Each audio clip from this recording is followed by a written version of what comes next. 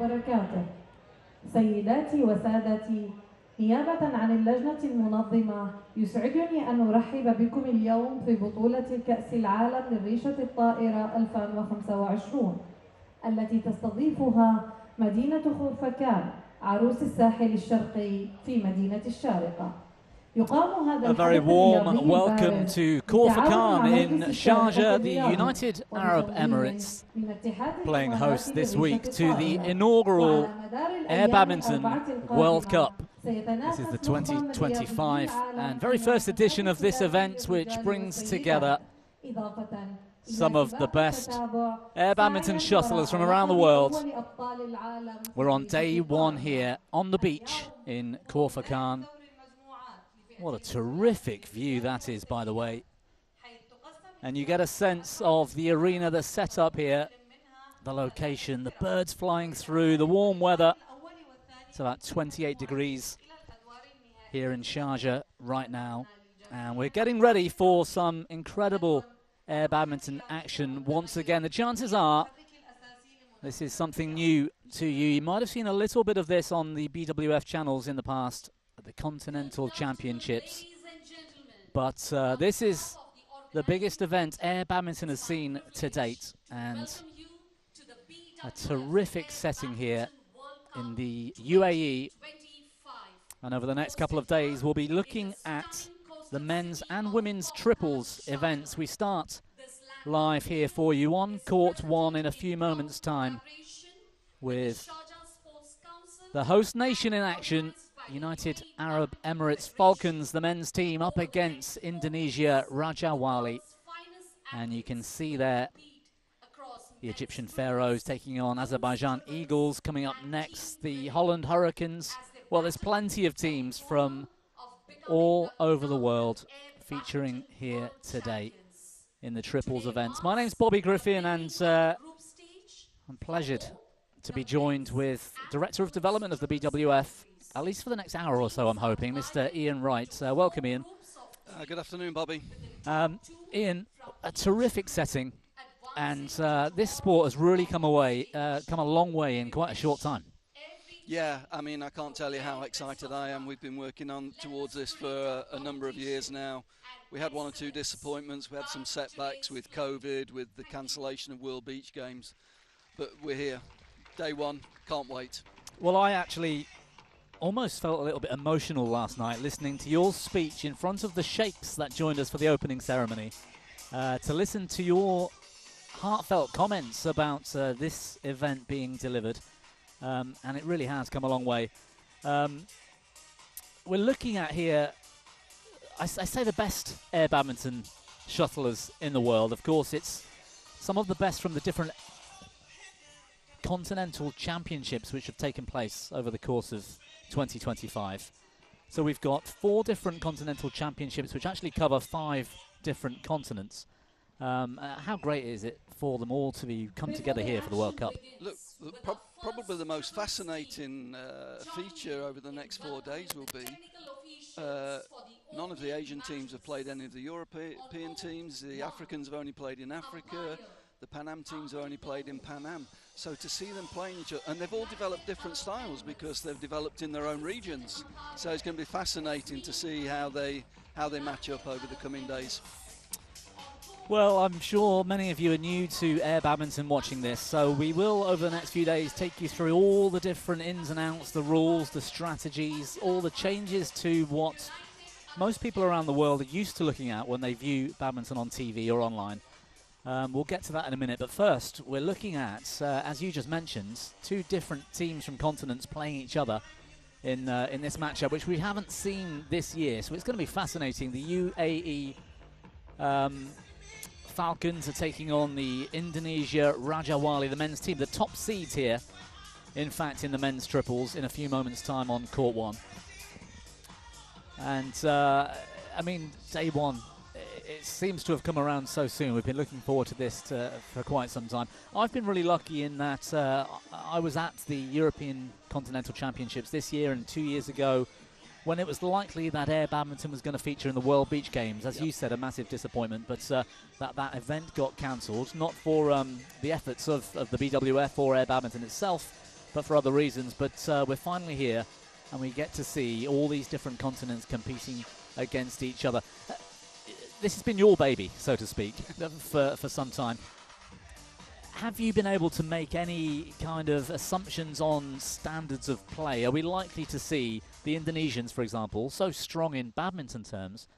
Are they going to be able to bring that here and sort of destroy the UAE Falcons here today, or are we going to see some surprises? No, I think you'll have a competitive match. What Indonesia bring to air badminton is what you see in traditional badminton. That is, they've got a great racket skills. And that's really, really important in these conditions where there is some wind, they're outdoor, there's more movement of the shuttle. So that ability with the racket is really, really important, and that stood them in really good stead winning the Asia Pacific qualifying event. But I would say watch out for this Falcons team, the UAE team, because they've got some really, really strong players. So I think this will be a really interesting first matchup for us.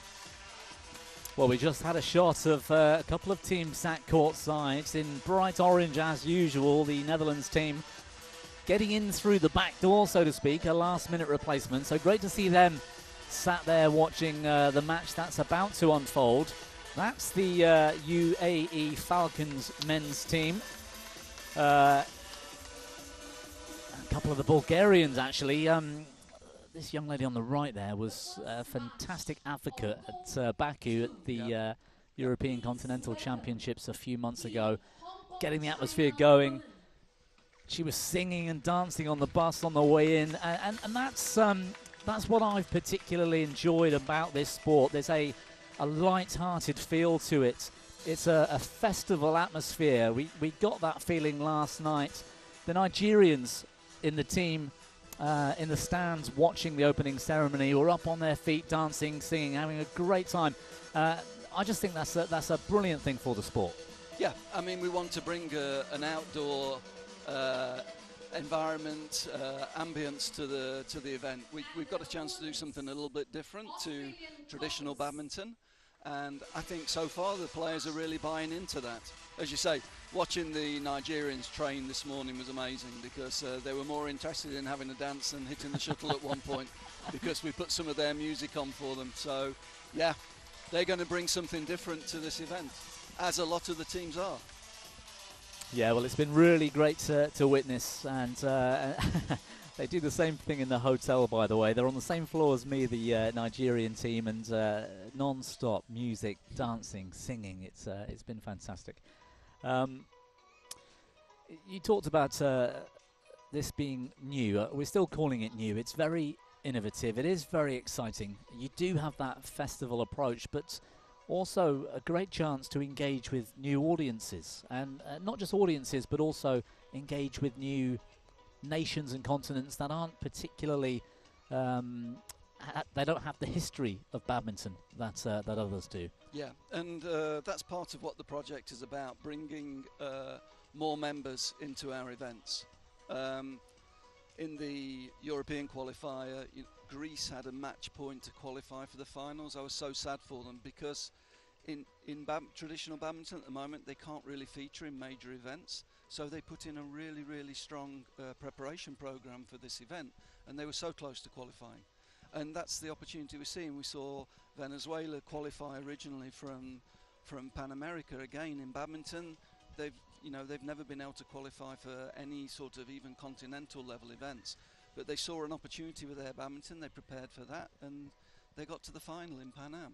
So it's great, because it's creating opportunities for more countries to be represented in BWF events. Well, case in point on court one right now with the home nation UAE. I mean, I got a real sense last night. I was delighted to come to the opening ceremony to just see what it means, if you like, to a non-typical badminton nation like the UAE. Get behind this in such a strong way, and our thanks to the local organising committee, and also to the Sports Council here in Sharjah for putting on this event in conjunction with the BWF. I mean, how much have they invested and got behind this project? A lot. They've invested a lot into this event, but what I would say is, to give a little bit of background, we've been working to develop the sport here in Sharjah for 6 or 7 years. We have some great partners in the region. We have very strong schools programs using the shuttle time program. They were one of the first regions to pick up air badminton, so there's a big beach games in Sharjah which is called the Kalba Beach Games. That was the first multi-sport beach event to put air badminton in, and that's been going now for 4 years. So they were one of the first ones to buy into it. So it's not that they're just coming in and taking an event. There's a whole development program that sits behind this, and a legacy program that will carry on after the event moves on. Well, that's fantastic to hear, and let's hope for a good showing here from the UAE Falcons. On screen in the white shirts, the Indonesia Raja Wali team. That's made up of Emmanuel Randi, Jonathan, Rian Khanna and Danny. Now it's men's triples. And I mentioned 4 players there. So we'll get into some of the rules about that and the substitutions you're allowed as we get into the match. For the UAE Falcons, on court for them, Edeka Pravan, Mayad Saeed, Diran and Somi. So naturally, it's a different sport, I think it's fair to say. We are going to, or you are going to hear names that perhaps you haven't heard before in badminton, but there are a few professionals or ex-professionals playing this sport and supporting this this development, if you like. And we've got a few of them here this week, not just on court but off court as well, which is great, isn't it? Yeah, we've got an ambassador program. We're very fortunate to have Hendra Setiawan here as an ambassador for the event, and he's running clinics for some of the kids in the area, and he's actually going to travel around the district promoting the event and giving some clinics to the young kids in the region. And we've also got Matthias Bow doing a similar program. They're going to do some exhibition matches for us on Saturday, so that'll be fun as well, mixing in with some of the players. But also in some of the teams, we've got some very, very strong players. Hong Kong is a team that's made up completely of former international players who've played World Championships, All Englands, etc. So they bring a lot of experience. And at the other end of that, we've got China here with quite a young team, just coming through their university system, but a very, very strong team, but much younger. So different countries have approached the project in different ways, which again makes for an interesting combination. It does. I remember the European Continental Championships where Thomas Fuchs, who's here this week for Germany, Linda Effler was playing 2 years ago on the way to the beach games. Vincent Wong, or Wong Wing Ki as people know him, and he's here again this week. So it's not just something that is a novelty, if you like, and these pros or ex-pros turn up once just for the sake of it. They're actually investing themselves as well, which I find fascinating. Yeah, well, Vincent Winky Wong, I mean, that's a great example. He saw air badminton as a real opportunity, and he's basically taken charge of the project in Hong Kong, China. He's put the team together. This team goes around Hong Kong promoting air badminton, so they're putting something back into the sport, but at the same time they've found a competitive outlet to keep the competitive juices flowing, if you like. So and they're really fun to watch. They're a strong team. It'll be at the team event. They're probably one of the favourites, I would say. Yes, they've got a strength in depth, haven't they? A balance between the men and the women as well, because that's the thing with the team relay, which we're going to get onto in over the next few days and through Saturday and Sunday. You do need that strength in depth to go all the way. Yeah. In the men's and women's triples, it's interesting, although it was the team relay events that qualified these 12 nations to get here. Am I right? Yes, that's right. And in the qualifying events, actually, we've played the team event first and the triples second. But having collected feedback from the players are really more focused on the team event. So we decided to switch it and put that second to make that sort of the pinnacle, the last event of the week, if you like. So we're learning as we go along as well. Yep. So this time, for the first time, we're playing the two triples events first, and the team event will come in on later in the event. Well, you've got a shot there of some of the flags above the arena. Now, the arena itself provides something of a wind barrier, if you like. So whilst those flags look quite still, the flags on the opposite side of the arena, which you can't see right now, but they are really going for it. Wind is a huge factor. I mean, not just wind. People have seen badminton before. They haven't necessarily seen it in this format where it's played outdoors. The players are barefoot. In this case, they're on sand. It doesn't have to be on sand, I guess. There are changes to the court dimensions and the rules on serve and things like that, which we can get into. But tell me about the wind factor, Ian, because that must have been a huge challenge for BWF to find a way around. Yeah, I mean, the original challenge that we started 12 years ago was to try and develop a shuttle that was more resistant in outdoor situations and more resistant to wind factors. that meant people could have a more meaningful experience outdoor with a badminton racket and a shuttle. We went through many different prototypes, and at the moment this is the version we're playing with, the air shuttle, and it is resistant, but it moves like anything outdoor. I mean, a golf ball moves, which is really heavy, small and heavy, but still in the wind, you know, it moves, and it's how the players cope with it. And one of the nice things about it is there's no complaints. The conditions are the same for everybody. If there's a high wind, you have to play tactically different. If there's less of a wind, it changes the tactics again, and everybody gets on with it, and everybody tries to use it to their advantage. So it's fun to watch. It's really fun to watch. It's even more fun to play. I've had the chance to play a little bit in the early stages of previous events here. The difficulty in moving on sand, by the way, is incredible. Hence the opportunity to play a triples event. Yep. The badminton court itself, in terms of the overall length and width, is the same dimension. But there are differences in the dead zone, which we can talk about, where the service line is. The two cones you can see on screen right there, it indicates where you serve behind. We'll get into all of that. But that shuttlecock, the air shuttle 2.0, I'm going to call it, it's heavier, isn't it? It's a bit harder and it's a bit heavier. It's slightly heavier. It's designed to have resistance to a crosswind, so that has an influence in how we design the stadiums, depending on the prevailing wind direction in the different venues. So the shuttle is more resistant to crosswind rather than tailwind. I see, that's interesting. And the cork, if you like, I can call it the cork of the shuttle, as many people are used to that phrase. The point of impact where you hit the shuttle, it's a sort of rubber plastic composite, isn't it? It's quite hard. Yep. Does that impact the strings? Yes. What are players doing to sort of get around that? Yeah, what the players have, again, as they've played more events, they've become more used to it.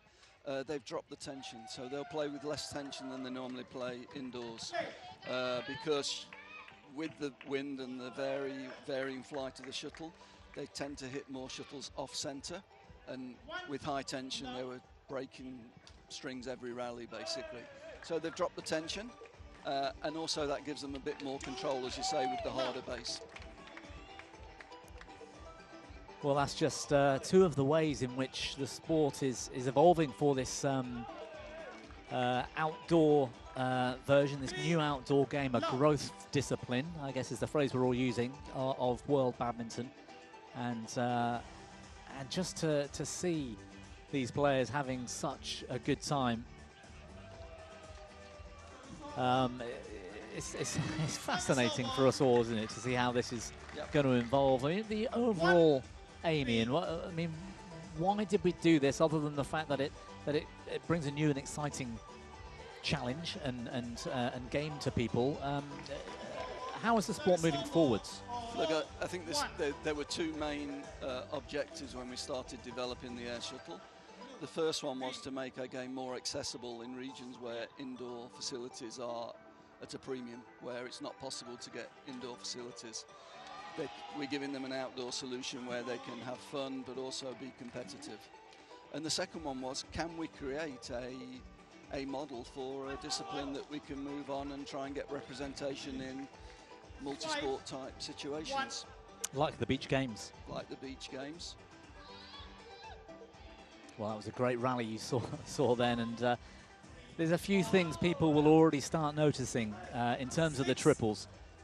A player cannot play a consecutive shot or a consecutive return, so that rotation is key, isn't it? Yeah, probably the two big rules to understand as you start to watch this is dead zone at the front of the court.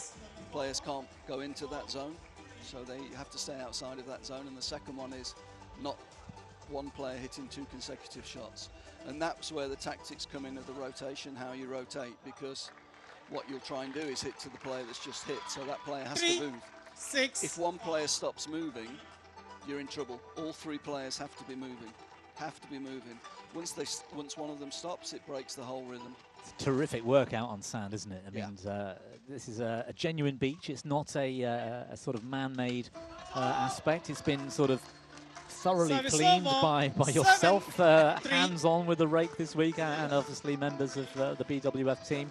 But it's a genuine beach environment, and that's, 17. again, something so brilliant and fascinating. Yes, we've got the big arena and therefore the wind barriers.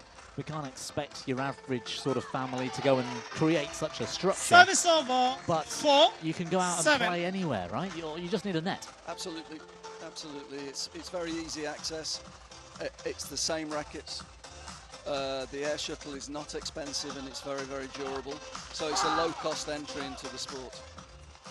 Well, that's great to hear, and we all Service know. over. I mean, I'm a 8. former player Game myself. point, The 4. expense of buying badminton kits, badminton shoes, feathered shuttlecocks. My string tensions were 30, Service 32 over. pounds, somewhere 5, around 13, 8. 14 kilos.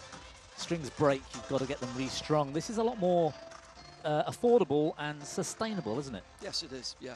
And the air shuttle, this latest version that we've got is so much more durable. First game, it's quite won incredible. by Indonesia, We're Rajavalli, using very 9-5. few shuttles for these events. So the cost of even putting on a little mini tournament for your friends and family is minimal. Well, the opening game in this match at the moment has gone to Indonesia. It's the best of 5 games to 9 points. And our drone, you know, getting some terrific images for you to enjoy. We're right on the beach here in Sharjah in the UAE. We've got the restaurants next door. We've got the promenade all the way down the beach.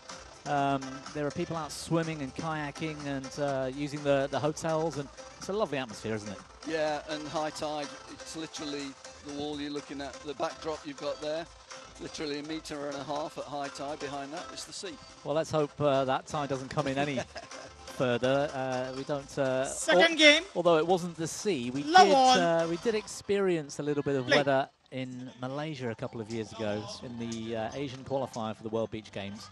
I seem to remember that was quite a challenge for you all with shovels and trenches. We're very hopeful in UAE we're not going to get a very big thunderstorm.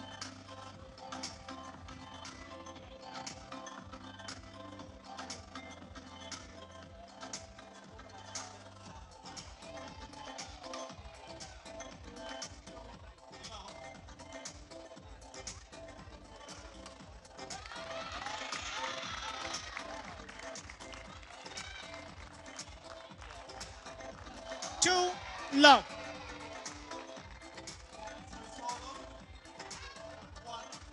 Out. Service over. 1-2.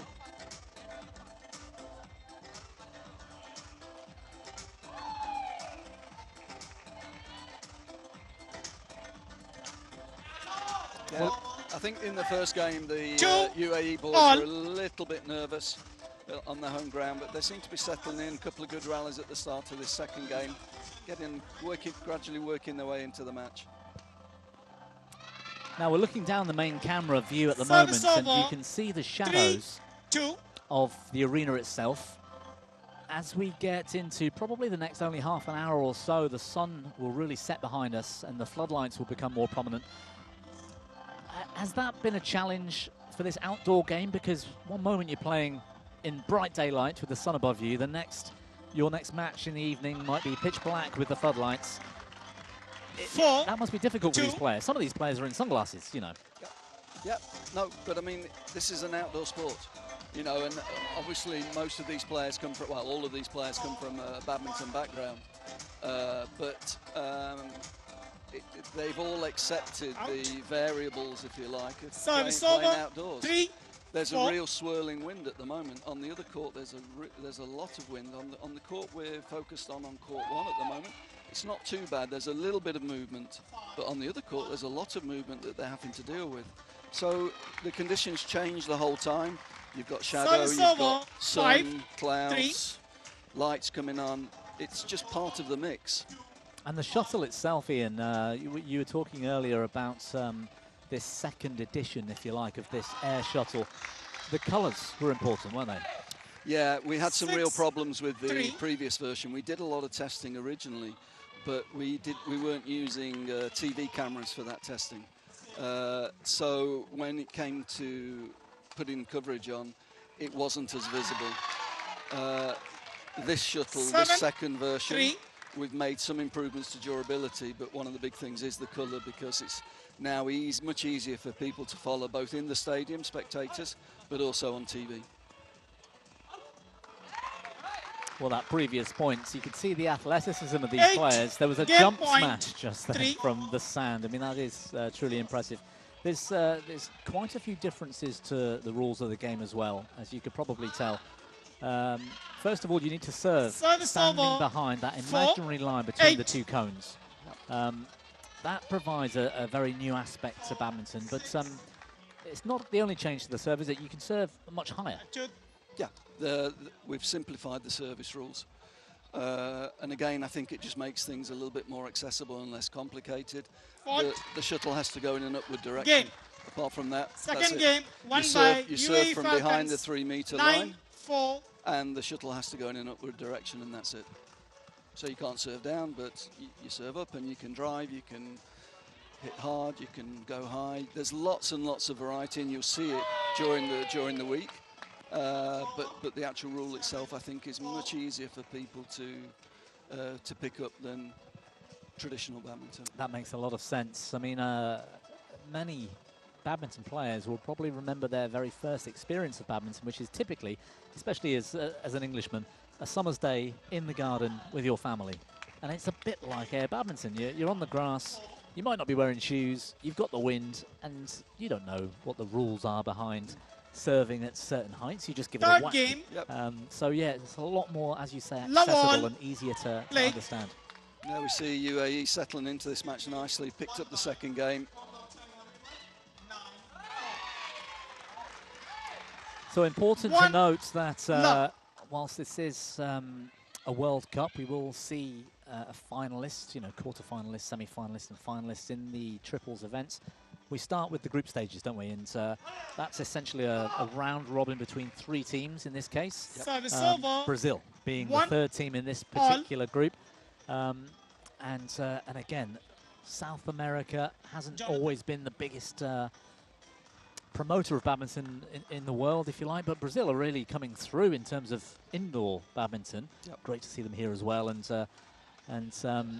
again, they're bringing the atmosphere to the event as well. Yeah.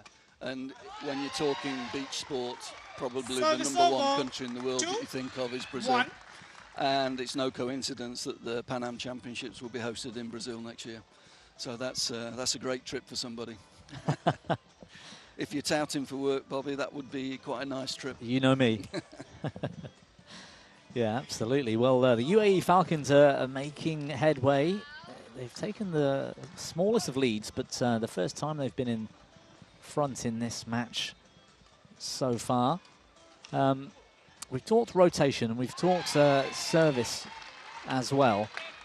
That dead zone you mentioned briefly. 2 meters from the net on either side, and you simply can't go in there. You can fall in there after sort of a natural movement after a shot, can't you? But you can't physically go in there to attack the net like you would in badminton. No. And that's, we built the game around the characteristics of the shuttle. So the air shuttle, there were 2 elements that we had to take into consideration. The harder base, so health and safety. We didn't want people coming into the net and hitting it hard because, if somebody did happen to catch it in the eye or in the face, it's a harder base. So we wanted to avoid that. So we took it back 2 meters.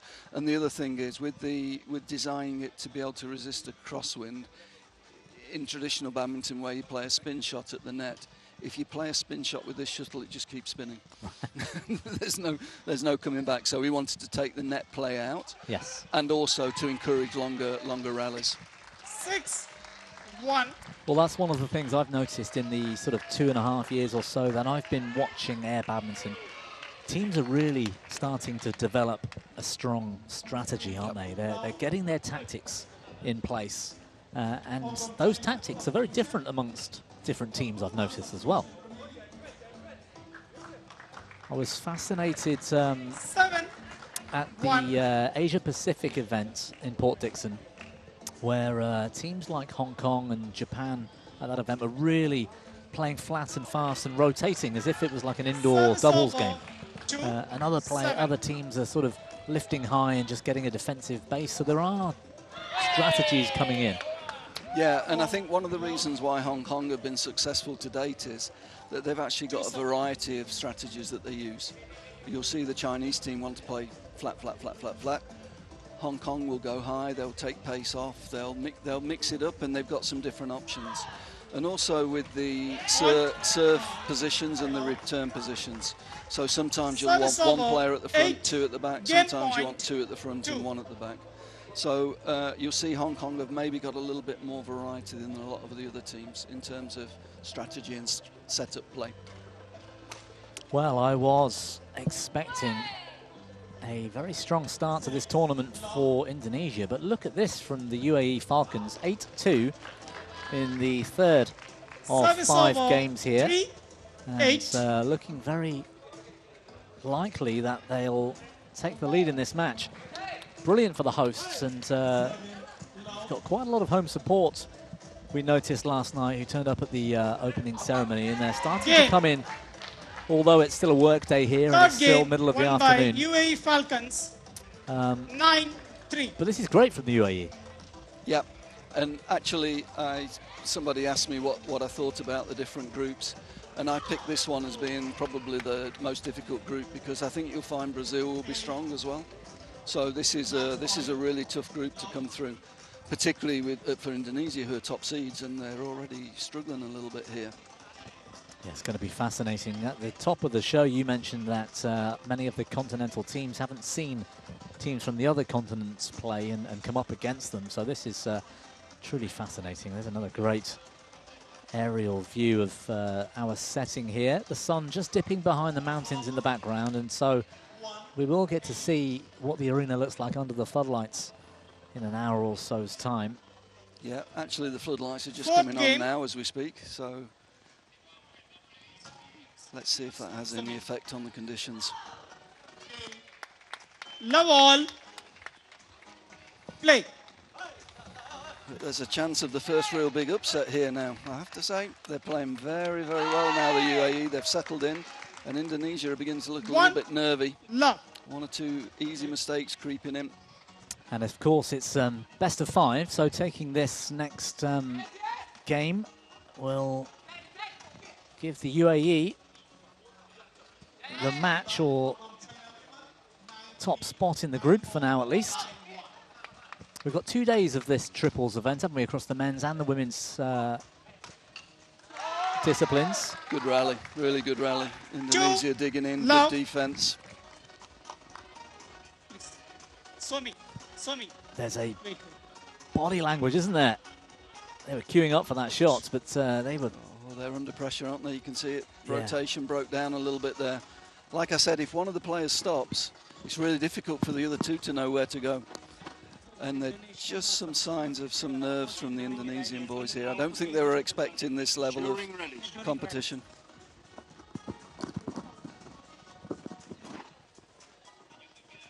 One of our referees, technical officer, just having a chat with the umpire there. Hopefully, hopefully nothing, no major problem there to prevent play. Out. 3. They are, you're right, Ian. Indonesians looking a bit nervous. They're looking rattled, aren't they?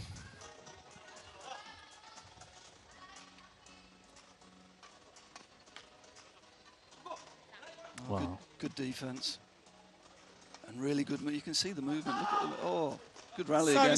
Really good rally. 1-3. Terrific rally. There must be a bit of added pressure for the Indonesians because we've seen Hendra Setiawan walking around the arena over the last couple of hours. He's sitting behind the watching, actually, himself looking a little bit nervous. He's in the VIP seats at this side, this end. You can't see him on screen at the moment, but he's there. Well, if this keeps going the way it is for the UAE Falcons, I wouldn't be surprised if Hendra gets a call-up for this match, you know. Or perhaps the next one against Brazil. I'm not sure if that's allowed, but it'll be interesting for us all. Service over, 4-1. We're going to see him on court on Saturday in an exhibition, but I think he'll be itching maybe a little bit earlier than that. Good defence there from the UAE. That's one of the sad things about the cancellation of the World Beach Games. Actually, Service over. 2-4. Hendra had actually agreed to play for Indonesia, the Indonesian team in the World Beach Games, and that would have been amazing. Yeah, to have a 4 times world champion, Olympic gold medalist, promoting the sport in that way would be really something special.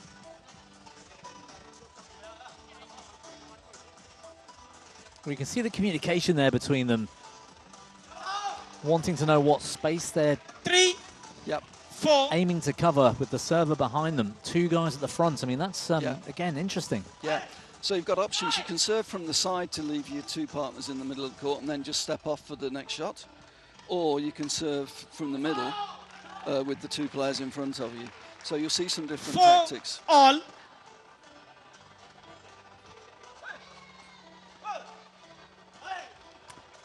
A backhand, almost low serve as well, and from much of the air badminton I've seen, there's been a very aggressive, driving, attacking serve almost, especially into the deep court. Neither of these 2 teams are using that particularly, so that must be something they've spotted. There he is, there's the man, Hendra Setiawan. There's the champ.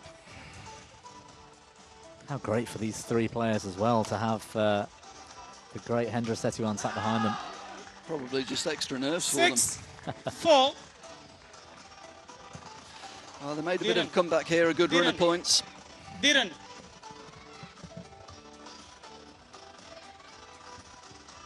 It's amazing. What I like with this scoring system as well is that the momentum changes so quickly.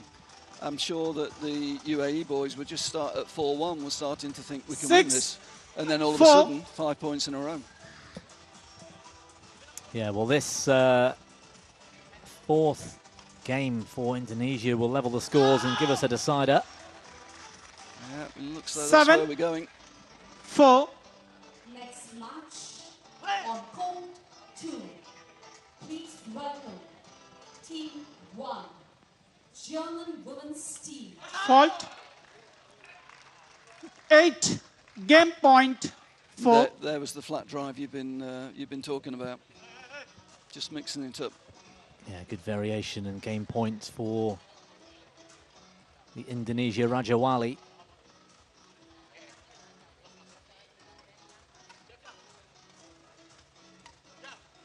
It's not quite as easy to kill the shuttle, is it, with the smash in these conditions? No, 8. And also you're 2 meters further back. You know, you've got the dead zone, so it gives the opposition a little bit more time to get organised in defence.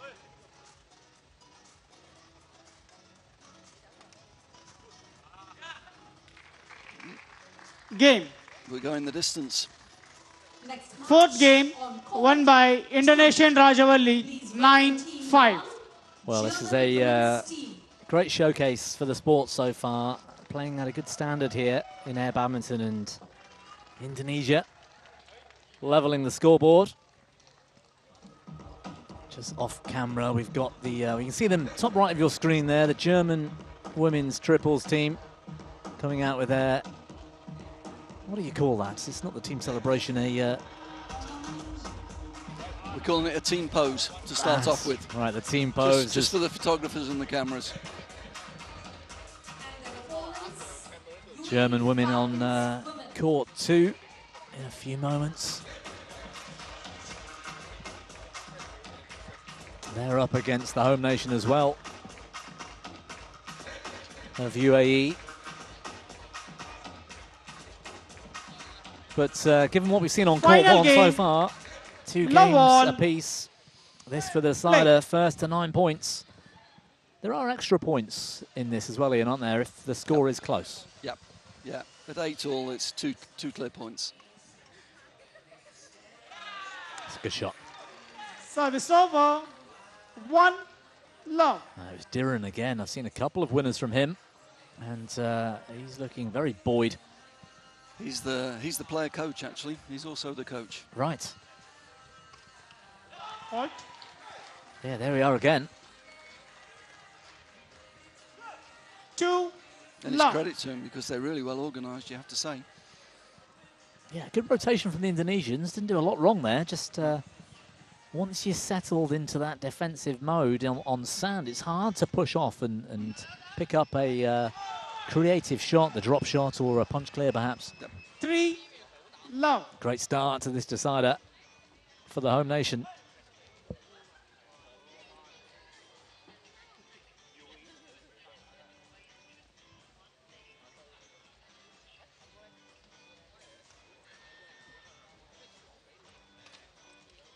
Oh, good rally. Very good rally. 4 love.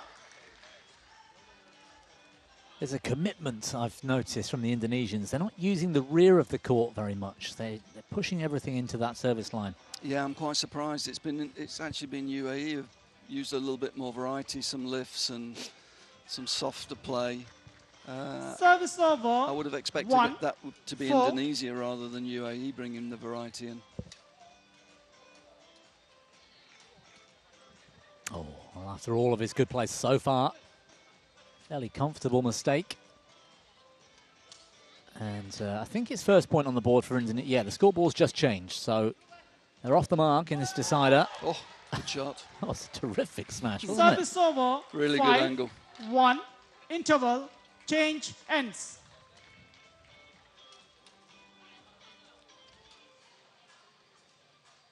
Yeah, we can see Indonesian formation all over the place there. Well, that's the morning walk from the hotel, Ian. Yep, yep. I've walked that beach a few times already. 3 times there and back yesterday for me. My legs were really telling me to have a rest last night.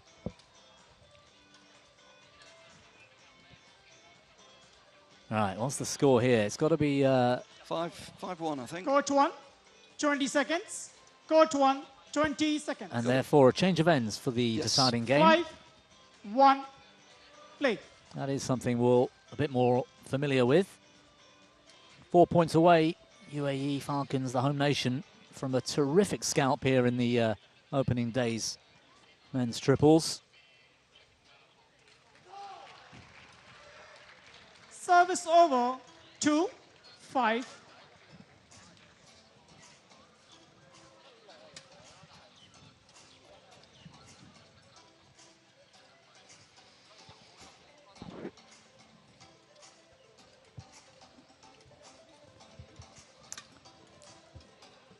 And like you said earlier, Ian, there isn't a huge amount of wind on this court.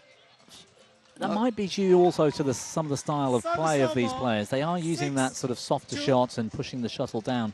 So you don't get as many examples of how the shuttle's being affected by the wind. But our, what was the word? Because I call it something very basic, but it's an anemometer. Is that right? Anemometer, yeah. We've got a wind speed reader out here. Yep.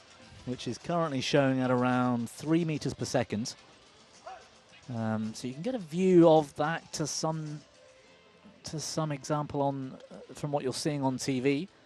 As I hear, that's a great shot into the space where the player was. Is that right? Yeah, and the Indonesian boy hadn't moved, and therefore the other two couldn't fill the space. Very good awareness here. This is a good shot. Oh, good pickup. So you can see how they're out of position here. Yeah, he didn't get back in court quick enough, and that player didn't move. No, the player didn't move, and then the other two are lost. Well, it's match point. This to top the group for the UAE.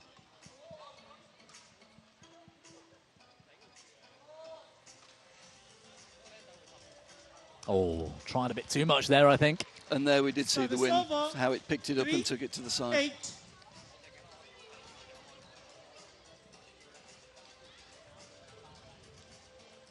Well, still match point. In fact, they've got 5 in hand. This ought to just be a matter of time. But like you said earlier, 5 points on the bounce is not unusual in this sport.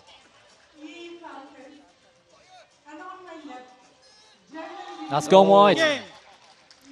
Well, what an effort, Ian, from the UAE in sort of round 1, if you like, the first group match. Well, what a start to the event. Top seeds lose the first match and are now under real pressure. The group of death with Brazil as the other team in this group.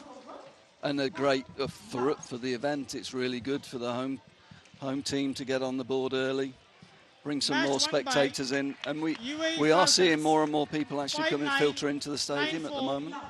9-3, 5993. Well, this was the final moment. Watching that one go wide, all eyes on it, and the UAE Falcons, the men's triples team, Please. doing the job for the home nations, taking out the top seeds.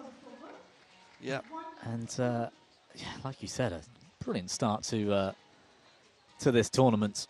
And also, one of the points we were talking about earlier, in badminton, Indonesia, in a world-type, world-level environment, are not going to lose a match to UAE. No, I'm not sure I could probably go back and find anything No. in history in a team event where Indonesia... It creates opportunities for countries, for new countries to come through, be well prepared. UAE team really well prepared, have come on court, and they've beaten the top seeds. Fantastic. That's great. Well, that's really sets up an evening of entertainment here in Khor Fakkan, Sharjah, the UAE, as the home nation comes through. We've got plenty more over the next few hours. Next up on Court 1 in a few moments' time, we're turning our attention to the women's game. We've got the Hong Kong-China women, which not the most creative of team names. Ian, I think somebody needs to have a word with them about that. But they're taking on the Australian Quokkas. I have no idea what... No, I think that match has just been played on Court 2, actually. I think our next match is... Oh, I can't read, can I? Look, I'm looking at the sheet all wrong here. Court 1, next match. We've got the Egyptian Pharaohs against the Azerbaijan Eagles. Excellent. And that's more like it. That's in the men's event as well. So down there, Court 1 on the left of that main shot you saw from the sky then, as Ian's correctly pointed out. Our next match goes back to the men's. In the meantime, UAE Falcons 3-2 against the top seeds, Indonesia, Raja Wali. Egyptian Pharaohs versus Azerbaijan Eagles coming up in a few moments. That was quite a long match as well, Ian, 27 minutes. Yeah. In terms of air badminton, that's quite a long one. Yeah, a competitive match, around about the 30-minute mark normally. But again, with scheduling, it's great because it allows teams to play more than one match a day. It means we can get more value, we get more matches on, we get different teams playing. So for the spectators, there's more variety to it, which I think is really good. And also from a scheduling point of view and even an expense point of view, we can reduce the number of days for the event as well, which makes it more manageable and more accessible for countries to play. Yeah, and a great game to play and in these kind of settings. I mean, these drone shots are live, by the way. That is what you're looking at right now inside. Just this side of the shot, actually, we've got the 4 practice courts, and Hendra's due out there in a short while to run a clinic for a group of children that have come in from around the region that have won the opportunity to come and have a clinic with him. Fantastic. So that'll be really nice. Lots of activities going on.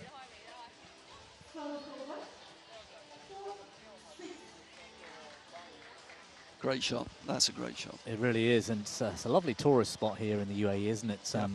Yeah. Khor Fakkan, a couple of miles of beach. Yeah, we're just seeing the practice courts there. Some of the kids warming up.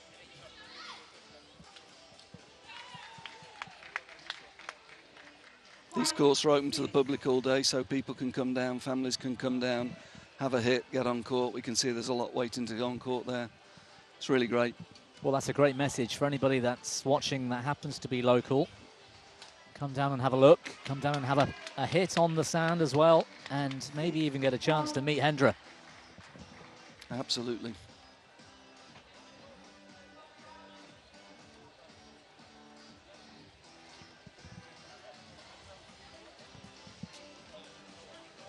Well, stay with us. It'll only be a few moments' time. We'll have a next match in the men's triples. Egyptian Pharaohs against the Azerbaijan Eagles. That's just moments away.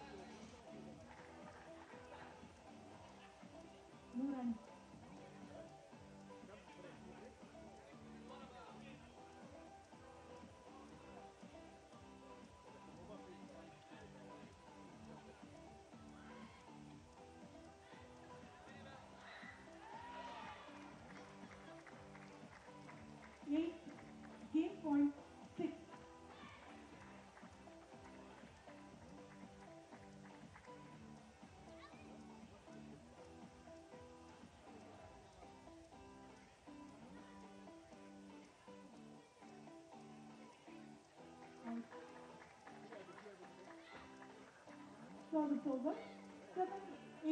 Next match on court 1. Please welcome the technical officials. Umpire Nasir Abi, United Arab Emirates.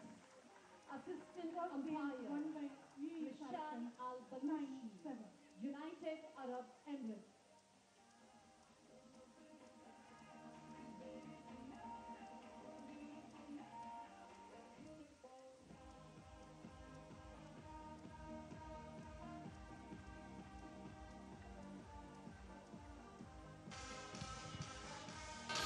Well, we're looking down at that drone shot. On the right-hand side of the arena, you can really see the flags waving compared to the left side.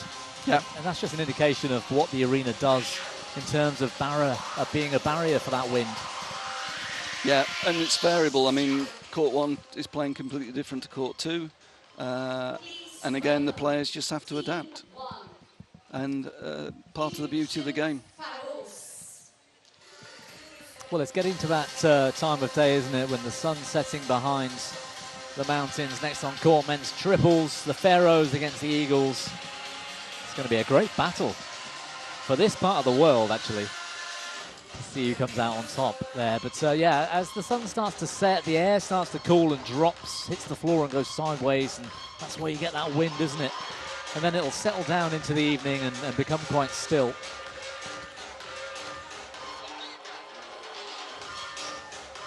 Egyptian Pharaohs coming out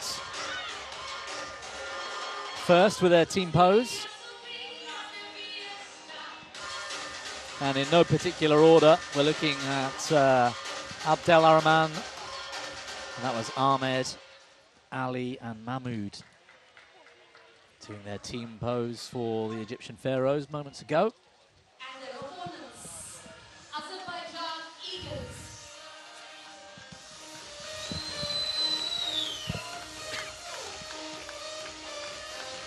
Well, it's nice to see some familiar faces because these guys were all in Baku a few months ago. The Azerbaijan Eagles, Al Hassanov, Gabilov, Naftaliev, I think, is new actually. Yes. And Pangetstu was there. Terrific team. They were brilliant actually, Azerbaijan in Baku a few months ago. Yeah, they were good. They were well prepared and did a great job to qualify. They were super excited to qualify.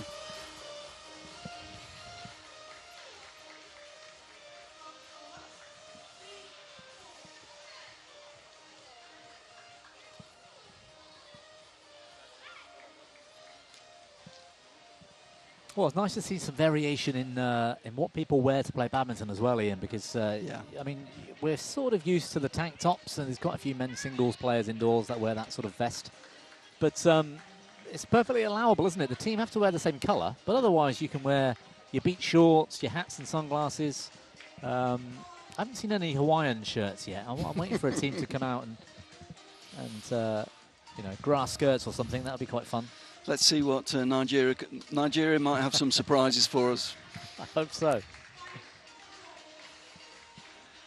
But yeah, much more casual attire as you'd sort of hope and expect on the beach. Absolutely, yeah.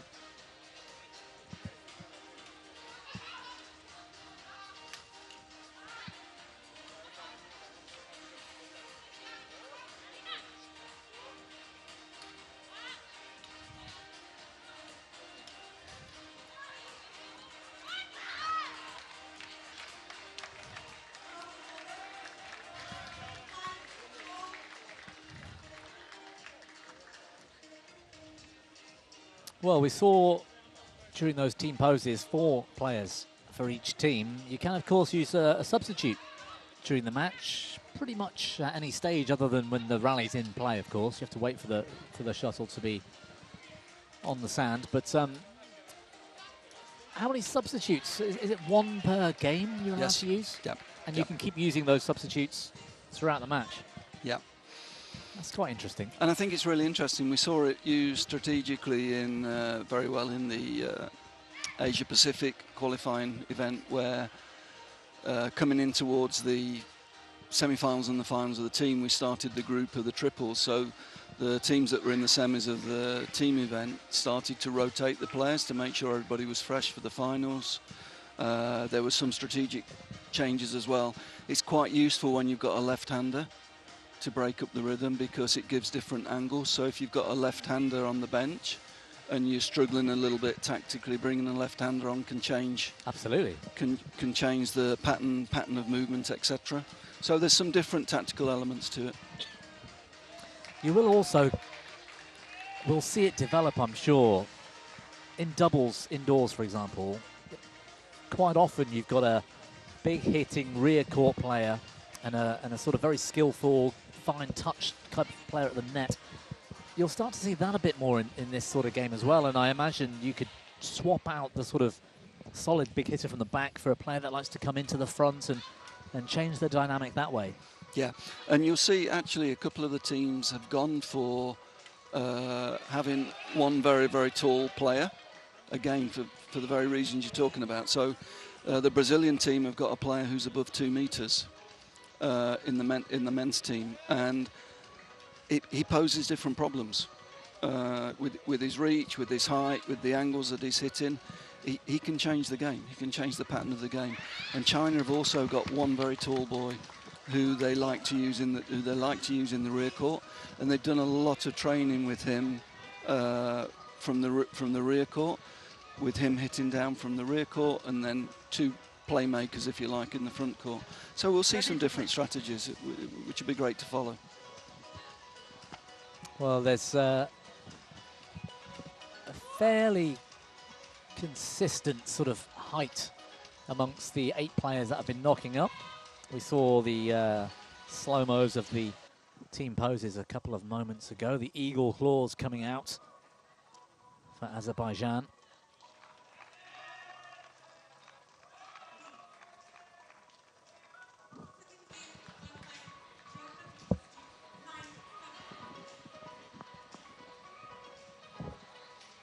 Big Middle Eastern battle we've got coming up. I haven't seen much of the Egyptian Pharaohs, actually. I've seen the Azerbaijan team before, but were they one of the events you were at in the Continentals? I was watching it on streaming, actually. Right. But the team is made up basically of a lot of their international team, the badminton team. Wow. So these guys are useful. That's the fascinating thing about this sport as well, about that growth development. And as you said earlier, you've got former pros, you've got university students, you've got the Dutch team are entirely amateur, for example. Yep. They've been put together and they are focusing on air badminton as their sort of hobby come semi-profession, I suppose, as we can call it, as this team supported to come out here. The Egyptian team are made up of fairly young national players. I'd expect them to be quite strong. Yeah, I haven't done the calculation, but there's quite a number of players here that have actually played in the Olympics. You know, that are here. We'll be able to point them out as we go along. But yeah, there's some top badminton players actually taking part as well. As I say, it's a big mix, which is nice.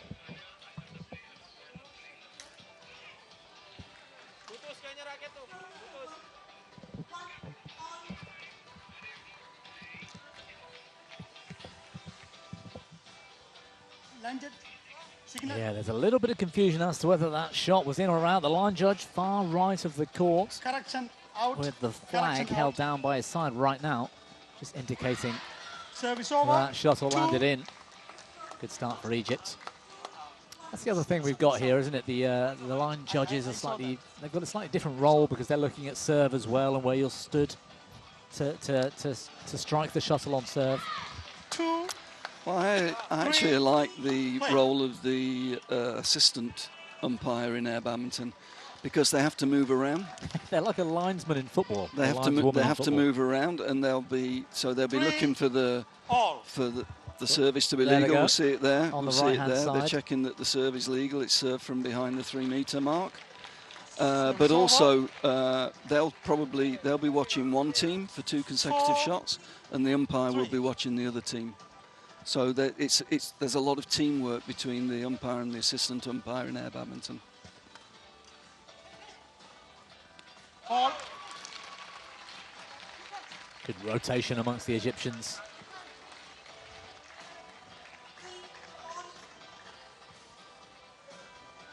Five, 3. Out. Service over. 4, 5.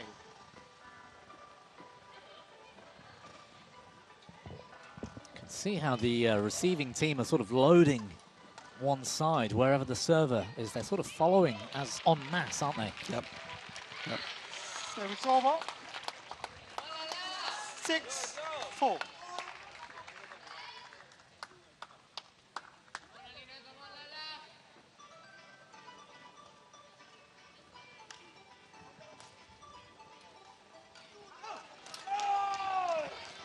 Yeah, that's well played. Service over. 5, 6.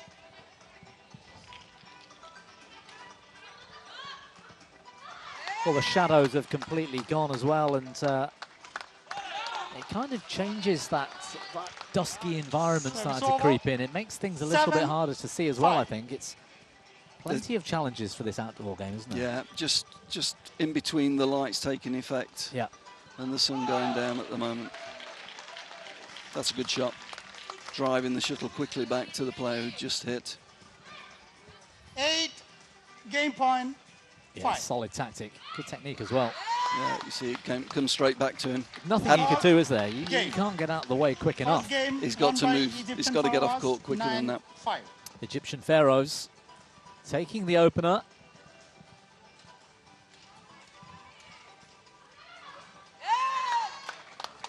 Best of 5 games, 9 points per game. And there was a definite confidence about the Egyptians in that one. They're well organised, aren't they? Really well organised. Everybody's got a role.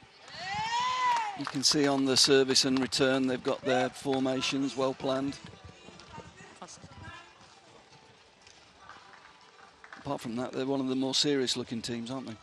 Yeah. Not many smiles so far. Not many smiles. Biceps bulging. You wouldn't want to cross them. No, that's true.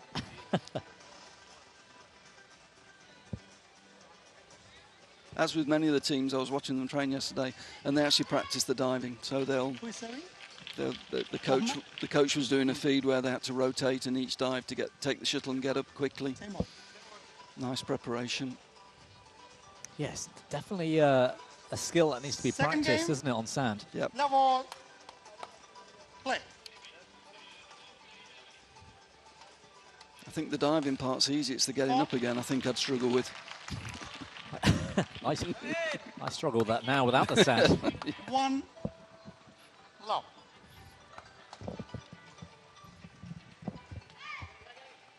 Oh, a bit of confusion.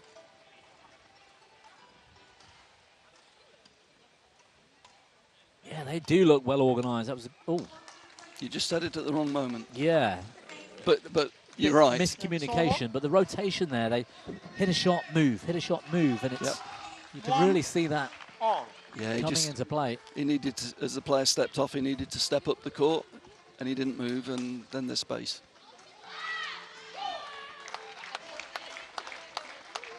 Service over. 2, 1.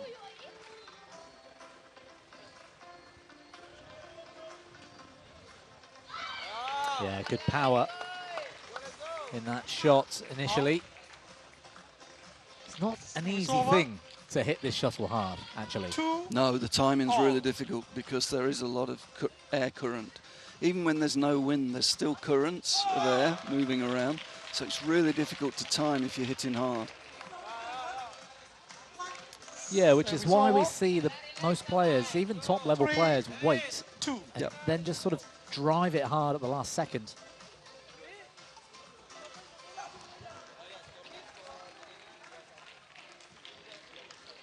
Service over. 3, all.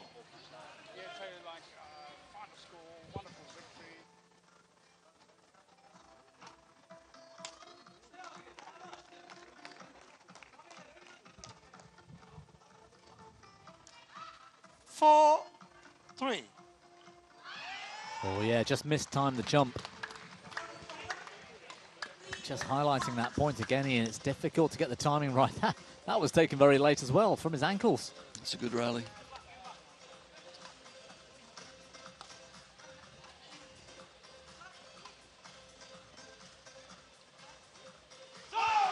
Very well drilled, aren't they, the Egyptians?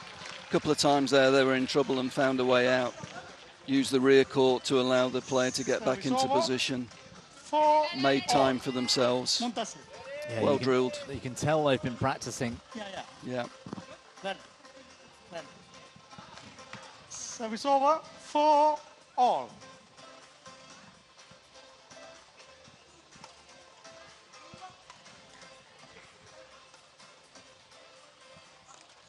Oh, just short, but nice idea.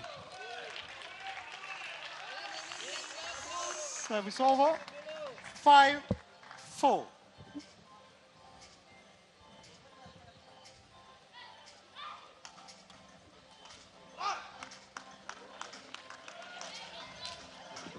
A few nerves out there, I think. A bit of tension between Service over, the two triples. 5-all.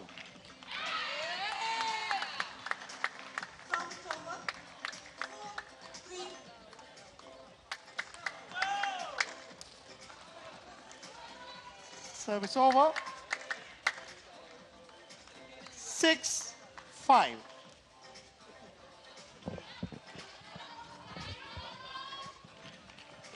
It's hard to really qualify how difficult the game is at times as well. With if a player's good and puts a lot of pace on the shuttle coming at you, it starts moving around in the air.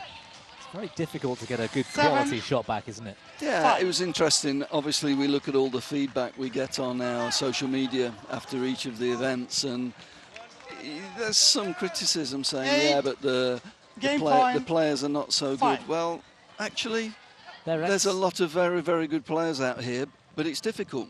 So I would highly recommend everybody to go out and have a go at it. Yeah. Because you'll find, one, it's a little bit harder than you think it's going to be, and two, it's great fun. Yeah. 8. Yeah, I couldn't agree more.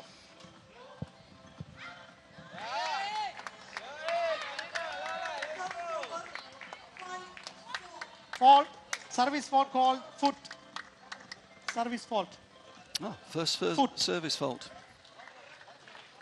In front Excuse of the line. You moved your foot. You moved your foot. Oh. Yeah. No. Well, Second a call game for won by moving his Azerbaijan feet Eagles, while serving. 9-6. Interesting. Yeah, I'm not too sure about that one. Be interesting to see that. Oh, maybe we're going to see it.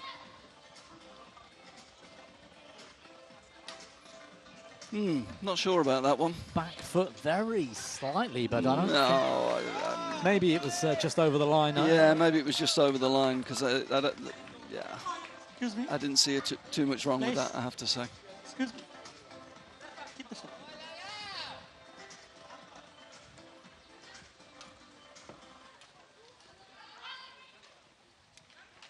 Despite the fact Indonesia men's team have been off court for quite some time, it's really great to see Hendra Setiawan still sat here in the audience, right behind court one, watching. Third game. Taking photos or videos. Play. I think any ex-player coming in here and having a look at it will immediately start to think about what tactics they'd use. We had it in the Asia Pacific event where the former Indonesian national men's doubles coach, now the Malaysian national men's doubles coach, Heri. Oh, yes. His daughter was playing for Indonesia. And so he came down to watch, and he couldn't resist after the first match. He'd got them all together. He moved the coach aside and started telling them what they should be doing and everything. Having watched it for an hour, he'd got his ideas about the rotation and how they should work on the serve and return situations and everything. So I think anyone who loves a bit of badminton will take to the strategies that are involved here. Absolutely, can't help themselves.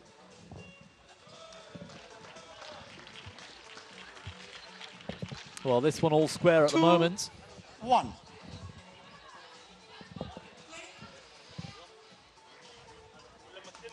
Yeah, looks as though it's going to be another close one, doesn't it? Oh, consecutive shot there, I think, from the Azerbaijan player. Well, poor shot selection really. He played a drive and then which didn't give himself time to get out of the firing line, if you like. So it was easy for the Egyptians to play straight back to him. Yeah, tactics coming in there.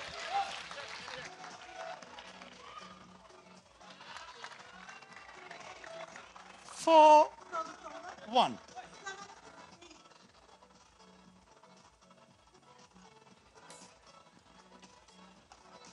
Fault. Yeah, it's well played. 5-1. And just a matter of moments, the Egyptians on a 4-point run. Concentration is so important in this because momentum shifts Service very, over. very quickly. 2-5. Play.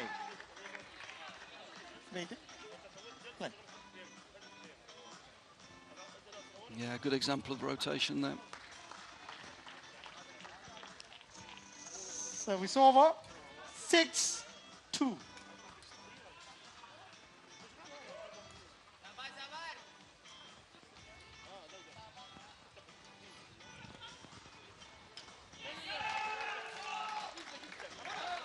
Oh, nice control. 7-2. I don't know if you noticed, but we've got a lot of slow-mo. It's the first time we've had slow-mo for the coverage.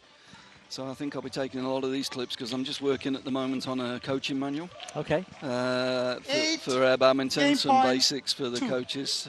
There's some good footage from this, I think.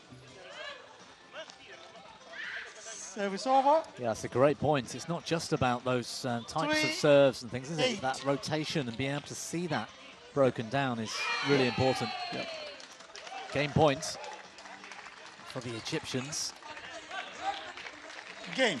Looking very confident once again. Third game won by Egyptian Fawaz. 9-3. 2 games to 1 and first to 3 to take the match win.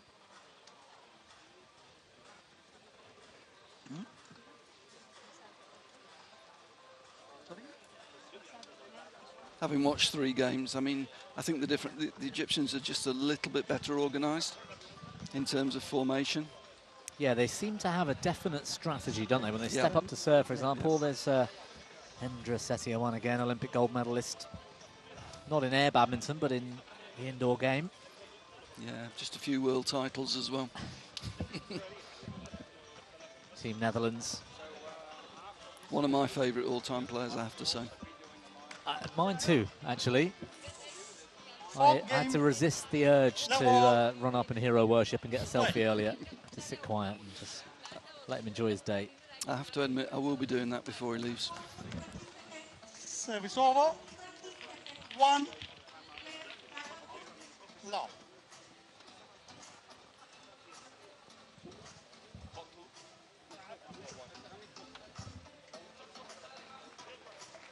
Service over.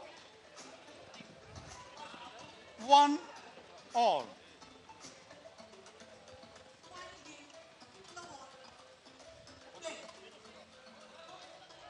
Out. Out. Feels like the wind is starting to settle down a little bit. Yeah. 1. Yeah. Fault. It was interesting, actually, talking to the 3. coach of the Netherlands in the hotel yesterday. And comparing this venue to the venue in Baku at the European Continental Championships a few months ago. And my instinct was there's a little bit less wind due to the setup here. And I was talking to him about it. 3. And he suggested that that's not going to bode as well for his team because they are more amateur level badminton players. If there's less wind, the better badminton players around the world will have more control of the shuttle, maybe a bit more snap on their drives, a bit more power, and will have the advantage of the less windy conditions. So he was kind of keen for it to be as windy as possible, which was interesting. Yeah, and they've got players in their team that joined us very early on with the project. Netherlands have been one of the countries that have really supported us from day one with air badminton. So they've actually got quite a lot of experience of playing. And in the Netherlands, there's wind. Yep. You know, there's a lot of wind, and they don't build 4, stadiums like this. They 5. tend to play in more open arenas, more natural protection with trees and things like this. So there are, you know, they play in more variable conditions. 4 all. But this week it will come and go. The wind will come and go. So you've still got to be on your toes. You've got to be ready. You've got to react to the situation that's in front of you. 5, 4.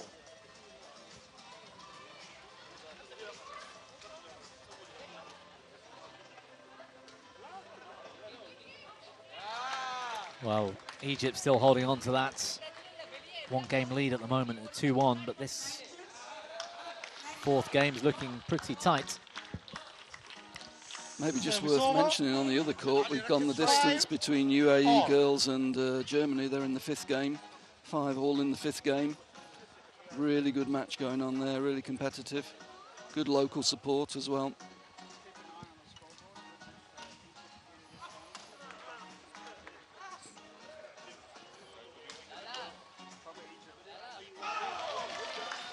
Yeah, good play from Egypt team again. You could see the UAE team just slowly losing their formation as that rally progressed. Wait,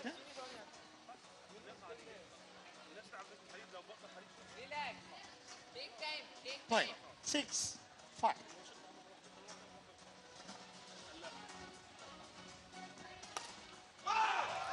That's a good shot. 7, 5.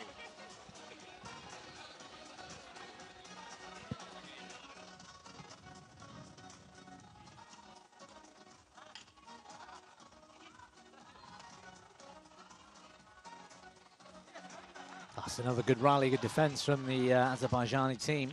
Service over. They're in Group B here 6, with 7. the third team being the Bulgarian Airbenders, who impressed actually in Baku, I thought. Good team all round, good strength in men's and women's. Yeah, and in the team event, that was probably the biggest upset when they beat France in the quarter-final, because France were hot favourites, I think. And Bulgaria played really well to win that match. Service over. In fact, I think, 8, if I remember rightly, match point, France went on 6. to win both the men's and women's triples, but lost in the quarters. So team didn't relay. qualify. Yeah, so didn't qualify for this event. Incredible.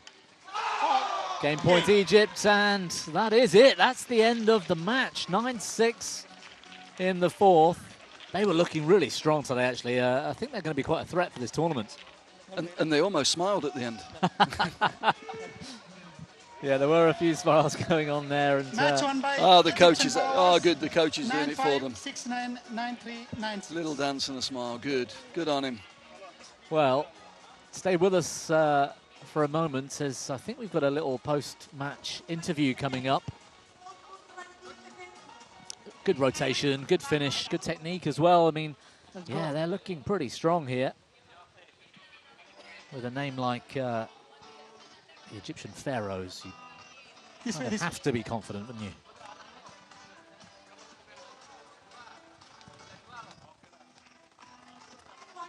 Well, I think we've got one of the players, perhaps the nominated team captain for the Pharaohs, with our BWF interviewer. Thank you. Well played. Thank you. Thank you. Hi, I'm here with winning player from Team Egypt, Mahmoud. Congratulations. How do you feel? Thank you so much. I feel great. It's our first match in the tournament, in the first tournament of World Cup in here in Sharjah. So it was a great feeling to win the first match. We hope to do better in the next against China, and we look forward to win also. How were the conditions? The conditions is very great, but there is a little bit air. But the condition of the sport, it's called AirBadminton, so we are happy with the condition, and we're gonna adapt more in the next matches, I hope. And the stadium, how amazing is the stadium? It's very, very, very beautiful. I think it's one of the greatest stadiums here I have shown in both tournaments I have played. Yeah. Congratulations.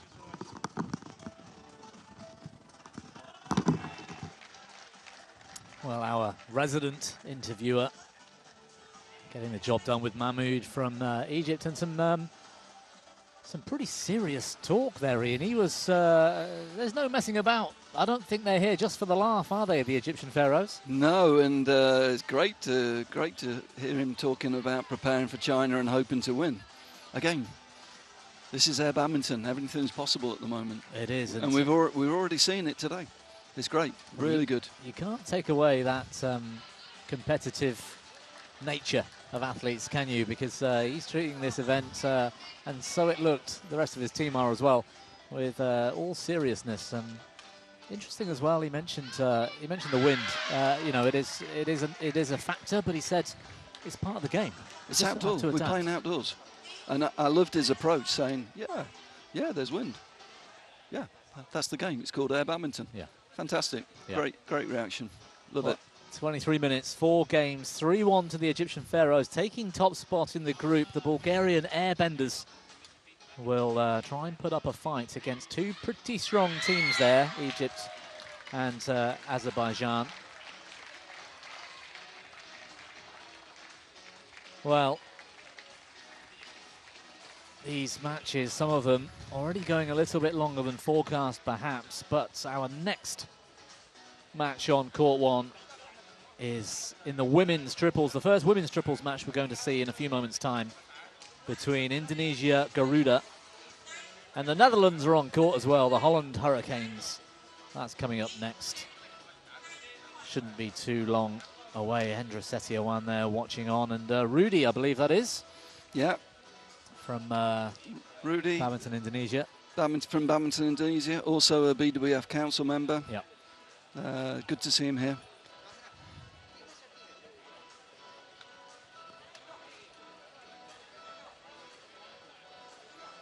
I don't know whether you were able to watch any of the Asia Pacific, but these girls, they were so skillful. They played one match when the wind was at its worst in Malaysia that one particular day, and their control of the shuttle and the amount it's moving and actually hitting the shuttle outside of the court to come back and using the wind, it was really, really good to watch. I did see some of the stuff in Port Dickson, listening to yourself and Lloyd actually.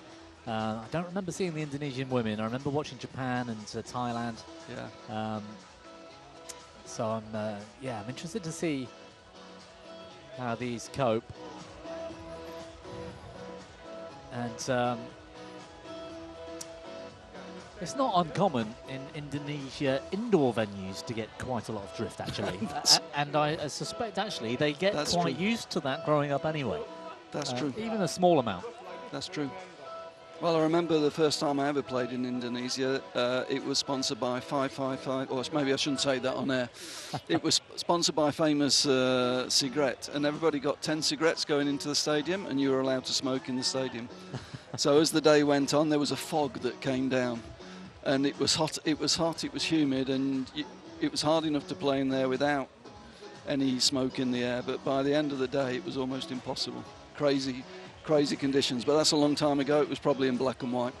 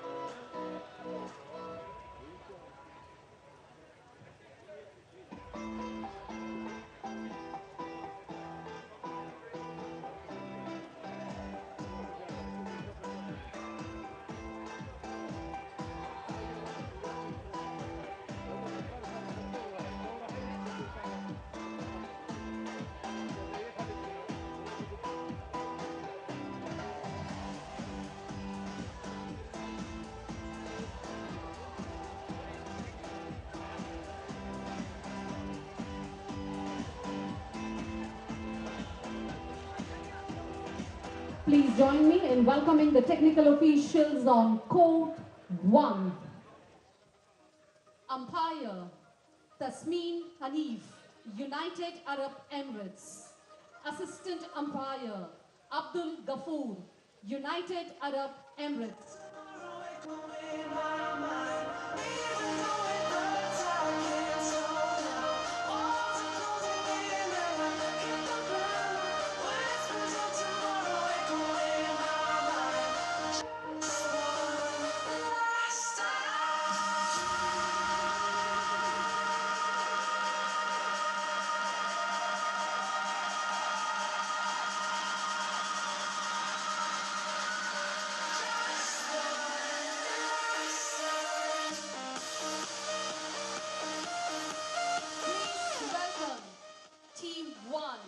Indonesia Garuda.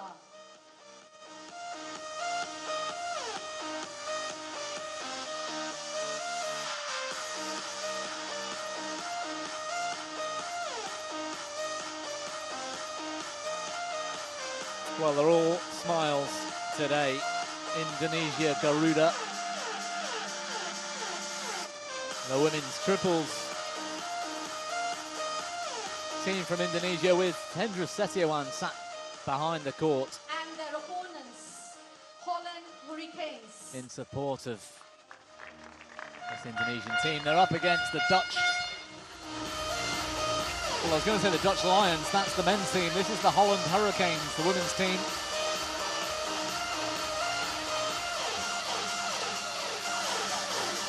And Ian, it's a surprise to see Team Netherlands here. In fact, it was all a bit last minute, but great to see them here. A shame for Venezuela that they were unable to be here, but it was amazing to see how quickly the Dutch reacted and sent the team out. Look, basically at 2 days' notice, they've managed to get a team together and get out here. They've been practicing, and they're as you can see, they're super excited to be here. And from a personal point of view, Netherlands has been one of the countries that have really supported the Air Badminton project. So in a way, it's nice to have them here. But my thoughts do go to the Venezuelan team because they were so excited to qualify for a global event, and it's just unfortunate that circumstances have overtaken them. But hopefully we'll get them back next year. Yeah, let's hope so.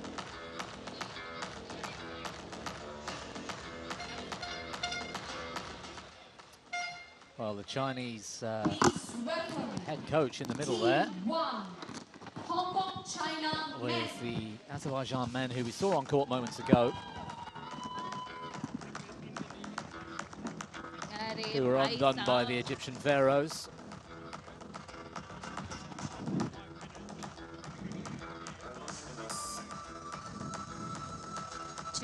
Check. And still a wonderful setting here in Sharjah, in Khor Fakkan.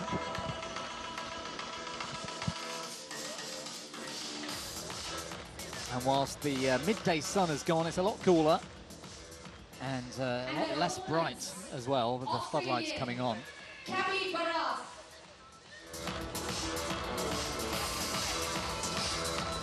Plenty of changes to these outdoor conditions for players to contend with.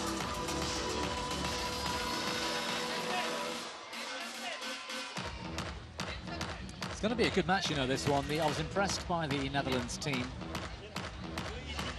in Baku at the Continental Championships. Yeah, I mean, Netherlands are one of the countries that have they have national championships. They've got some club tournaments. They're really trying to integrate it into the federation's programs. So, you know, they're playing their badminton regularly during the summer months. So there is some experience there. Well, she's one of the playmakers at the front there, Corinne Broekers. Yep.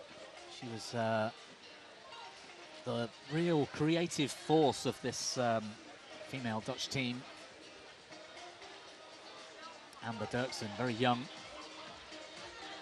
warming up behind her.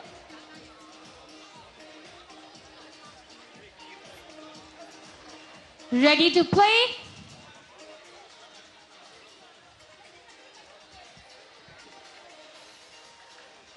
And their teammates, the men's team, sat courtside watching on.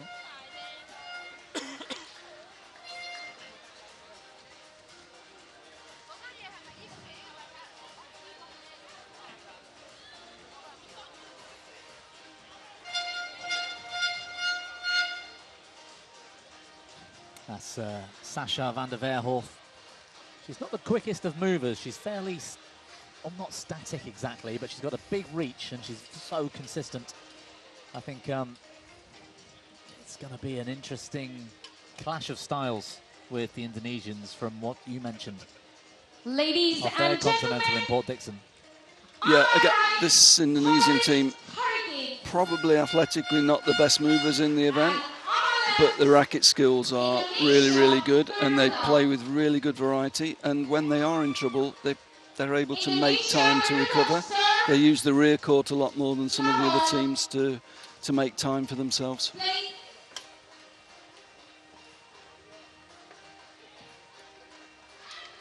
Well, it's our first women's triples event here on court 1.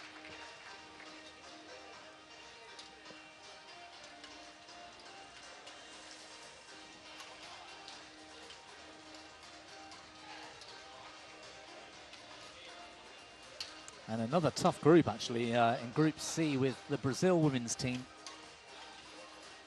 who, from what I heard, did well in the Pan Am Championships. Yeah, they were good in the Pan Am Championships. Again, well organised. At home on a beach, let's say. 3, 1. So while Indonesia's playing, and then he gets to talk about the Indonesian girls.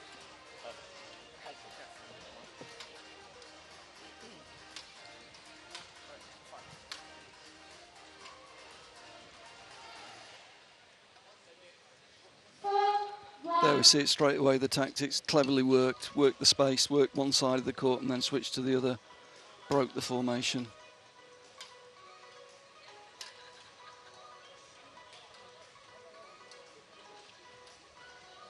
And there we're seeing it already, Indonesian girls using the rear court a little bit more than we've seen in the previous 2 matches. Yeah, absolutely. I was expecting the Dutch to have the same strategy, actually. We saw a lot of that in Baku. I don't think they're being given the chance. The racket skills of the Indonesians just seem to be that level above. Their control's really, really good. Really impressive. And although Tim, the Dutch coach, was talking about he'd prefer a little bit more wind for his players, he hasn't seen the Indonesians play because they're very, very good. Very, very good when the conditions get worse.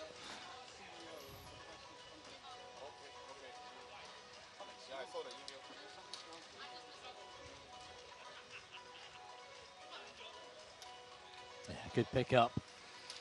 Dutch girls look a little bit nervous, don't they? So far, a little bit nervous. And quite the opposite in terms of their body language. The Indonesian team look very relaxed. Yeah, they know what they're doing.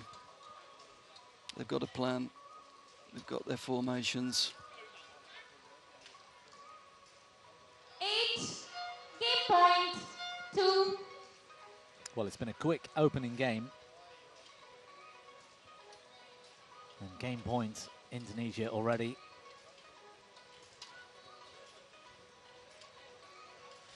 That's great. What a rally. Game. Free-flowing badminton from First game, 1-5. Indonesia's Indonesia. Garuda team. 9-2. And Dutch teammates looking a little bit disheartened there, watching on. Yeah, I don't think they've really got going there. A little bit nervous to start, and these games can run away from you very, very quickly.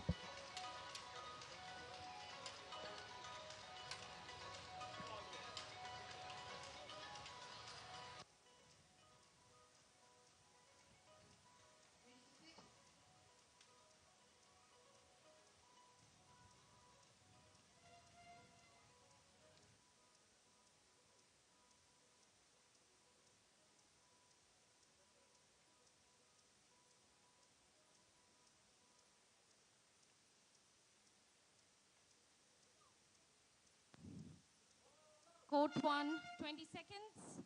Court 1, 20 seconds.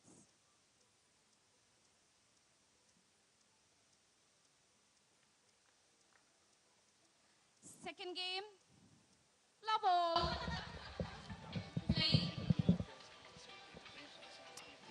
Well, I couldn't be more honoured and thrilled to have a special guest sat with me courtside commentating on this air badminton with me right now. 4 times world champion, Olympic gold medalist, Mr. Hendra Setiawan is sat beside me right now watching the Indonesia Garuda women's team. Yes. A brilliant start to this match. But Hendra, if I can ask you, have you played air badminton yourself? No. No, I never play. So this is first time I saw air badminton. I think a bit difficult to play in air badminton because of windy and different shuttle also. But also a lot of fun, right? Yeah, a lot of fun and very exciting. I was hoping to see you play 2 years ago in the Asian qualifier, the World Beach Games. I heard you might have been playing. Maybe we'll see you play air badminton someday? Maybe. Let's see. Maybe, in the future, maybe. I hope so. I hope I can try. I think we'd love to see your racket skills on this level, something a little bit different. But what about your teammates here, the Indonesia women's team? They're playing very well. They look so natural at this. They look comfortable. Is that what you think? Yeah, I think they play more enjoy, so they can play better. Yeah. And are they practicing at home? Are they training for air badminton? Yeah, practicing, but not every day also. Okay. Yeah. All right. Okay. Well, because a bit difficult to get some beach in Jakarta. Yes, of course. Of course, we have to come to wonderful settings like here in Korfakan in Sharjah. What do you think of the arena, the setup? Yeah, I think arena is very good, and so comfortable also to play in here. Yeah, and also have some music here, so more enjoy. It's like a party. Yeah.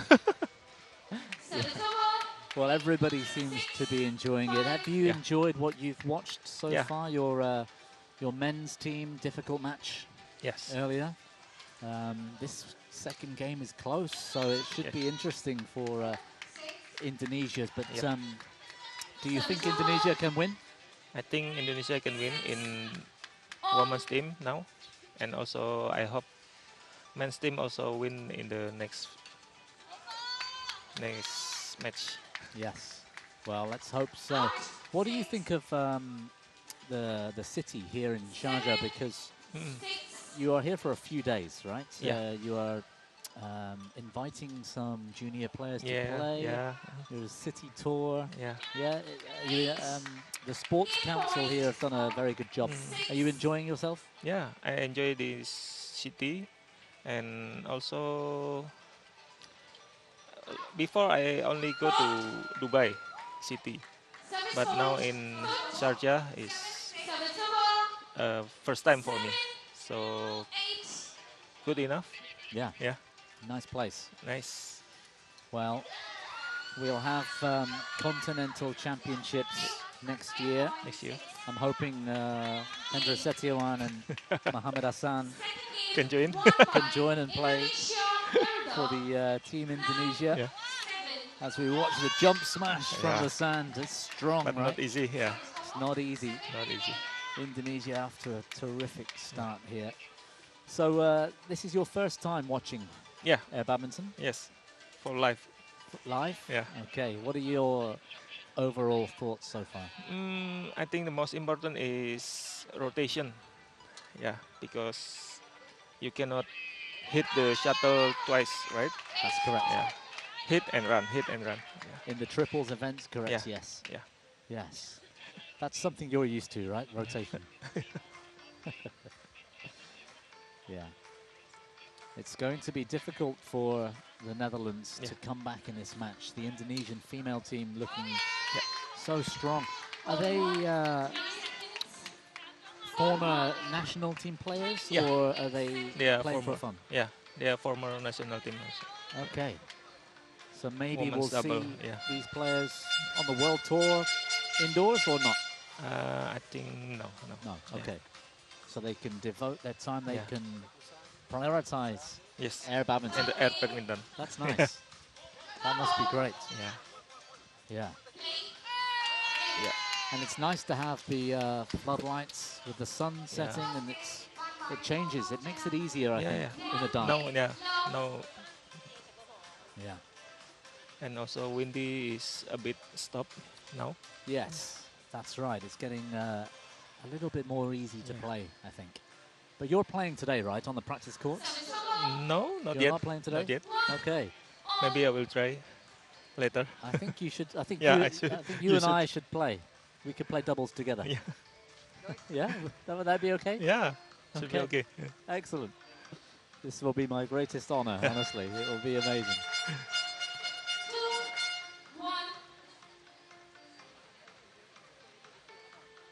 1-0. Yes, so it's best of 5 games. Yeah. Indonesia 2-love. This is an important game for the Netherlands to come back. Best of 3, right? That's right. It's a tough group because the Brazil. Yeah, Brazil good. Yeah, they're looking pretty good too. Yeah. So Brazil versus Indonesia tomorrow. I think that's going to be an interesting match. Yeah. So best of 2 going to next round. Yes. Yes, I think so.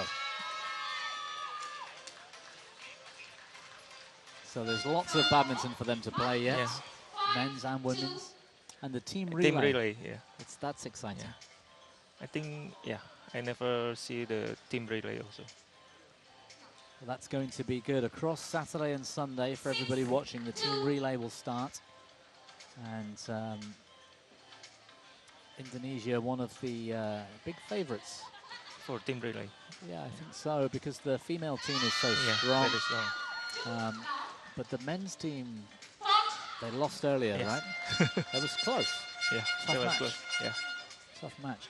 You, I saw you sat behind the court watching. Yeah. What do you think they could do better? I think they should move faster. Okay. Yeah, because they move too slow, Right. so the rotation not so good. That's interesting. That's difficult on the sand, right? Yeah, a bit heavy. Yeah. Need some strong And legs. You should have strong legs. Well, it No, looks like we might 3-7-2. see Yeah. a game for the Netherlands coming up in a Oh. few moments. Game point here in the third. 4-8. They look like they're enjoying themselves. They look happy. Yeah. It's nice. It's fun, right? Still fighting 5, back. yes. Yeah, 5-8.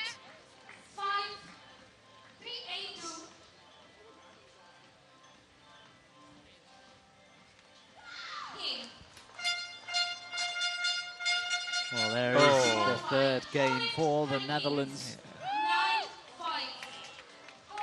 It's not over yet for the Fourth Holland game. Hurricanes as they're putting up a fight.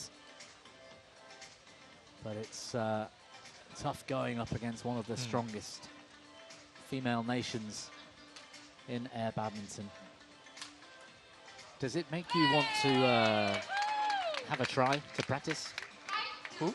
You mean For you, does me? it look? Yeah. You'd be excited to play, or? Yeah, exciting to try, Yeah. but I don't know how. More excited than Olympic gold medal or air badminton?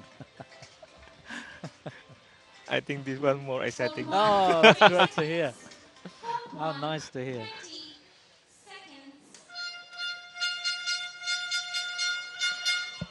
Well, the sun's beginning to set here in Sharjah. The floodlights are getting stronger, and I actually think it makes the game easier to watch. Easy. Maybe not to play, but the wind is dropping. So I think that if there's less wind, Indonesia team becomes better. Yeah. Because the racket skills, the timing, correct, are better than the Netherlands team. Yes, yes. Would that be fair? Would that be true? Yeah. I think so. Correct. Oh. Oh. Good rally. Oh. 1-0.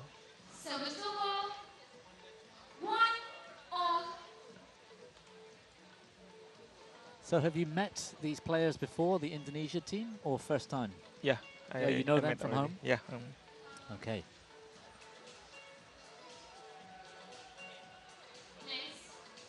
They haven't asked you to be coach? No. No? That's a surprise. No, I think here is difficult with in court. I guess it's a bit different Yes. to what you're used to. Yeah. Another tactic, another court. Different rules as well. Different rules. Yeah.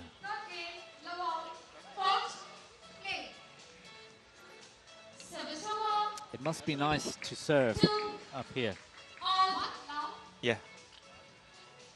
Because the serve is free, right? Yeah. Can go anywhere.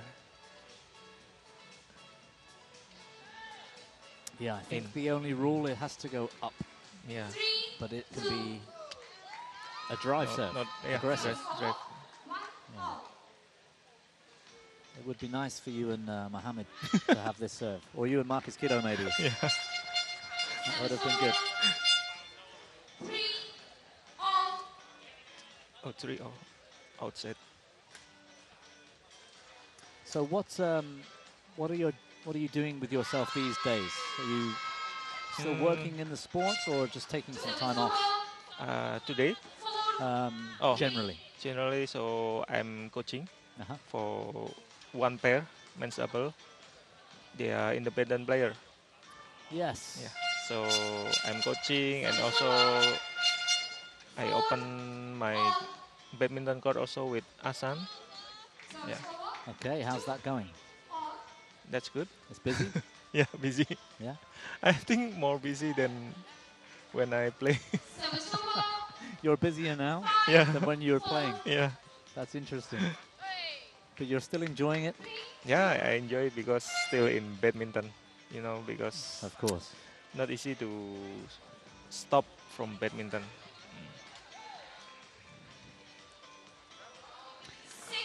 No, I can agree with that. It's hard to escape. Yes. Because you love it so much. Yeah, right? yeah. I love badminton, so I think if I really stop, I can't. And the pair that you are coaching, that's Gautama and Isfahani, Gautama right? and Isfahani. Yeah, they've had a good year. Yeah. Yeah, they've been playing well.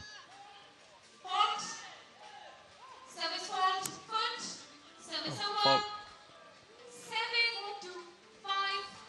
Well, this fourth game still close, 6-5. I think the Indonesia team have a challenge now. Yeah. It's going to be 6-7.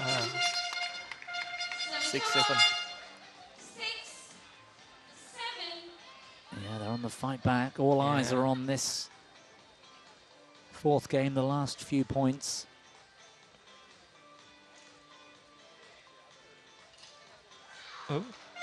Oh, a miss hit, I think.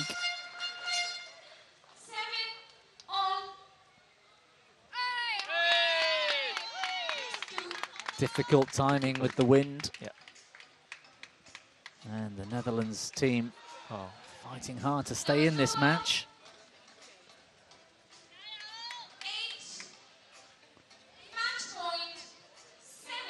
Well, Indonesia 1 point away from closing out this match and taking top spot in the group.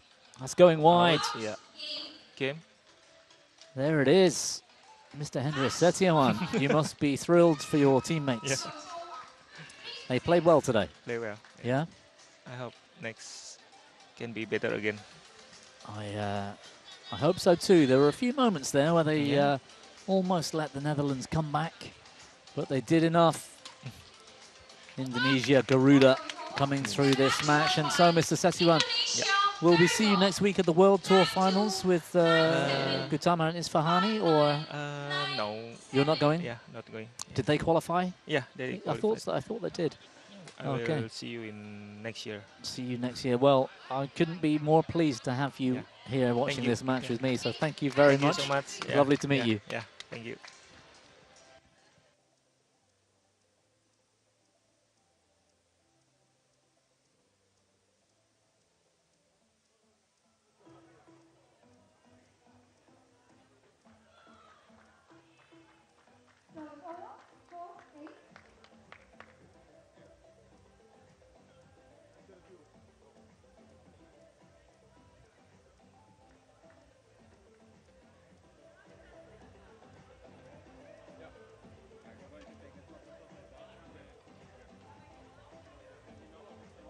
Geraldine, congratulations. Very important win for Team Indonesia.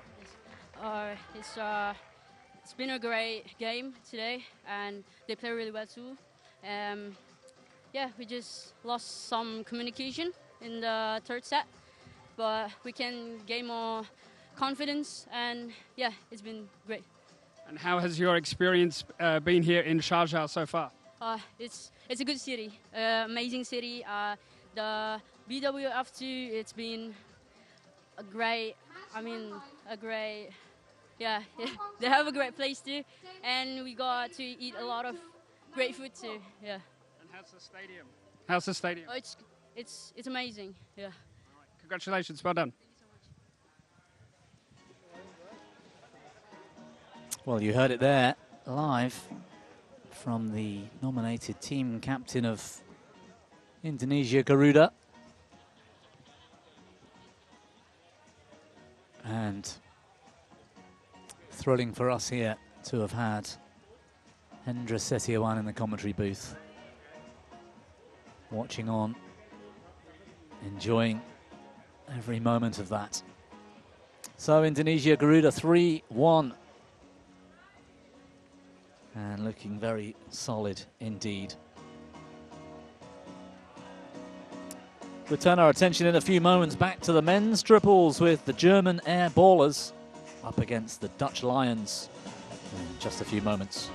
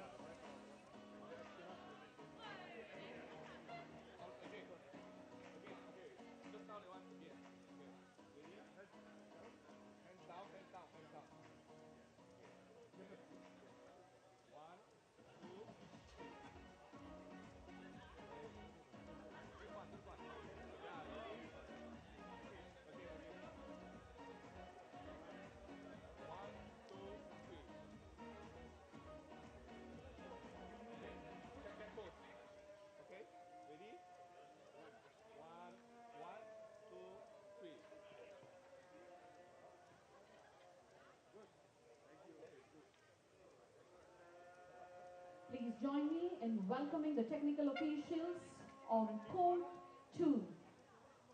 Umpire Marwa Sahib, United Arab Emirates. Assistant umpire, Padmavati Tirupati, United Arab Emirates.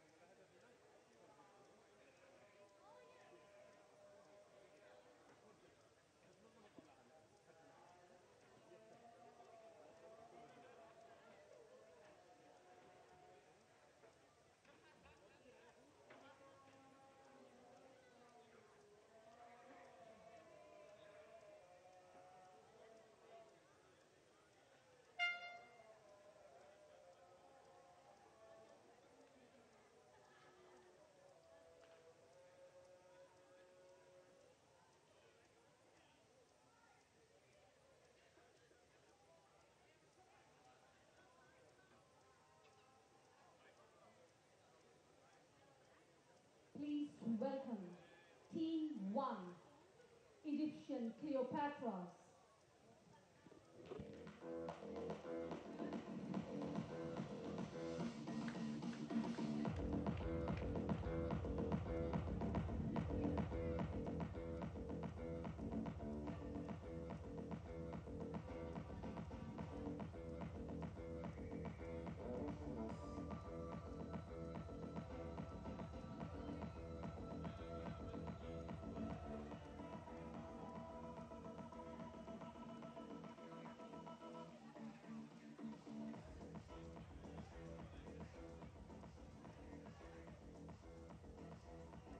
And their opponents, Bulgarian wind fighters.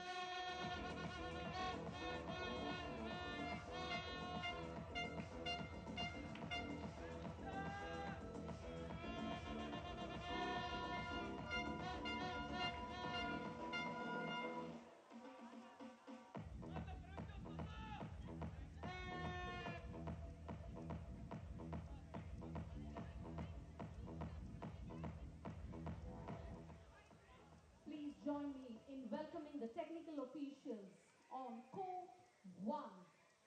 Umpire, Mashal Al-Balushi, United Arab Emirates. Assistant umpire, Nasir Avi, United Arab Emirates.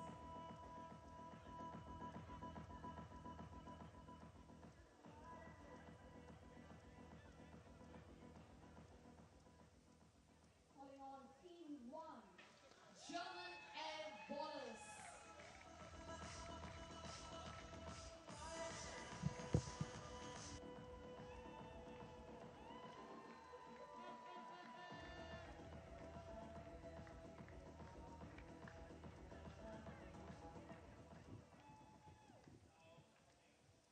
And their opponents, Dutch Lions.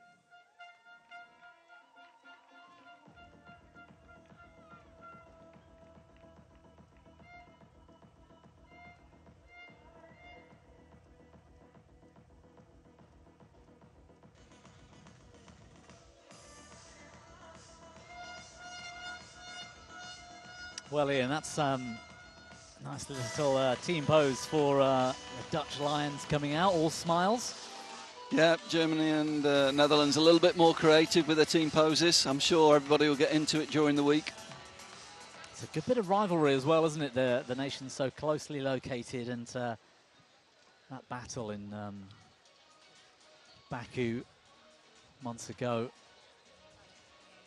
Great for the Dutch to be here. I think it's a free hit for them, isn't it, the Dutch team? And they actually, in the women's game moments ago on this court, they were coming back at the Indonesians. I thought for a moment, in fact, Hendra Setiawan sat next to me, started to get a little bit nervous as as the Dutch were looking like they were going to take the third and fourth games. Yeah, they've come in at such short notice. I feel a little bit for them. And to start with Indonesia, it was a tough ask for them, really. They only got in yesterday, but great for them to be here.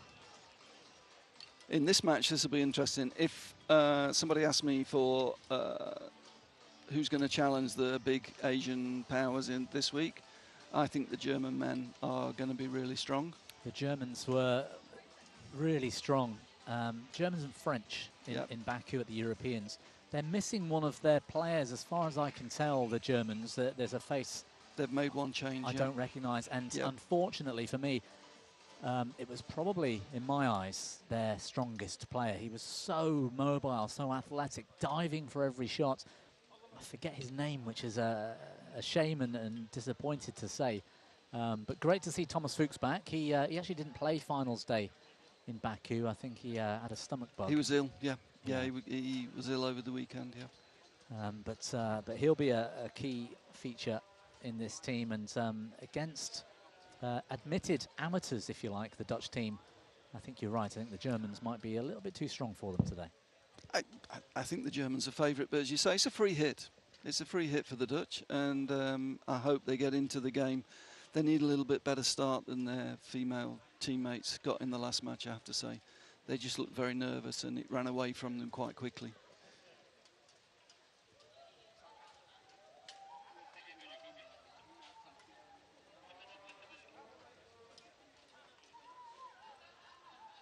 Well, the sun has set pretty much here in Sharjah, in Khor Fakkan, and you can really get a clear view now. In fact, I've got one in my hand here, this Air Shuttle 2.0, and I don't think I've held the new version just yet. I mean, that was a great view of the arena, and they're playing the wrong sport. They've missed the three-point shot in basketball. Let's hope their air badminton is a little bit stronger than their imaginary basketball skills. Ready to play. Ready to play.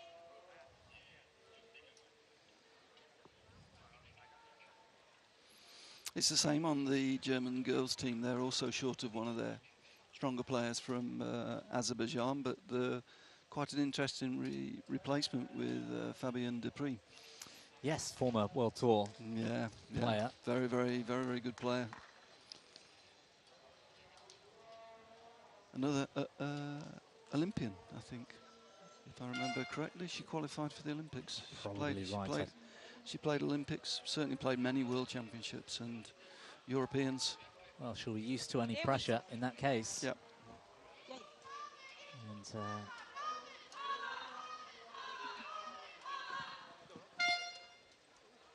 Ladies and gentlemen, on my right, Dutch Lion. And on my left, German Air Ballers. German Air Ballers to serve, level, play. well, looking down at this camera view now, and I get the feeling that you can see the shuttle easier as a spectator.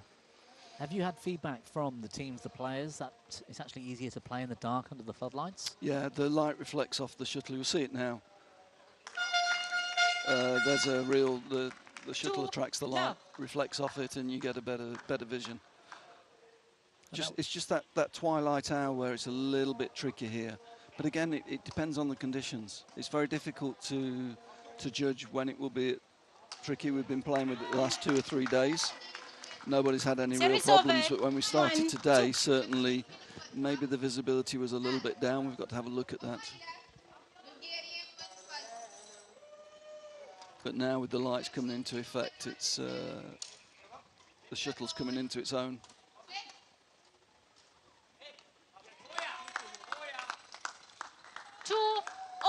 Well, in the white cap on serve, I think he is. Yeah, that's David Kramer. So he's the new player, so to speak, from a change since the European Championships. In fact, Lennart Condor I don't recognise either. So service he's over, sat, 3-2. Oh no, that's Thomas Fuchs at court side. So he's on court at the moment with Fabian Hippold. And Thomas Fuchs at court side. Service So fault called foot. I think it's 2 changes Service over. 3 all. to the German Pass the team. shuttle.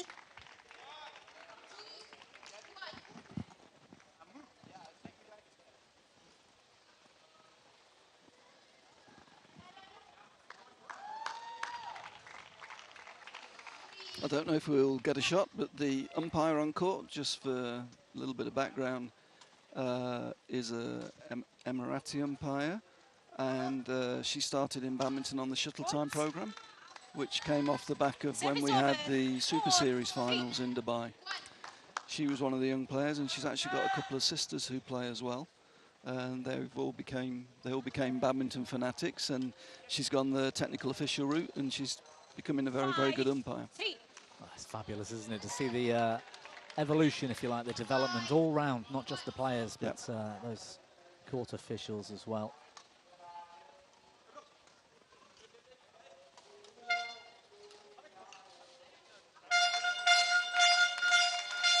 Service over.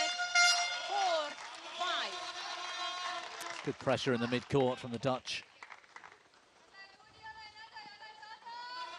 And whilst they might not be recognisable names, they're amateur players. As you said, they've been one of the nations that's really supported air badminton from the very start.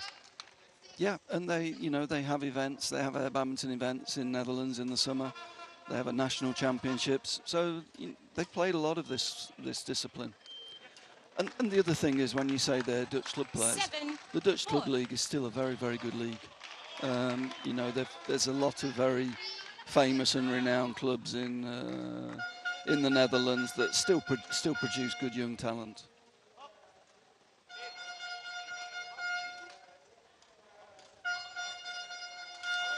Well, they're opting for consistency, I guess, over that creative, soft touch that we've seen amongst some of the triples so far. And at the moment, the Germans doing it just a little bit better than the Dutch Lions. Game. And take the opening game. First game won by German Air Ballers. Yeah, really a little bit static, the Dutch, but again, they've come in at very, very short notice. Haven't had a lot of practice time, weren't prepared for the event. The last couple of weeks they haven't been playing or training for it. It's just great to see them here, and I hope they have a great experience.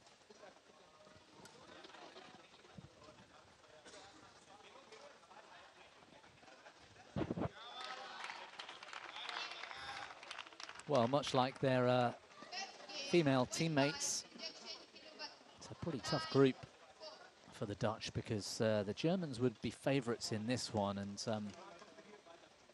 tomorrow, I guess it would be, they'll be facing the Chinese as well.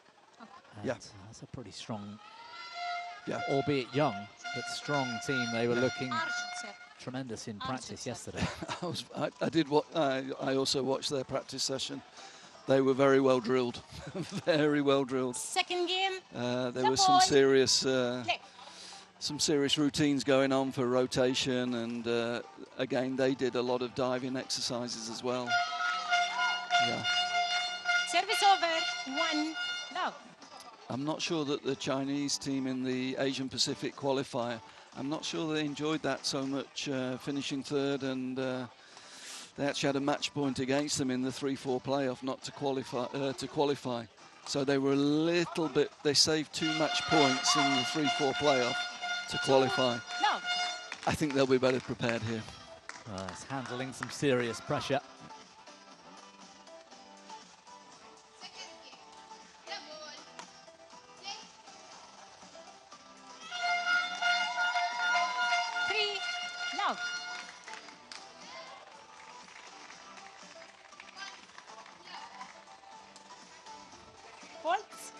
Well, at the top right of your screen, we've got Service the over. 1-3. court 1 view, but also the scoreboard in action now as well. And further right, court 2, Egypt versus Bulgaria in the women's. Bulgaria are very strong. They're females in the European continental qualifiers. Really got the job done, did the business, but This team, Egypt, all round, are looking pretty good here this week. Yeah. On court Service two. over. Yeah, the Egyptian 4-1. girls also well drilled, also players with international experience in badminton. Yeah, not to be underestimated. But you're right, it was the Bulgarian girls that were the strength of the team that pulled them through to qualify. 5-1. They were outscored in the team relay where it's a rally point system and it's match on match, adding up to a Service total. fault called. They scored a lot of the points for the team to get Service them over. through. They were very good. 2-5. Well, meanwhile, back on court one, the Dutch Lions fighting back here in game two, 5-1 up. Yep, slowly finding their feet.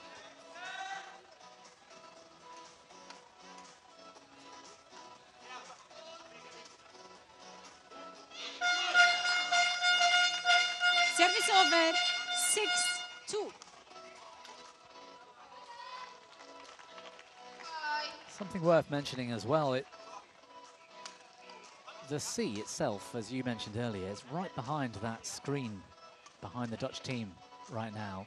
And with the high tide, we're only talking a metre or two behind, aren't we? Service fault called. It's quite incredible how this arena's been levelled. Service over. 3-6. Because there is a bit of a slope to my left down to the sea on my right.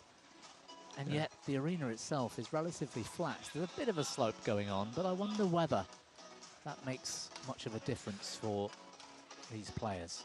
It was really interesting when everybody came in and everybody had a practice. It was Vincent Winky Wong from Hong Kong China team that came over to me and said, "You do realise it's not flat, don't you?" and my reply was, "Yes, it's a beach." There are seashells, genuinely. There are lots of seashells. So in Malaysia, our issue was satay sticks buried in the sand. And here it's been shells in the sand that can have very sharp edges. So we've had to do a lot of work on the field of play so that it's safe for the players. But yeah, every venue we go to, we have a different problem. Service over. 7-5. Plenty of challenges in this outdoor version.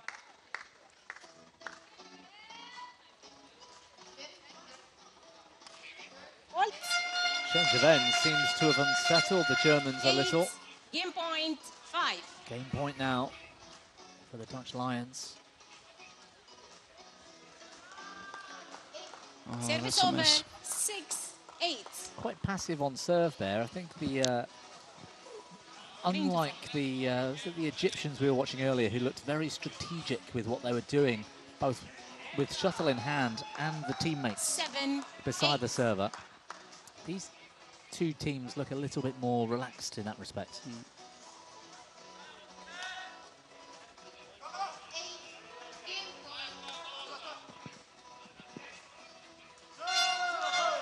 Game.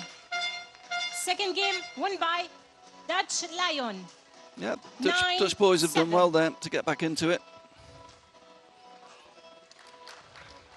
Yeah, it looked to me in game one like the German air ballers are taking this match by the scruff of the neck, but the Lions fighting back. And those cards that Thomas Fuchs there in the hat was holding, that's the sign of a substitution to come, I think. Yep. And just off camera, I can see Fuchs chatting with the umpire, holding up a red card. German air ballers substitution. There we are. The umpire announcing 2 substitution remaining.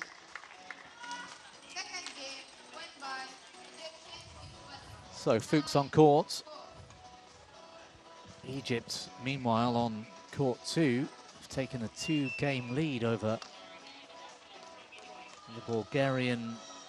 Are they the Wind Fighters this week? The women, I think they are. Yeah. Third game, Lavol. And the Egyptian Cleopatras, some great names out here. Play.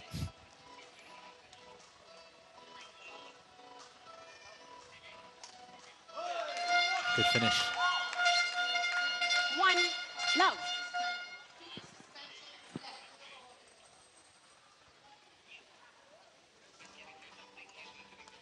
Fourth.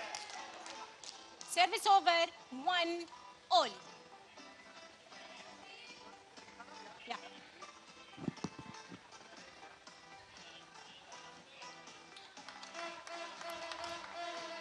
I don't think the Germans are actually able to find a good length from that far side. I wonder if there's a bit of wind constantly going down the court with the Dutch team. 3-1.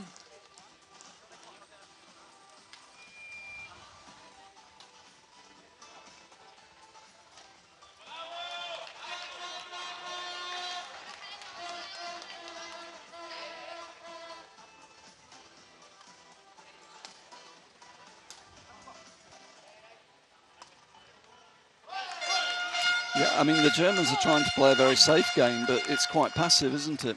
And the problem is when you play slow, you tend to move slow. You know what I mean? I do know what you mean. You're absolutely right. A fast shot forces you to have to move, which actually gives your teammate a bit more time because you've moved quickly. And that's, as a badminton coach, as I was for many years, I mean, that's one of the critical things in the doubles events.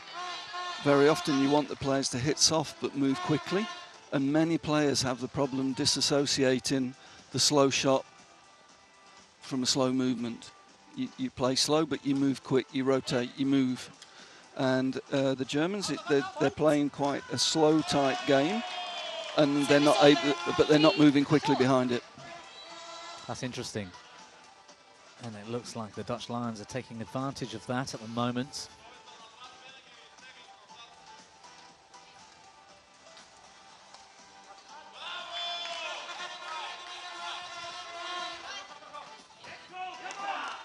Better length 4-all from Team Germany.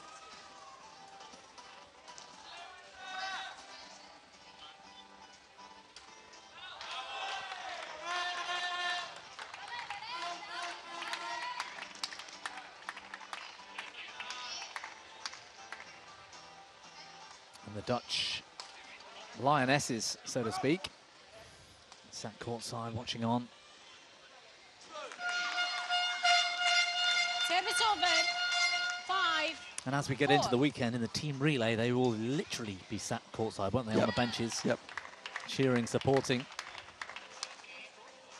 5-4. Provides a good atmosphere.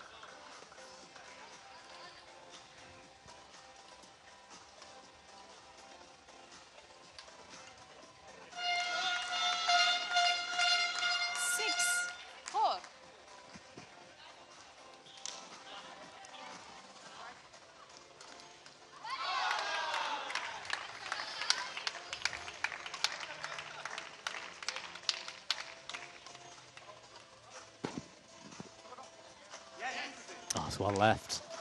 Service over. Better rotation 5, as well. 6. They looked a little bit sharper there, the Germans. You see that the line judges are quite young, and they are also all from the Shuttle Time programme. Oh, wow. The line judges this evening are from a very small village up in the mountains, 7-5. where now badminton's become a bit of a passion with the whole village. And they've bussed the kids down to participate as volunteers for today. So it's great to see them. Great to see them around the court. And later on in the week, Hendra Setiawan is actually going up there to do a session for them. 7. It's incredible. That's been a big aim, hasn't it, of the whole BWF development team. It's those kind of aspects you were telling me earlier about the other priorities amongst BWF development, and there's just so much going on as well across the world too. Yeah, we've got some nice programs going on at the moment. Shuttle Time continues to grow, 164 countries implementing, 31 language versions now, which takes some managing in itself, I have to say. I bet. Although AI is starting to help us with that, so it's actually reducing our workload a little bit, which is good. We're trying to make best use of new technology. 7. But yeah, we've got some fun projects going on at the moment, trying to make badminton more accessible to people globally.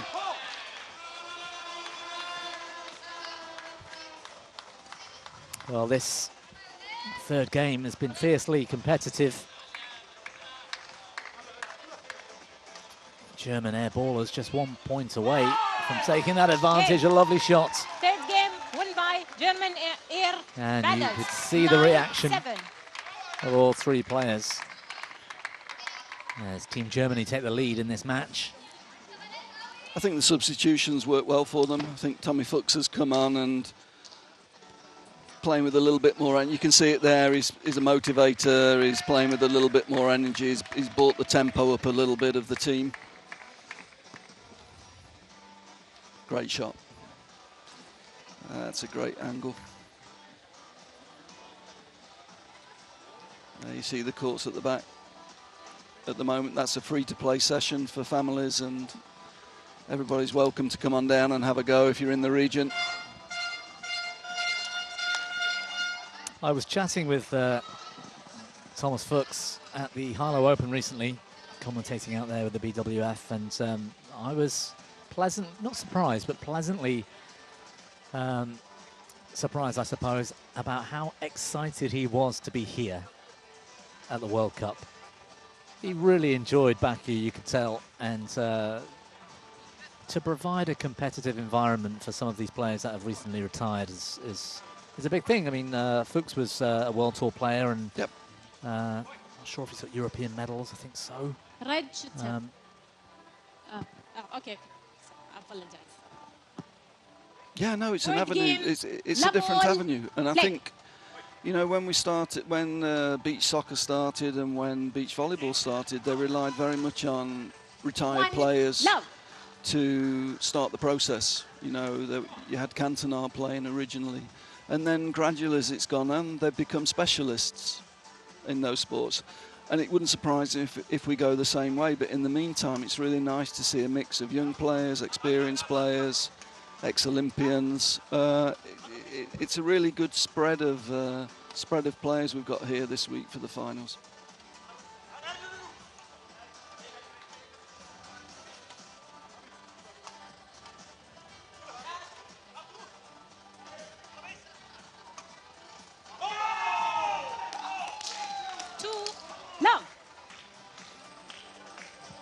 Yeah, Tommy's definitely brought some more energy into the team, hasn't he? I was about to say that's about as animated as we've seen it on court one so far today. Yeah, he's brought good energy, good substitution from the team. Another shell being removed from the court. The problem is, as they play, it churns up the sand, and we're going deeper and deeper into the sand that we're drawing up more shells. Service over, 1-2. But I think shells are better than satay sticks, I have to say.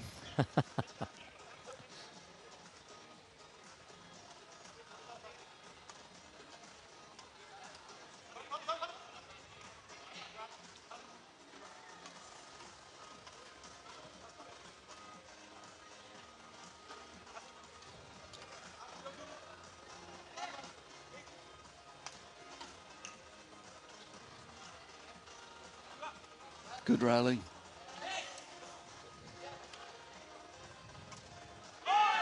Oh, great rally. Really good. Yeah. Tommy Fuchs has brought a new dynamism onto the court here. They're moving much better. He's sort of leading the rotation, if you like.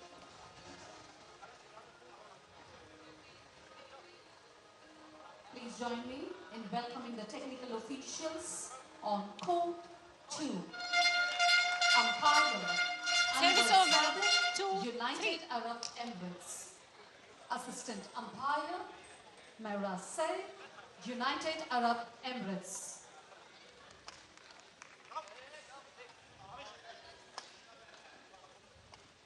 Oh, good shot. Service over, 4-2.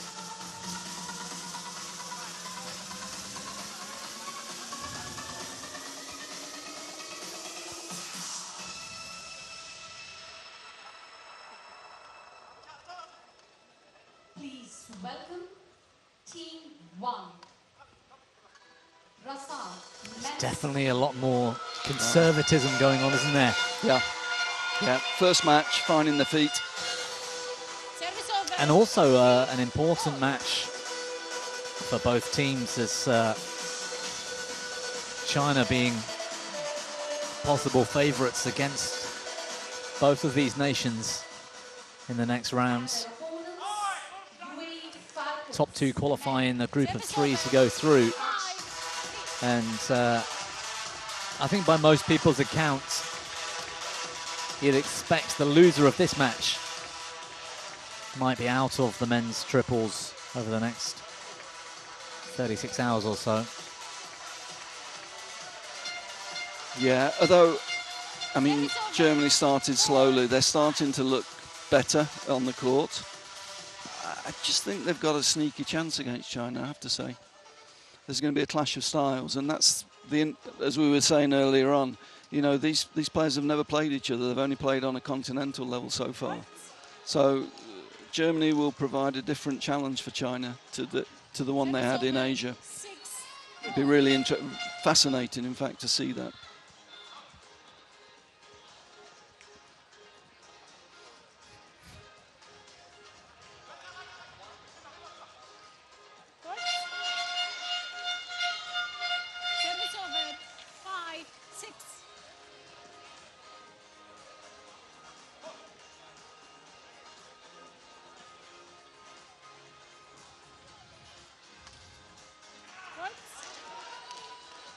Yeah, they're looking really fired up, the German team.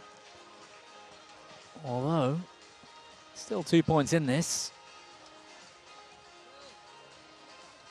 Big point coming up as the air ballers.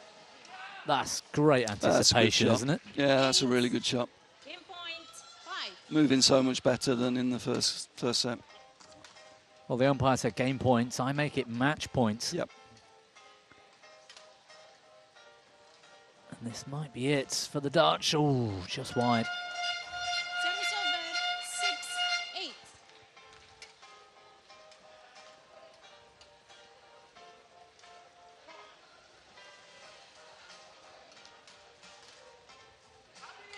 6-8. And there it is.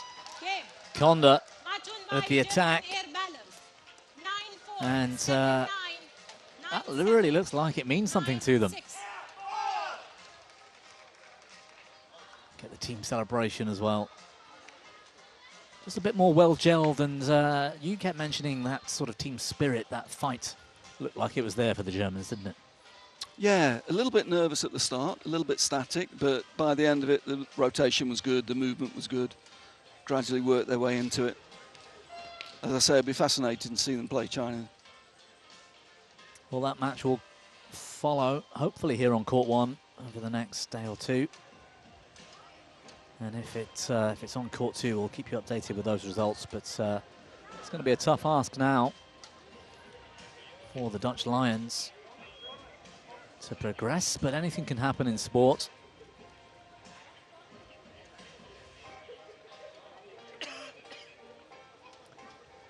And stay with us. Hopefully we've got another post-match interview. Probably with Thomas Fuchs.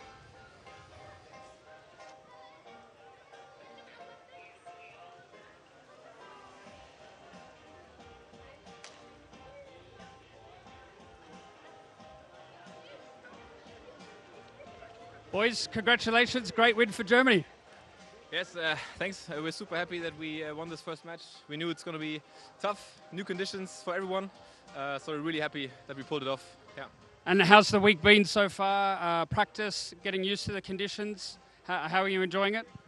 Well, yesterday we started with training on the warm-up courts. That was quite windy. It was quite difficult, but I think we managed it pretty well. And then tomorrow here on the arena court, it went even better. So we were really confident getting into the match, having a good match. And now with the results, we are more than happy, I think. With yeah. And what did you do the best tonight with the combination and the rotations? I think we were off to a good start. Second one with the new side was a little bit different, so we had to adjust a little bit. And then after that, I think everybody got more comfortable. And yeah, just keeping the shuttle in the match, staying alive is our motto. And yeah, it worked out well, so we're happy. Yeah. Okay, well done, boys. Thank you so much. That's a great, honest interview there with a couple of the German players. Staying alive. Maybe we have to get that on for their intro. Maybe that can be their intro song for the week. The Bee Gees, yeah. Brilliant. Interesting though, especially I suppose game one, on day one, getting used to the conditions. It's more important than ever in this game, in this sport. And keeping the shuttle in play, as Thomas Fuchs was saying there, is all important. Yep. Yeah, but having said that, you can come tomorrow and the wind can be in the opposite direction and you've got to start again. Yeah. But yeah, I'm sure they're very happy to get that one under their belts. Gives them a free hit at the China boys tomorrow.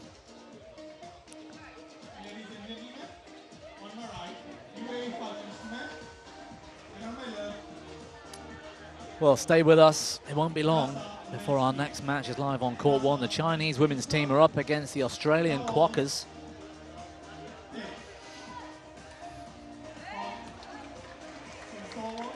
In their first group stage match of the day.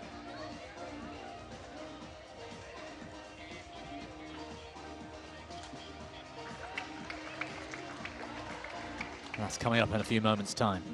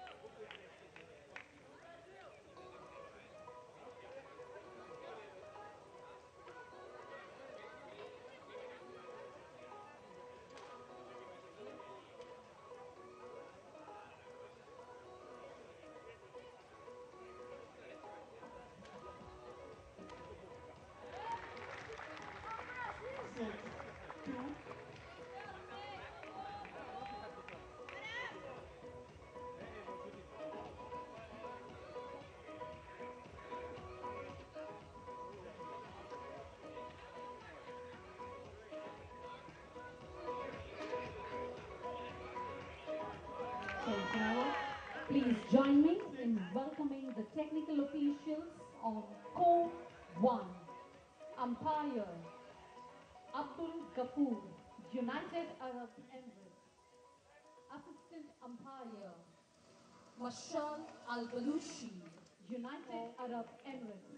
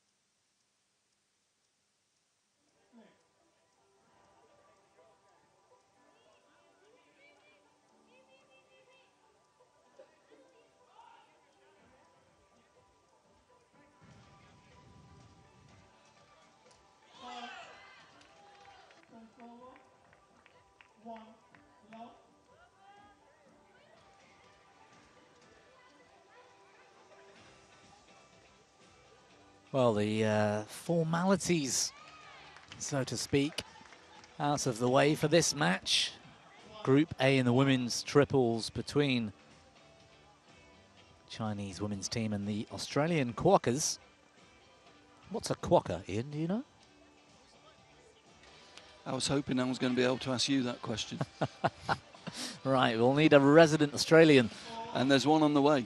Yes. There's two on the way, in fact, I think. Yep, that's true. So we'll have to ask these gentlemen when they come back. But it's going to be a tough ask for the Australian Quackers over the next half an hour or so.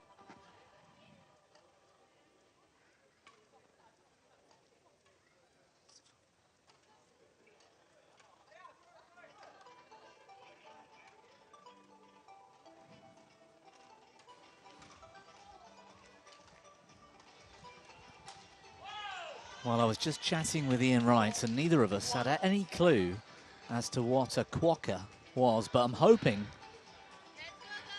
that I've got somebody here that might be able to shed some light on this. One of the national team players here, or at least the air badminton national team players from Australia, Patrick Howe, joins me in the commentary box. Patrick, thank you for joining me. Thanks for having me. Yeah, great. I mean, we get to watch your teammates play. Yes. First of all, and it's a great chance for me to be able to ask a few more questions about life as an air badminton athlete. But you know, first of all, what on earth is a Quacker? So a Quacker basically is this sort of kangaroo wombat-like cute creature in Western Australia, one of our states in Australia, and it's one of like our native animals, one of our many animals. Don't worry, won't hurt you. It's nice and cute. So we decided to choose some cute animals to make our names a bit more friendly and yeah, invite some more happiness in terms of our namesakes. After a few comments in our last names were maybe a bit too simple, so we tried to spice it up a little bit more. What were the names last time? I think last time we went with something that was maybe a bit controversial. I think we were the Australian blokes and the Aussie chicks. So I think it was a bit of a not the Sheilas. Controversy. It should have been the Sheilas. with our previous names. So we were like, all right, we'll choose a cute animal and that'll do. This is so kangaroo/wombat type of creature. Yeah. You couldn't have picked something a bit more aggressive. I mean, we've got lions, eagles out here. We were sort of thinking about maybe like an Aussie drop bear or something like that, but we were like, we'll go for the friendly route. With the Australian team, we're friendly. We talk to everyone. We're on good terms with everyone. We don't want to be aggressive. We'll let the badminton do the talking. Well, that's what I was going to say, because we're up against Team China here. Yeah, I think there's going to... a familiar foe. Oh, yes, of course, from the Asia-Pacific continental. It's actually quite interesting because all of our draws we managed to hit pretty much everybody we played in the Asia qualifier as well. So they're all very familiar foes for us. Yeah. So it's a tough group. Tough group indeed. I've just been shown a picture of a Quacker. Yeah, so a small sort of... Ready cute. to play? Sort of, pretty cute. I'd have gone with like half rabbit, half marmot or something. I can't quite... Look, I'm going to be honest, everything in Australia looks different. So you could probably mix about 5 creatures and they'll look alike. Well, friendliness aside, yeah, this is going to be a tough match. I mean, the group that the Chinese women's team are in with Australia includes Hong Kong as well. Yeah, the champions in pretty Asia. Tough Very strong group. Yeah. So let's hopefully see how they do. As a whole, we've improved quite a fair bit since Malaysia, which is really promising. But I'm assuming the other teams haven't been negligent in their preparation either. No, that's probably fair to say. I mean, what's the sort of team spirit like in the camp? I mean, everyone seems to be It's pretty good. Pretty we're all pretty good friends, and we've sort of all known each other, except for a few, because some of us are from different states, obviously. Right. But the majority of us sort of knew each other before, and we're relatively good friends. So the Ladies and gentlemen, pretty good around the group, and we're pretty sort of together and tight-knit. We want to compete pretty well. So everybody's got the right mindset to do the best they can. Well, that's good to hear. Australian Are we looking at, I mean, I haven't seen... Love all. Play. I haven't seen the your men's team play yet either, but are we looking at top-level players in Australia here? Are we, do you guys play at a sort of national standard indoors, or is this more of an amateur team or a universities team? We're probably a bit more amateur. Most of our stronger players weren't available for the initial selection for the Asia qualifiers, so we basically had to go around, and I didn't even know this was actually happening, so I got asked by our BWF representative to try out because they were looking for stronger players because they didn't know who to send because everybody was busy doing this or that, or it wasn't as big of a thing in Australia quite yet. So we're probably, look, in terms of air badminton, we may be probably some of the strongest in Australia. Normal badminton players will all generally sort of stay. We do play open A-grade sort of stuff. Right. Like, we may not be the top, but we can compete for a fair few. Good, good. Well, there's definitely a big sort of spectrum of backgrounds and abilities here. We've just had the Dutch team on court, and you can always see them in their bright orange jerseys. Yes, very vibrant. Yeah, they're almost a amateur team. They don't play at a level indoors, but they've been committed to air badminton for a few years. Yeah, and they it shows. It really shows. And then you've got teams like Hong Kong, where you've got a former world number 10 singles player indoors in the team, and Germany have had some players over the time. So it's a really great mixed bag. So yeah. And how's your group looking in the men's game? Not too bad. Like, we had Hong Kong first, which was quite rough. We already played them and lost, unfortunately, but look, we played relatively well, so we're hopeful that when we play Nigeria, who's our next team, that we will have a good game and maybe be able to get a win over there. They're really bringing the sort of fun. The Nigerians last night at the opening ceremony, they were dancing in the stands, seeing them around the hotel, enjoying the music and the vibe. That's really cool. So I'm excited to see, because you guys are always so happy and cheerful. And, we pride ourselves on being the happy, cheerful team that's friendly with everyone. Like, it was same in Malaysia. We talked to everyone and got along with everyone. So pride ourselves on that. But once it gets into the game, we'll definitely won't be as friendly, maybe. Well, the competitive spirits always take over.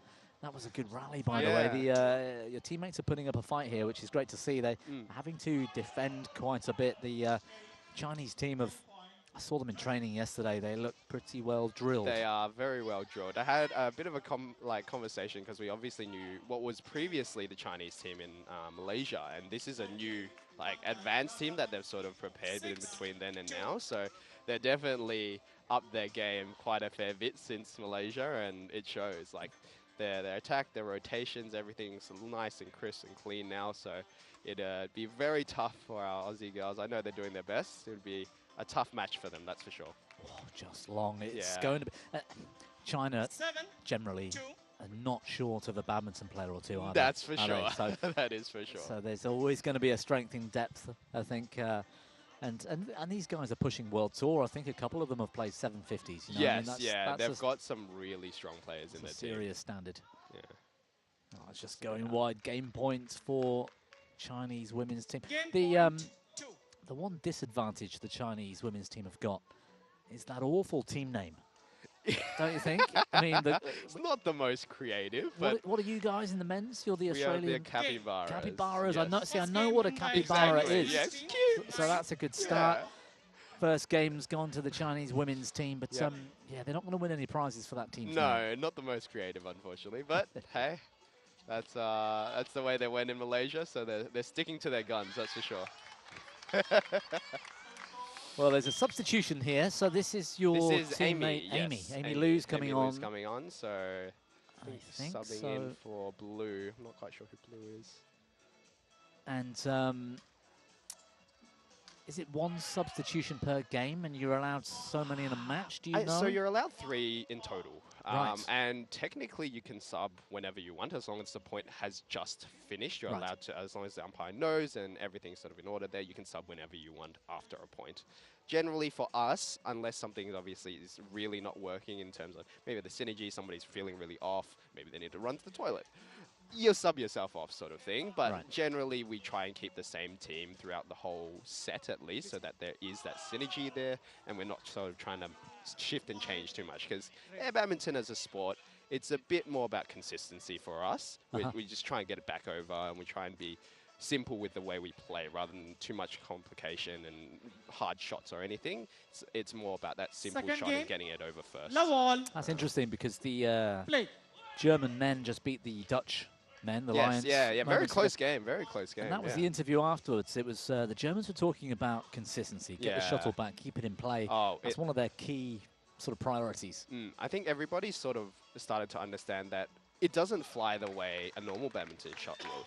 So in terms of when you're going to go hit it, you can't just have a winner every single time. So you've just got to get it back over, get it consistent, keep your communication going, keep your rotations nice and quick and crisp, and that's what's going to win you. Like, there was at one point, I think, where I went for a really bad smash and it's not a good shot, and I was like, yep, that's not the way we should be sort of playing, and you've sort of got to get out of that mindset from normal badminton where you're like, oh, I'll go for a winner, I'll go for a smash, but here, you just get it back over, get a good shot, and you rely on your teammates to get the next one. Right, be a bit more conservative. Exactly, I yeah. Yeah, interesting. And so you played indoor badminton for a few years, I mean, since a kid? So, yeah, since I was 12, so about 12, 13 years now. Obviously, COVID in between, but yeah, about 12, 13 years sort of here and there, start, stop. I've been playing, so quite a fair while. So what about the transition into... I mean, I would assume you're playing more indoor badminton still than you would play. Definitely. I think the big problem for us in Australia is the teams are very split. Air badminton's not very big, so we don't have the facilities for us to really train a whole lot like we do. So I've organized a few training sessions where we use an indoor volleyball court. Of course, they've got the sand, and we can just set up the nets and everything and practice a few times. So that's been really good, and that helped us a lot in terms of understanding the timings of the shuttle and everything like that. But we're mainly, the whole team pretty much, we're mainly all still indoor badminton players. Like, I still play indoors 2-3 times a week, and pretty much same as everybody else. We're all indoor mainly players, and we've sort of just come and added the air badminton on top. Okay, and in terms of, I mean, there's some obvious challenges. The wind moves the shuttle, you're moving on sand. I mean, how do you sort of start to deal with that? If somebody wanted to take up this sport that's played a bit indoors, what would be your sort of initial bits of advice? You've talked about conservatism being one of them. What else would you try and... I've noticed, for example, that you don't see players sort of winding up. They kind of wait and sort of take it really so light. a lot of the shots, I think, you need to be playing within your field of view. That's really important, because if it's behind you, the shuttle flies so awkwardly that sometimes your timing's not going to be great. So a lot of us, especially the guys, and one of our guys in particular, Julian, he's basically just using his wrist to just tap everything over, because that's the most consistent that you can get with control and power, as opposed to the full wind up where the wind will take it away, your arm's in the wrong place, so you're already gone. Right, okay. And moving on sand, I mean, that must be a challenge. It's quite a challenge. I think some people are a little bit better than others.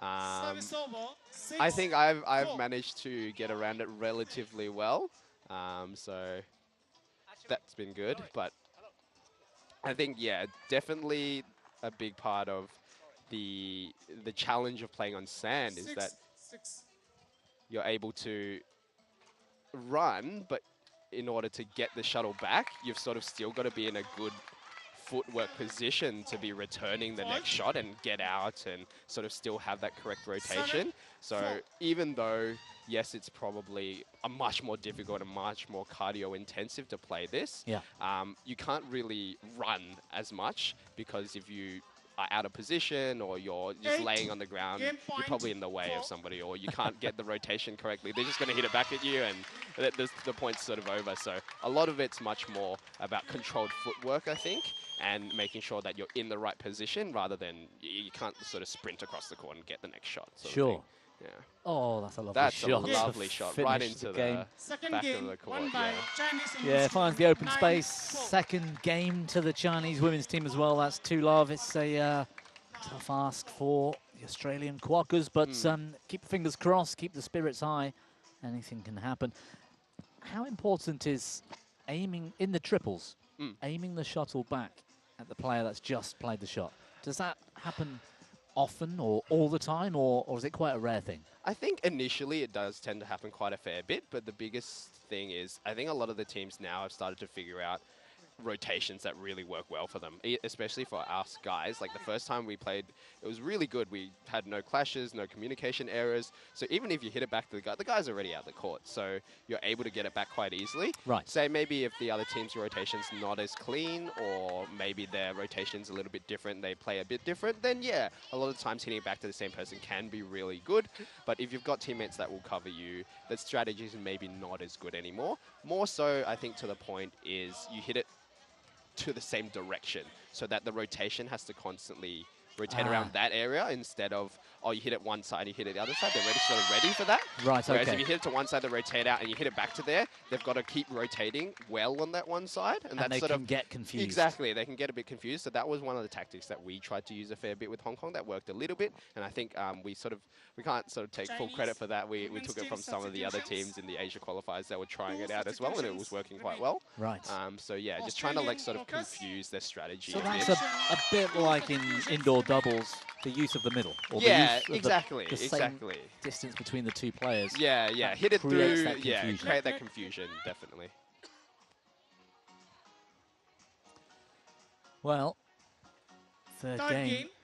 and an Love important all. one for the Australian Quackers to win. I forget who the other team in this group are. Hong Kong. Oh, it's Hong Kong, yes. of course. Yes. Yeah, that's not going to be easy work. Not an easy not an easy group indeed. And your you played earlier. Yeah, against Hong Kong as well. Yeah. And your third team in the men's group, do you remember? who? Nigeria. Ah, yeah, you Yes, said yes. that earlier. Yeah, Of course you yeah. did. So Service fault call. that's Fault. winnable. I mean, that gives you a I chance. think we've had a bit of a look. They do look obviously fairly strong. So we're not gonna get ahead of ourselves, but we think we're playing quite well. So I hope that we will continue that form and try and win this next game. Yeah. And in terms of next year, have you been given any information as to sort of what's next for Air Badminton? I hear that there are going to be repeated tournaments, continental championships. There's going to be clearly the sort of multi-sport games events where this can be included is a big thing as well. So is there commitment from Australia to keep you guys training, keep you guys playing? I think in Australia, unfortunately, badminton is not the biggest of sports. So whilst we do have that commitment from Badminton Australia and our sort of associated clubs and associations to continue to try and support us in air badminton, it's not really taken as much maybe as other nations might have. So it's a bit of a sort of in progress to develop in those sort of grassroots levels and get those courts built and have that really sort of structure in place for us to continue really supporting anybody who wants to pursue air badminton. Right. But yeah, definitely look, on our end, the whole team's happy to continue playing, and we're really happy that we have this opportunity to come and represent our country, and we're really glad we were entrusted with that responsibility. So we'll do our best to continue to improve and play as best as we can for Australia, as long as they're willing to continue supporting us and allowing us to come play for them. Well, that's really good to hear, and it must be really nice to be able to enjoy this sort of environment. I mean, as a Brit, as an Englishman, we're always going to be jealous of the weather in Oz and the weather in places like this. Sometimes, yeah. You're probably more used to this kind of environment than we are, I guess. So it's not as much of a novelty as it is for me. But how great is it to be? I mean, it's what is it? 6:30 p.m. Oh, the weather's amazing at the moment. We're still sat in shorts and t-shirts.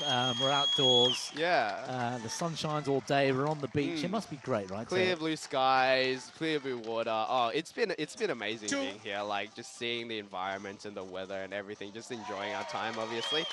Yeah, it's been really great to have that opportunity to come to the UAE, because this, I think, for everybody but maybe one person in the team, this is the first time we've ever been to the UAE, Dubai and Sharjah. So it's quite a unique experience for a lot of us to enjoy the country. Yeah.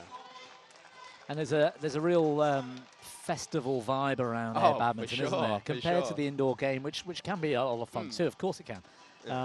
but this is always got the music going. Service over. Sometimes you've got the DJs.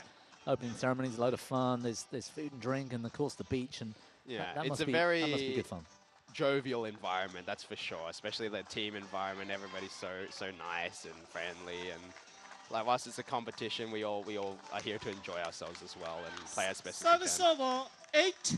Match point 3. Well, that's good to hear. In the meanwhile, the Australian Quackers, your teammates are really up against it. Yeah, a little bit tough situation here, but I think it is. 8-3 match Out. points ooh, to and that was a nice lead.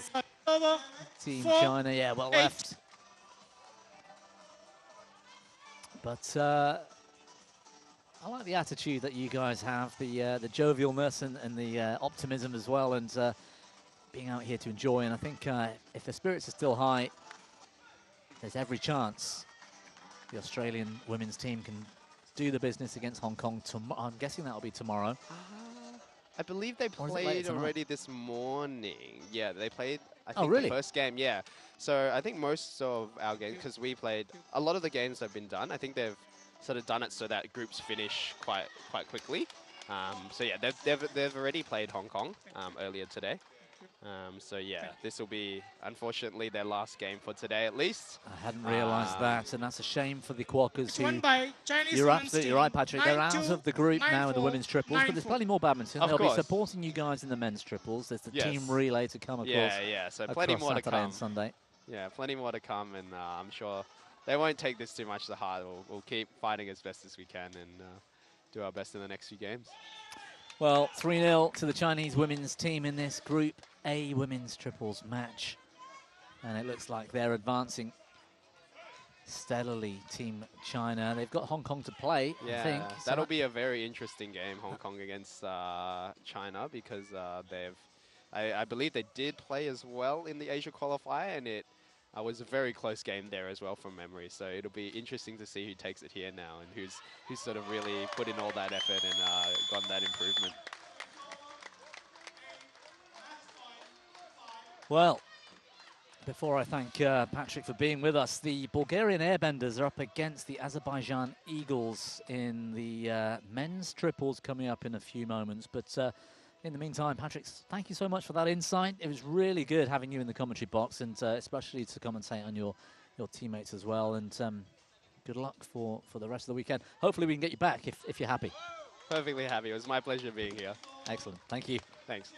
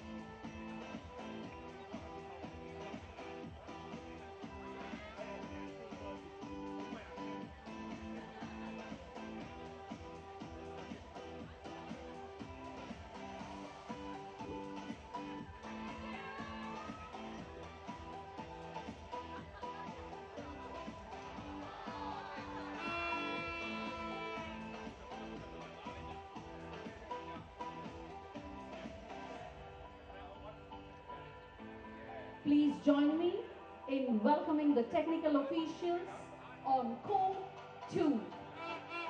Umpire Padmavati Tirupati, United Arab Emirates. Assistant umpire Manjula Bhaskaran, United Arab Emirates.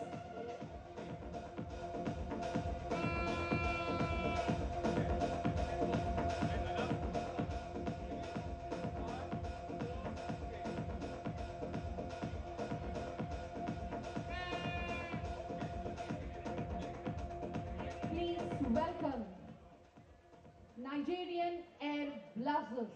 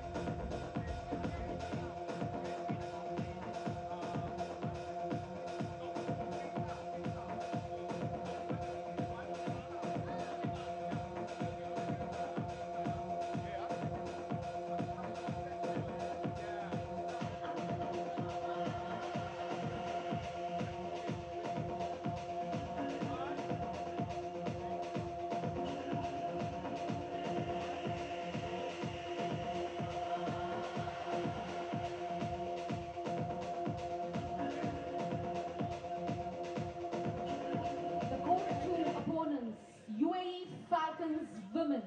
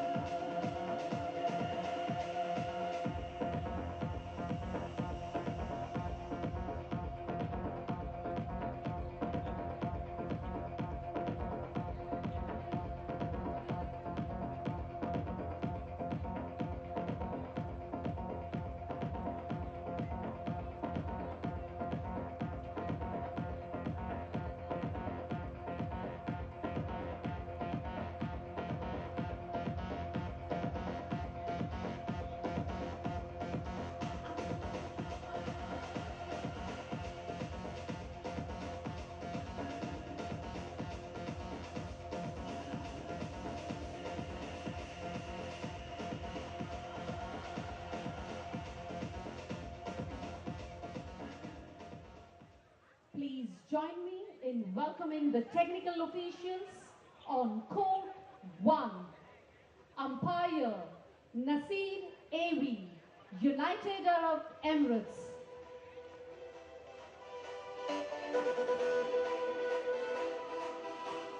Assistant umpire Tasmeen Hanif, United Arab Emirates.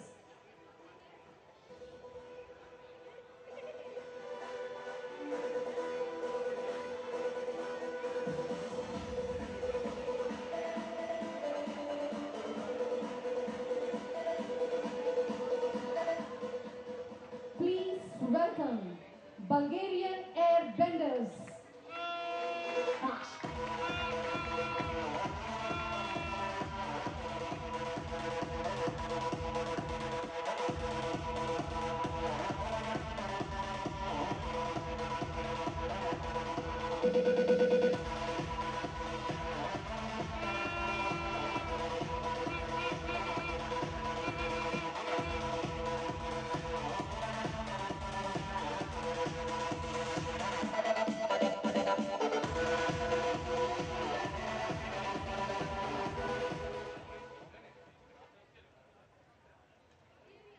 Their opponents, Azerbaijan Eagles.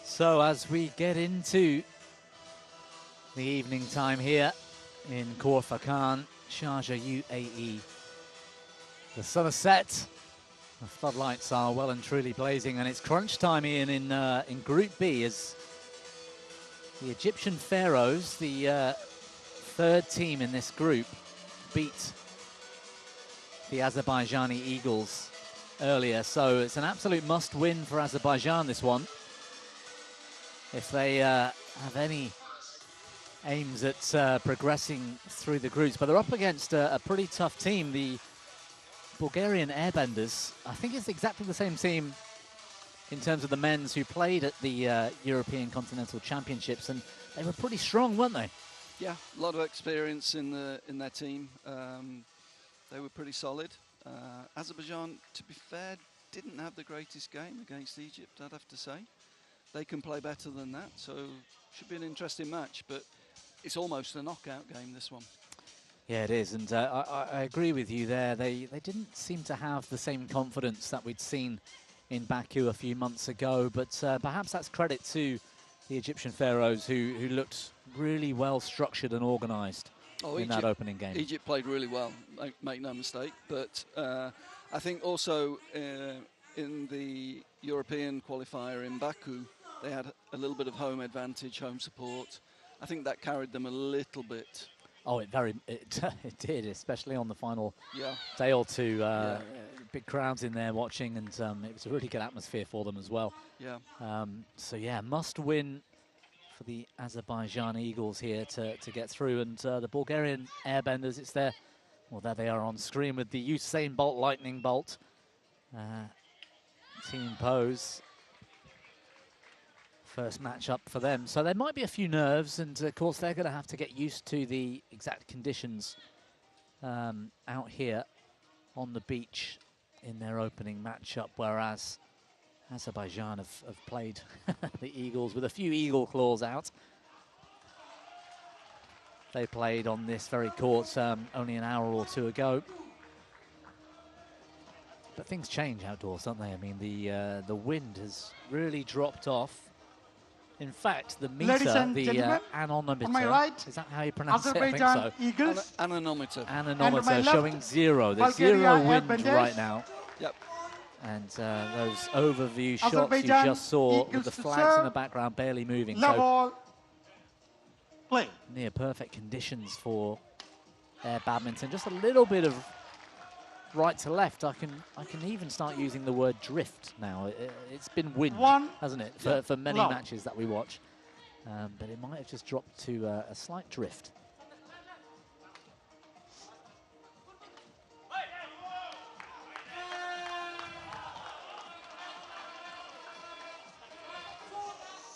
Service over. Stadium looks 1 amazing under lights, I have to say. It's really good. Really, really good. And we're getting a lot of positive comments from the players, which is nice. They're really enjoying it so far. Service over. We had 2-1. Patrick Howe from Australia join us for the previous match, and it was a good chance to interview him. And one of the things he was saying is how much the players are enjoying that atmosphere, that vibe around the tournaments. Not just the chance to come to a beautiful place and play on the beach outdoors, you know, but the actual vibe of the tournament and to play in this kind of arena. It's really credit to the BWF and the local organisers and the Sharjah Sports Council for putting on this great event. It's great to be underway, and it's great to see it doing so well as well, isn't it? Yeah. I think one of the other ingredients is that all the players in the same hotel helps. They're all mixing, and obviously it's less than a kilometre to walk from the hotel along the beach to the venue, and we see a lot of the teams walking together, having a chat. There's a really nice environment, I have to say. Well, it's been showcased by some of the teams, especially with the music going, dancing around in between games, and just really enjoying themselves out here in this sort of environment. It's so a breath of fresh air, isn't it, for the sport, for badminton worldwide.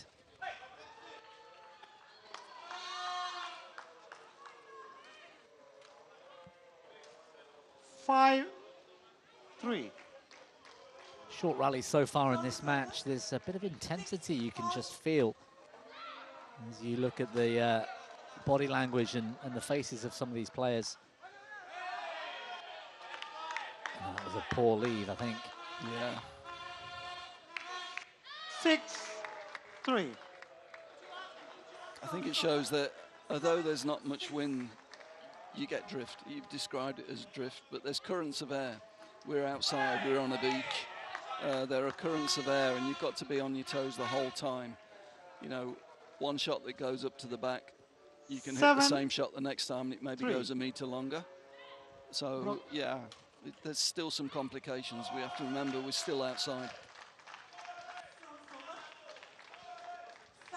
Well, it was nice feedback from the Germans after their match earlier that that's the expectation. Yes, there is drift, there is wind, but that's the game, that's this sport, and that's the challenge. Over. And what makes it a lot more fun, you talked about the Indonesians playing shots outside the court, knowing they would drift back in. Yep. That's it takes a lot of confidence and something that takes a lot of practice.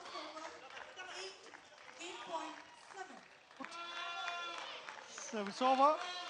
8, game point 4. Well, good start. I actually thought Azerbaijan might have the better start, having already played in the arena today.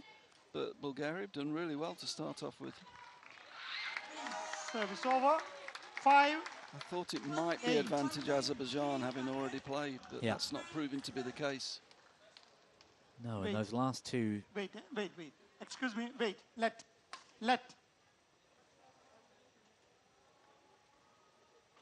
Umpire just taking a moment to... Jahid to serve. That's why. There's a rotation, of course, in the game because you can't play consecutive shots, but there's also a rotation with the server, isn't there? Yeah, it's a little bit more complicated for the umpires. They have to be on the toes. Jahid to serve. That was quite a nice example where he picked it up 5, just in time. 8, play.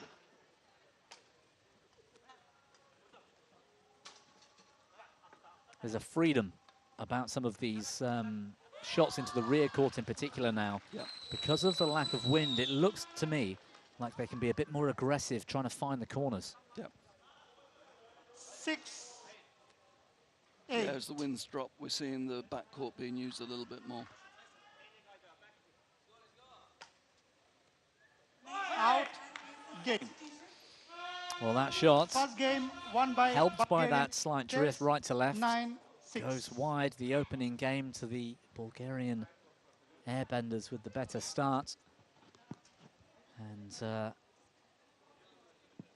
that's quite a big advantage. And I think that mental aspect now for Azerbaijan, they've already lost to the Egyptian Pharaohs. They have to win this match to get through in second spot in the group. Or if they win this match, it could all get tied up, and who knows what might happen. But losing that opening game, there's a bit of pressure now, I think, on them. Yeah. I mean, Bulgaria played a very steady game there.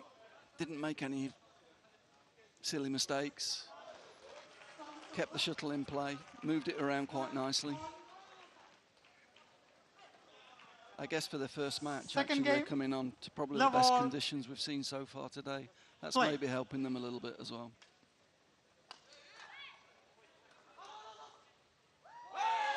Oh, there was a shout that it was going long, but actually it's landed just inside that back line. Low.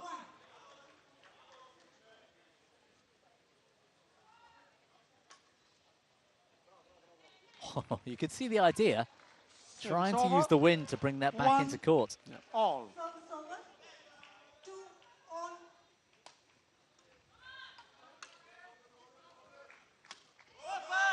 Good rally. That's the quality of the badminton itself and the pure badminton skills is now becoming more obvious, isn't it? You don't see many dives and net kills, so to speak. No. When it's windier.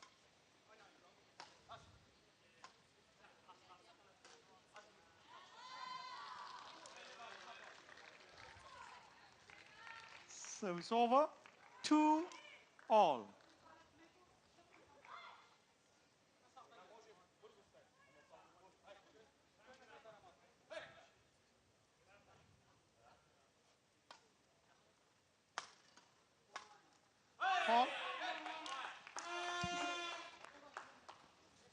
Service over. 3-2.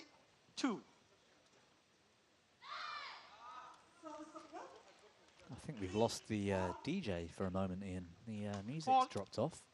I think it's actually prayers. Service We have to drop the for music during prayer time. Of course, that makes complete sense. Move. Service over. 3-all. Well, the crowd support still very much alive.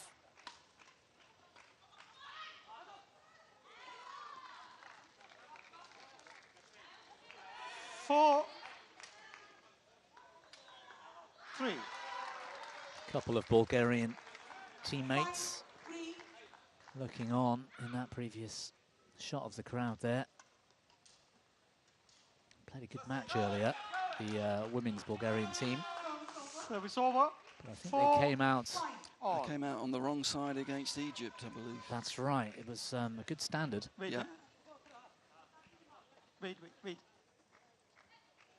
Play.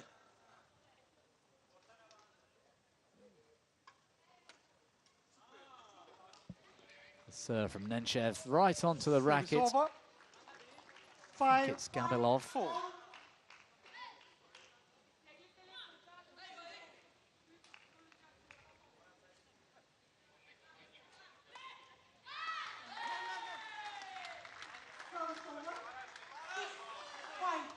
Bit of a scrappy game, this one so far.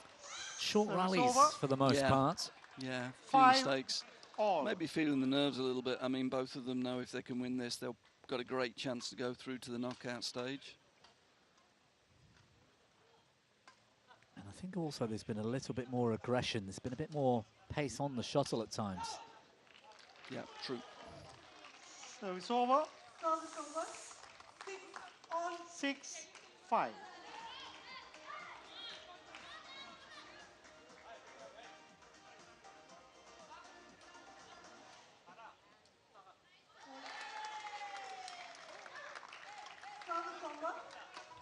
Thinking back to a meeting between Bulgaria and Azerbaijan in Baku at the European Continental Championships. It must have been the team relay, but I think that was one of our 60 to 59 all. Yeah, you're right. Team relay scores. Good memory. Which, of course, is it's just a fascinating. I can't wait until that team relay starts, actually, because it becomes such a exciting format. You could fall behind and come back, and it's a real true team event where every point counts for your entire team, and it's not just about your performance in any one game. No, and it's interesting because the feedback from the teams was the team event they found was more interesting. Although they liked the triples, there was no negative comments. They just thought the team event was great, really good. A little bit more variety of play, including the doubles and the triples. It goes with the vibe as well, I think, of an event like this. Yeah, but one of the points they made was there's actually quite a lot of influence on the coin toss at the beginning. Getting to choose the first match is actually quite critical in the team relay. So that's something we're looking at for the future about how we can even that off a little bit.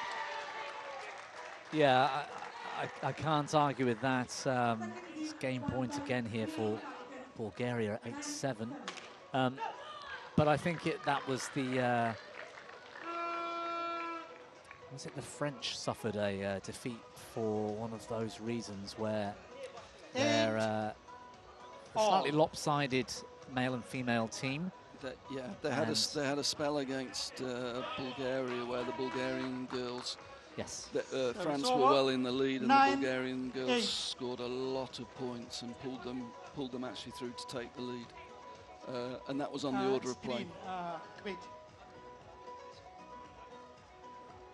And that's interesting, isn't it? Because 45 minutes before the match, the two teams meet, or the team managers meet, for the coin toss.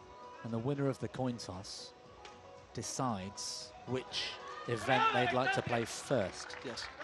And then is it the losing team that decides the next match, and vice versa? But in effect, what that means is that the winners get to choose 3 of the 4. Yes. Because they choose So the it's third over. one, which means 9. there's no choice for the All. for the fifth. for the fourth. For fourth, yeah, sorry, for the yeah. fourth, yeah. So in effect, the winner of the toss chooses. Two out of basically three, so to chooses- speak. Yeah. So it's yeah. That's yeah, that is interesting. So strategically, it's really interesting what the different teams do. Well, for the first point, or for the first time on court 1 today, we're looking at extra points being required. That happens at 8-all. It's now 9-all. In fact, 10-9, I think, to the 9. Airbenders, who have already got a 1-game advantage. And this will be sudden death at 12-all. Yes, at 12-all, it's deciding point. Well, let's see if we get there. 2 clear points before that will take the game.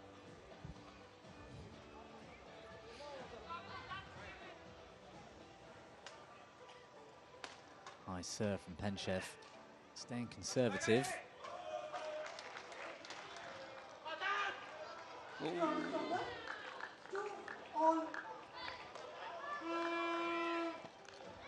There was a real chance So it's there. over. 10-all. Just a little bit static. Probably a shot he'd like to take Play. again because he was in good position. Yeah. 13 last.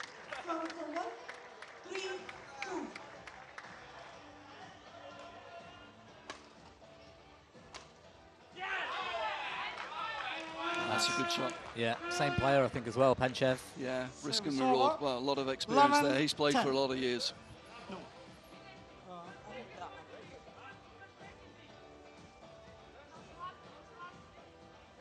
Play.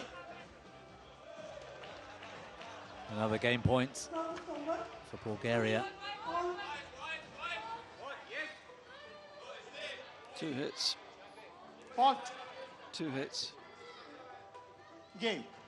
Yeah. Second game Well won by spotted. Bulgarian Yeah. Airbenders. And, Mr. and Wright. that's the teamwork. 12, That's 10. the teamwork because the umpire actually missed it, but the assistant umpire saw it. So the assistant Well, umpire. here we go with the replay. There's one. Oh, that might be the That second. was the second. That was the second. Yeah. Consecutive shots. And the umpire missed not it, allowed. which is fine because the assistant umpire was able to step in and confirm it was a double hit. Good teamwork. Good officiating. So, game 2, much like game 1 for the Airbenders, and worrying signs now for Azerbaijan Eagles.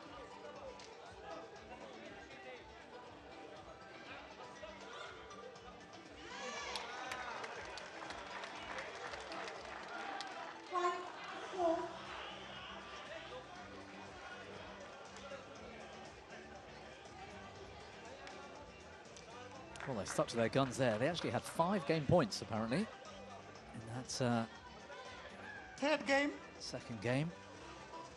Yeah, No it was ball. much more Converting. competitive Play. second game, that's Yeah. for sure. Good serve. Shuttle's barely moving left to right now, isn't it? The wind has really died off. Good rally. Yeah, good rally, good play. They're gaining in confidence, aren't they? Really making the Azerbaijanis move, One. stretch, dive, Low. creating space. Really nice. And this serve is quite Play. interesting because he's standing right on the side. He's actually hitting the shuttle from outside the court to create a different angle. And that's perfectly legal, I assume. Perfect, as long as your feet are inside, yeah. Yeah. That's an interesting tactic, actually. If you've got the wind Service on your over. side coming in, you One. can drive it straight down the All. line and almost Yep. bend it into the Yeah, court. Yep, yep. Living up to their names, the Airbenders. Good point.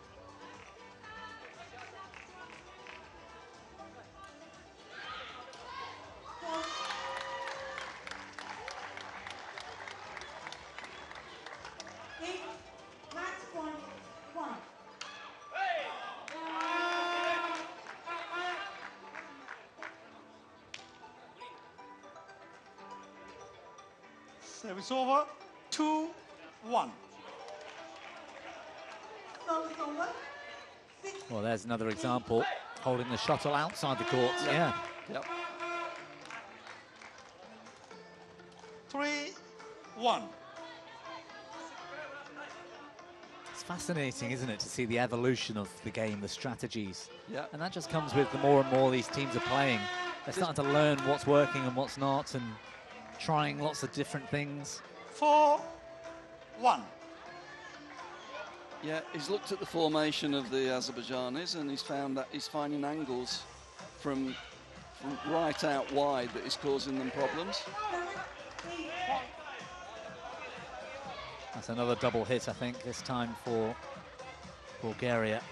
Yeah, the wheels are coming off a little bit for Service over. Azerbaijan here. 2-4. Heads are starting to go down.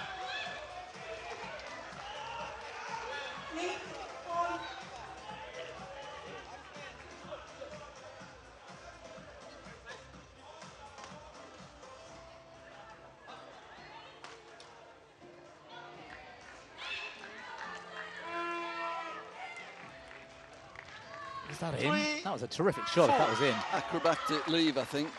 Left it through his legs, jumped, just out. Wow. Good leave. That's a good shot. Oh, it's gone long. Oh, Service over. unlucky. The idea was great. It was straight back at the player. That's just played the shot before. Yeah.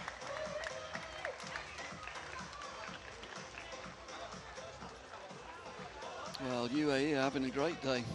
Girls have won another match. They're through on the other court.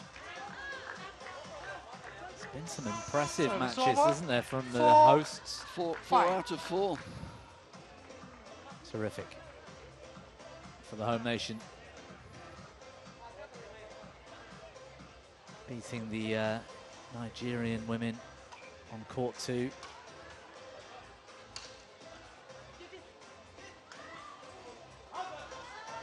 It's clever play from the Bulgarians, very patient and just picking their spots. Service over. 6-4. Nice, using the middle, fixing them in the middle, creating space out wide. 3 points away from knocking Azerbaijan Eagles out of this group.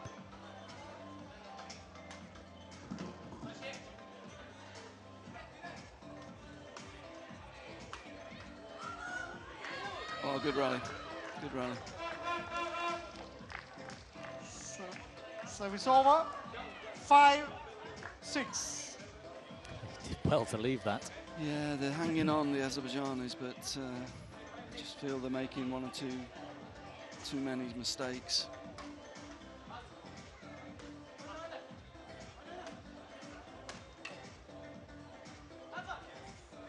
Almost forgot to rotate out of the way then, didn't he? Thought he'd won it. Oh, that's a good shot. Oh, it's out again. Oh. Would have been very clever, though. Yeah, yeah. A little bit Service unlucky. over. 7-5.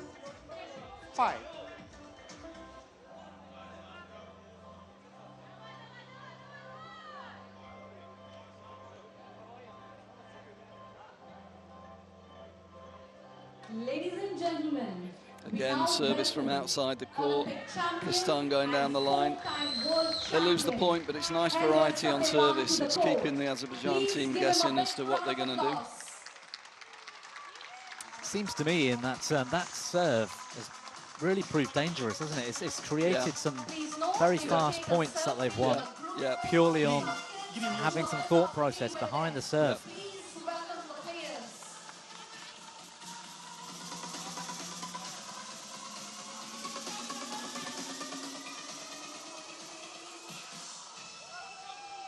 Play.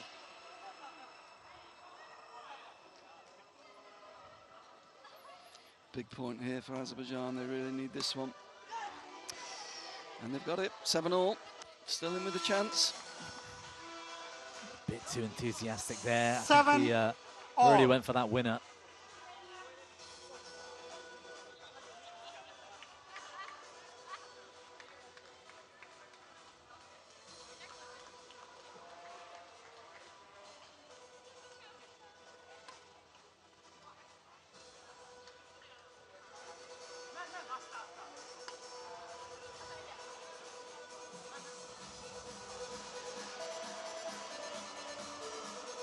Good rotation from the Bulgarians. Oi. Yeah, they're just a little bit more organised, aren't they? Service over. 8. Match point 7. There was that, we had Patrick Howe from Australia earlier talking about in air badminton, when you think you've got the chance to hit a killer shot, a big smash or something, you've got to sort of resist more often than not and just push the shuttle into the space at the last second. You can easily miss-hit the shuttle. It's moving in the air. It's a different feel to the indoor shuttle. And I think the Azerbaijanis there might have been a little bit guilty of being a bit too eager. Credit to Bulgaria, though. They were slightly more organised, especially with that service. And coming through this one in straight games. Yeah, they've got some tactics. Actually, look tactically better than they did in Baku in the European qualifying event.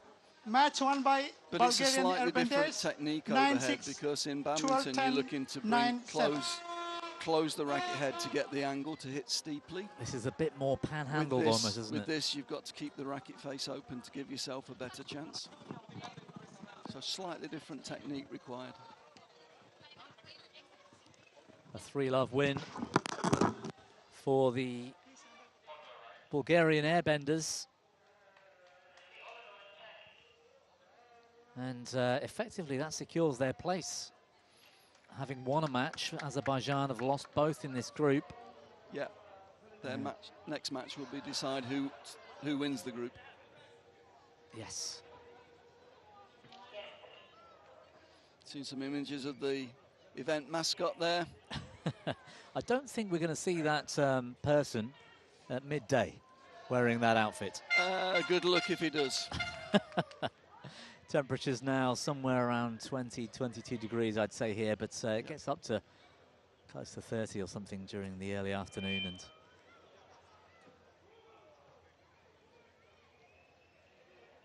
what is that, a ram? No, a mountain goat, I would guess. Mountain goat? But that's an educated guess.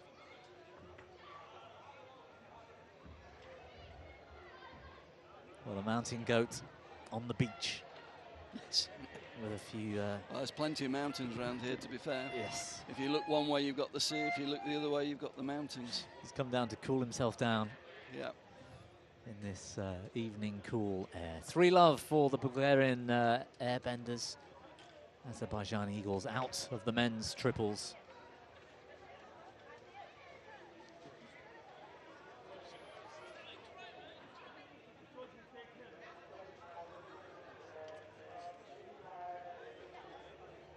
Well, there's a few highlights on screen for you before we get on to our next match in a few moments between Brazil's women's team, Brazil women, up against the Holland Hurricanes.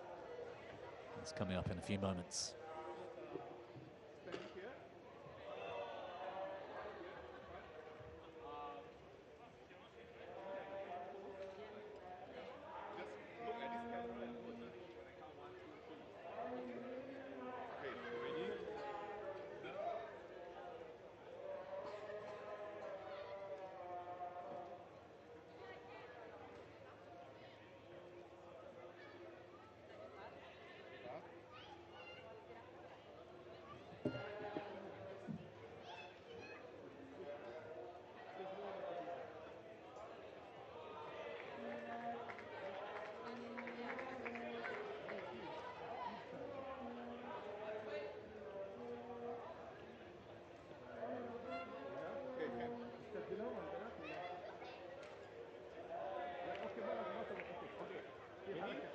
Look at the camera. 1, 2, 3.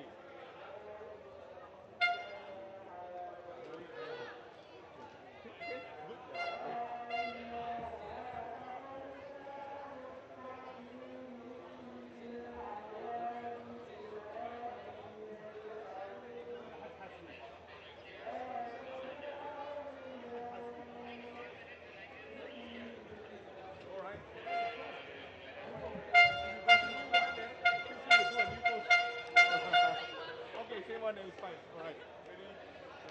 And then 1, 2, 3.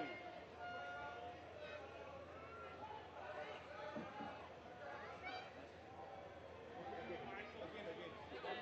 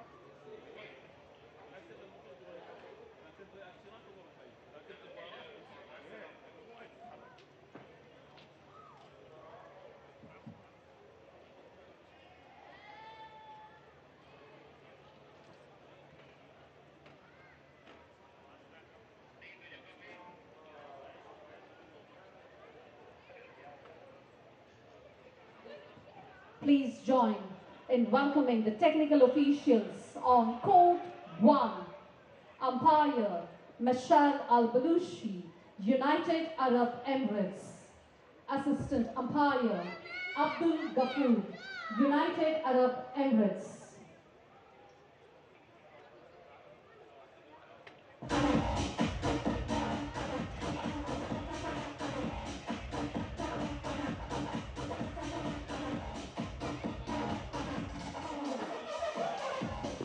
Please welcome Brazza Women's Team.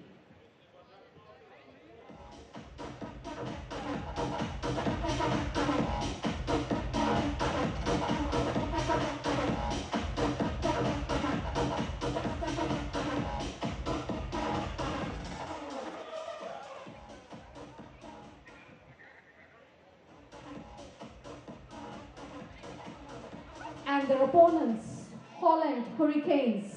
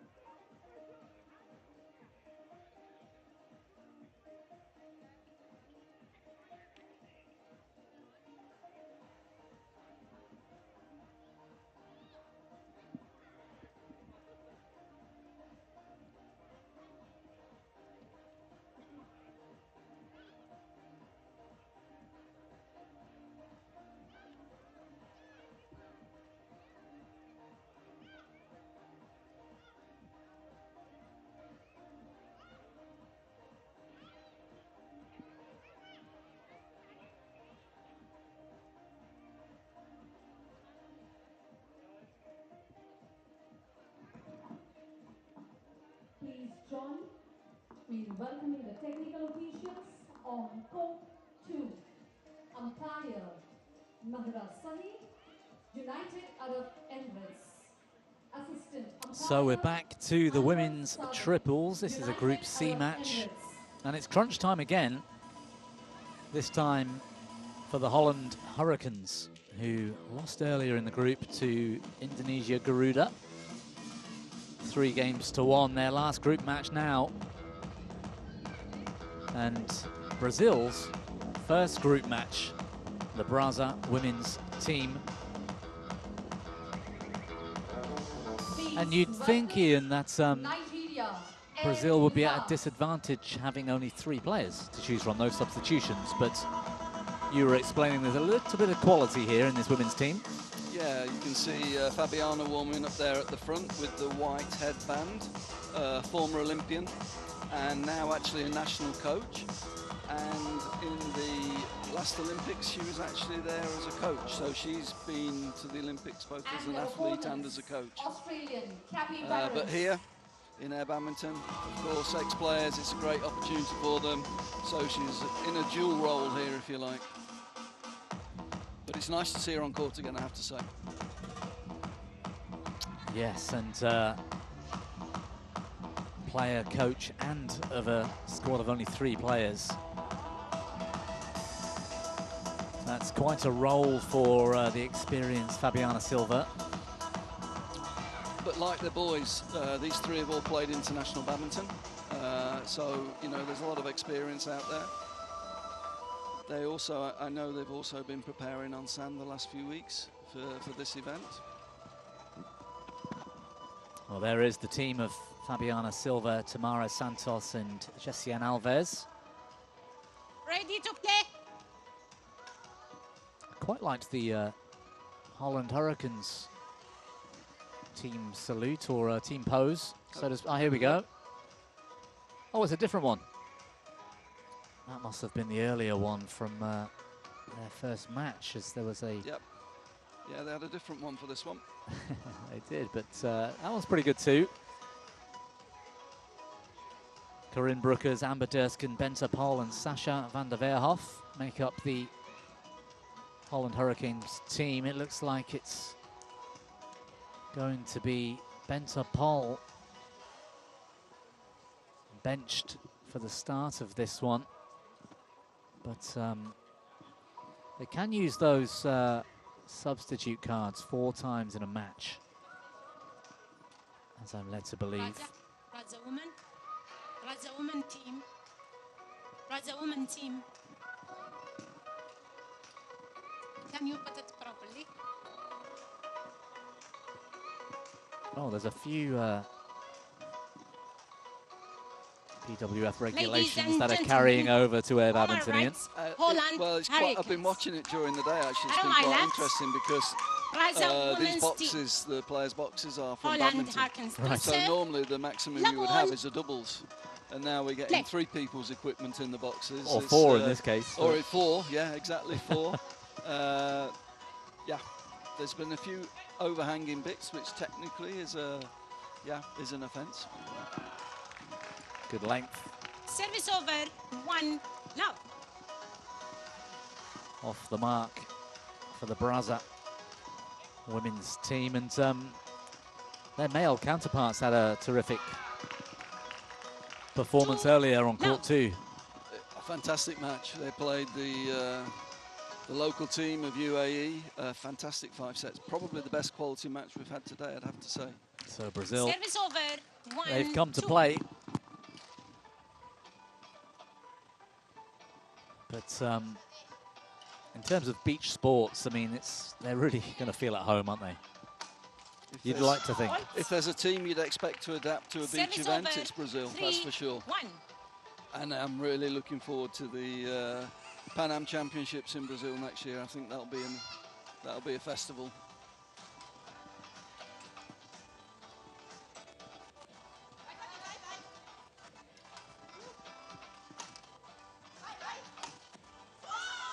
It's a good rally, and 4, 1. it was quite patient initially from the Brazilians, but as soon as they got that chance, well, it was put away nicely.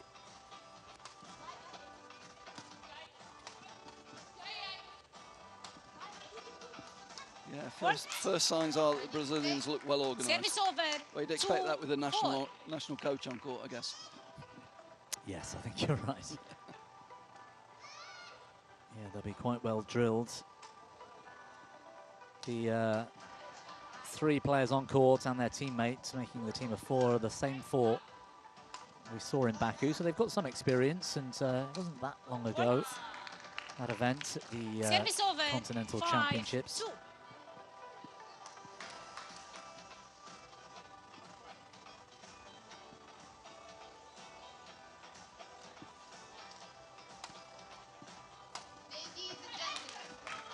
That's a good shot. Service over, 3, 5.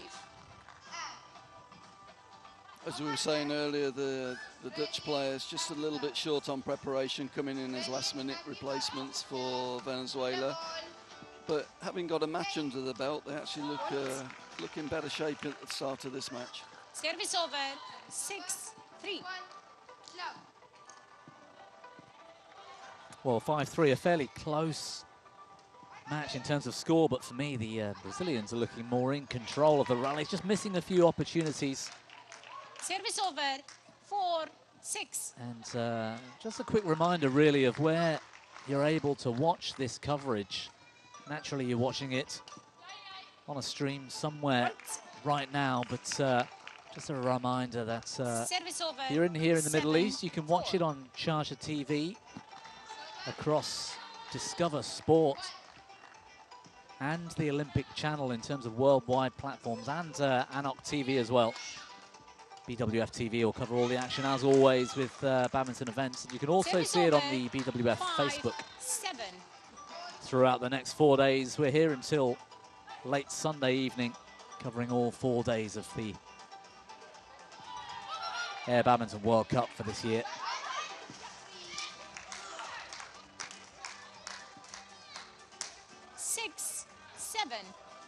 Hanging in there, Ian, the Dutch. Yeah, I mean, obviously they're short of preparation. They came in at the last minute, but having had a match earlier on today, they look a lot more into it, let's say, in this match so far.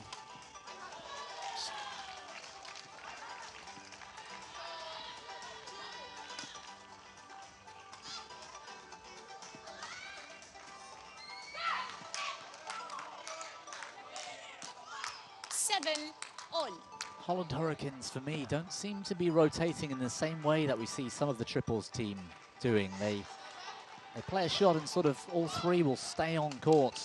You'll quite often see a player leave the court. Yeah.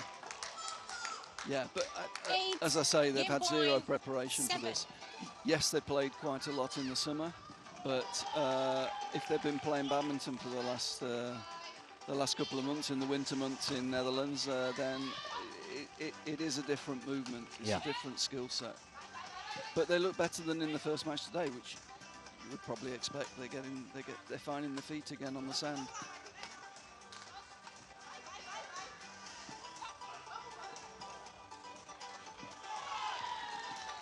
Corinne Brooker's doing well there with the rotation, but that was a great shot. Good rally, really good rally, yeah. Service over, 8-all. That's nice. Yeah. Going back to the player who just hit.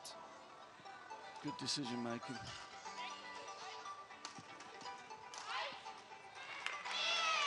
Oh, it's landed on the line, I think. Yeah.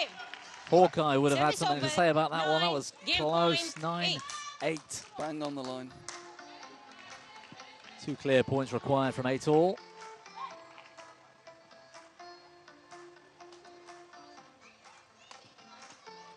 Oi, that's gone well wide. Tensions rising. Service over, That was a little wild. 9-all. So lots of experience, but perhaps that first game out is playing in the minds of the Brazilians a little bit. Service over, 10-9.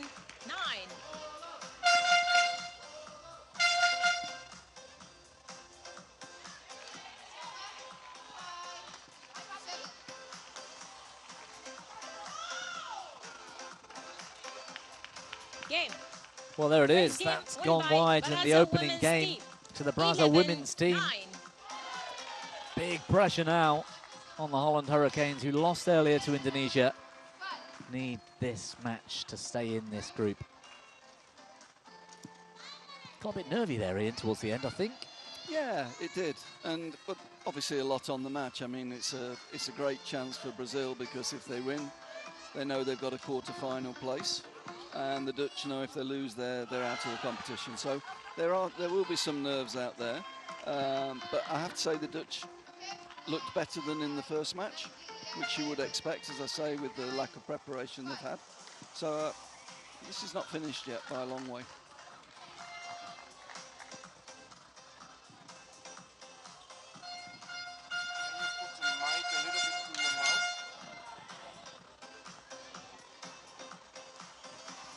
Court 1, 20 seconds. You'll see Court there's 1, no need for a 20 coach in the seconds. coaching chair there with Fabiana on court.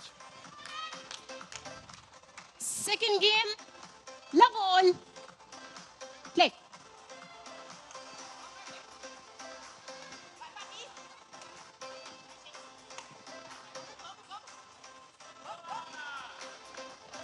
Early pressure 1, love. from Braza. Yeah, nice and solid, not trying to hit too hard. Keeping in the middle as well, no need to take risks. Nice margins, they've won the first game, they're going to play with good margin here, I think. That's what Service over, 1 all.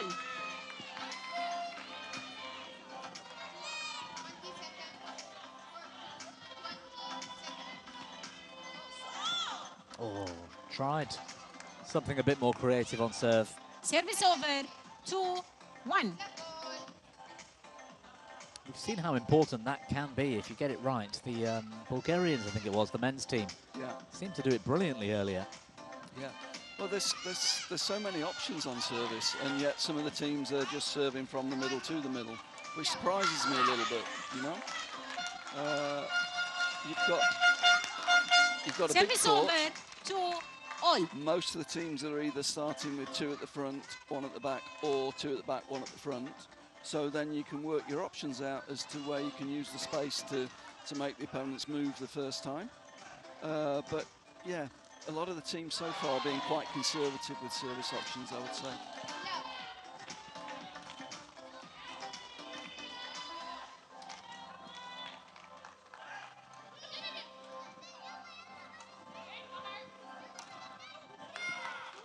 Oh, that should Service over. have been better. 3-2. Don't want to go too deep into the technique, but you see with the Brazilian girls, when they move backwards, they're side on, they're chasseeing back. Whereas the Dutch are moving backwards square on, and that's much harder to do on the sand. You want, there we'll see it there, the side on movement there. You see there's quite a difference in technique there. Service over. 3-all. Yeah, that's interesting.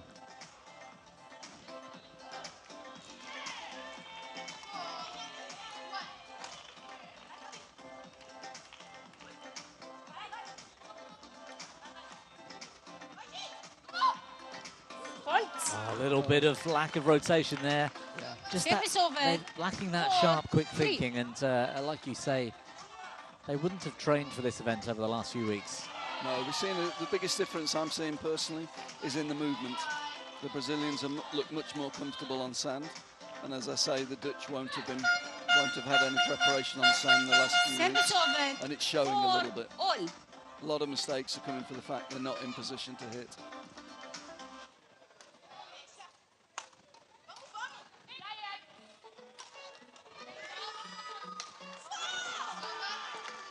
A couple of overheads. Service over. Van der Weerhoff has 5-4. missed.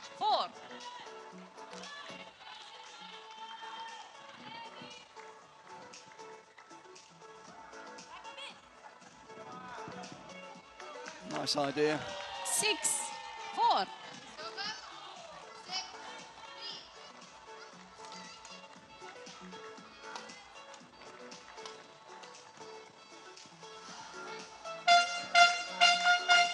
Service over. 5-6. It's absolutely perfect playing conditions right now as well, isn't it? Into the evening, no wind, temperatures lovely and comfortable. Yeah, like I say, but it's still outdoors. We saw at the end of that last rally, the shuttle drifted long. There's Service still, over. you've still got to play the 7-5. conditions even without, you know, the higher level of wind. Yeah. There's still air currents. You've still got to be, you know, mentally alert as to how the shuttle's moving as it comes off the racket.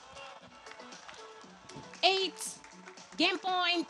5. Well, this for a 2-game lead.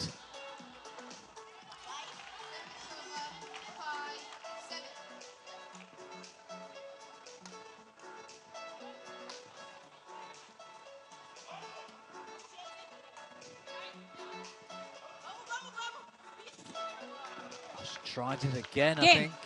It's gone Second wide game won by from Baraza Corinne women's Brookers. team. 9-5. Yeah, and again there, the last shot was the example where the movement backwards is causing real problems for the Dutch girls because they've not had that preparation on sand. We'll see it here as the clear goes up. No, it's not that one. Yeah, it is. They're just two-footed going backwards. Yes, not and also turning. didn't judge the flight of the shuttle, like you say, just that little bit of movement. No. And your arm's not in the right place to play the shot you wanted to.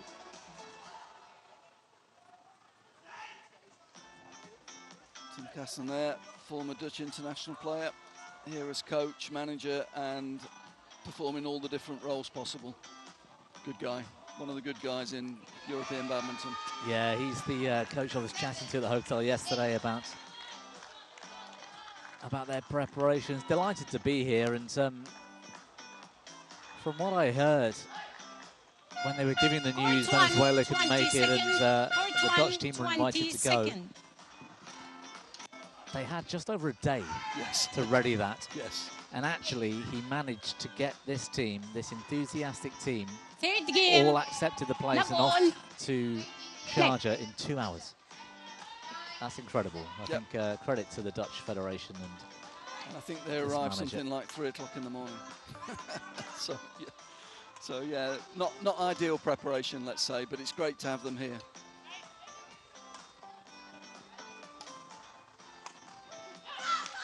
That's a good shot.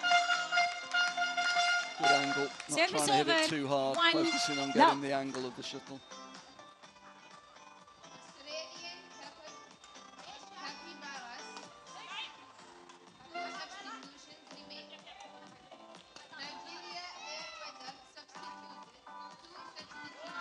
Bad luck.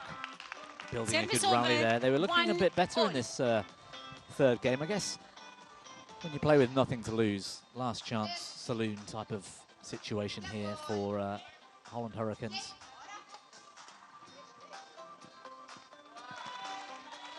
Yeah, and that's that little air current just carrying it a little bit quicker, playing towards the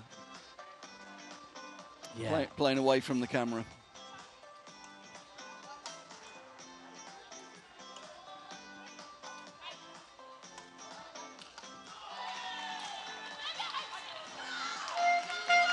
Service over. 2-all.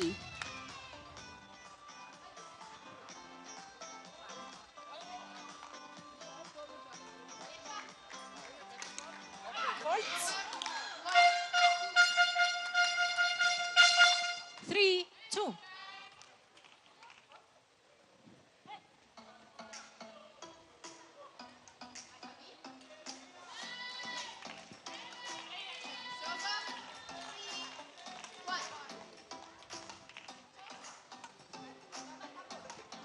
Yeah, it does seem a little bit more difficult for the Brazilians to get a good length from this far side. 4-2.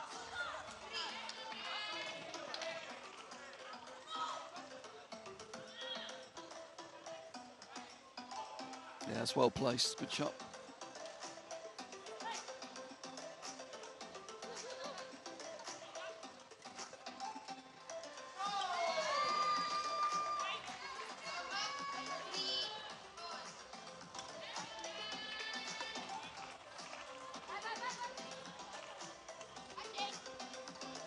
Good control from Silva up the line. Yeah. But Service again, over. the movement's better, 3, so she's playing 4. from a solid base. She's in position, and that's still the biggest difference for me between the two sides. The Dutch are very much off balance when they're hitting a lot of the shots, and that's causing some errors. Good pickup. That's a good rally. The Brazilians getting themselves out of trouble.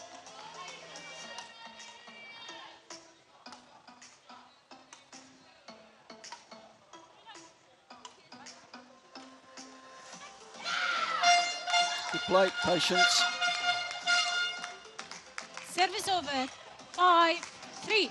We've seen it quite a few times, haven't we? That conservatism paying off. Yeah. I mean, I'm sure there's some people trying to compare this to badminton watching this. What you're not necessarily seeing is the difficulty of the movement. Service over. 4, and the 5. conditions that you can get into position, and the shuttle will move slightly with the wind, with the drift, with the air currents that you'll always get in a beach environment. 4-5.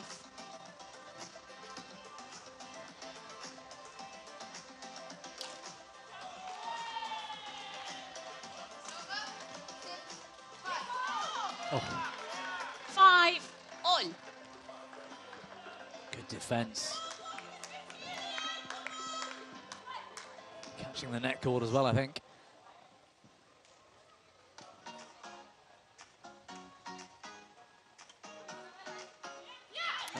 That's a good shot. Really good shot down the line there. Service over. 6-5.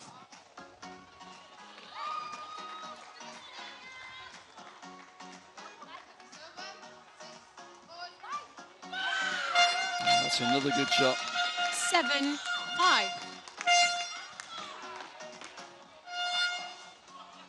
Interesting match as well going on court 2, off camera right now, between the Nigeria Air Wizards and the Australian Capybaras, the men's triples event. It's a must-win for Australia, I think. They lost their opener to Hong Kong. Service over, 6-7.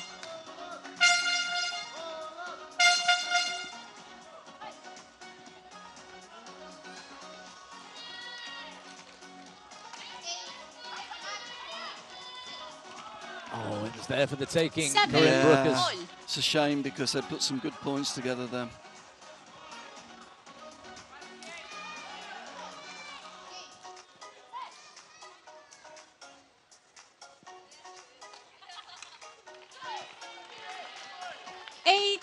Match point 7. Well, they were 7-5 down moments ago.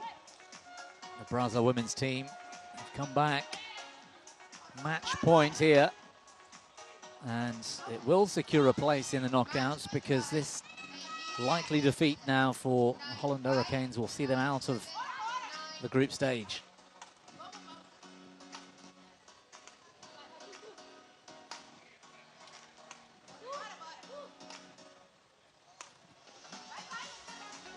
Game.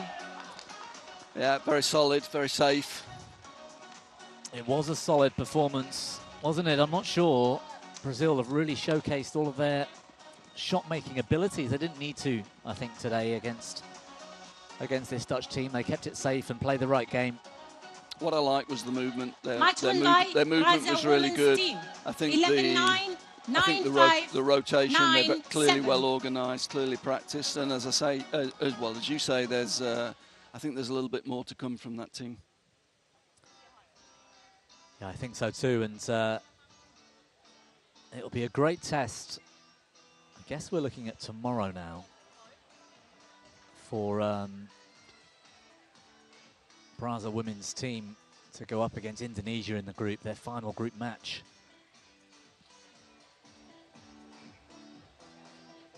So that'll be interesting. We might have a post-match interview here coming up.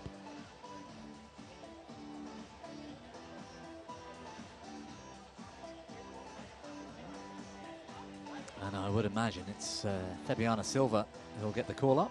Nope, she's run off. She's quite shy. I know her, I've known her for a while.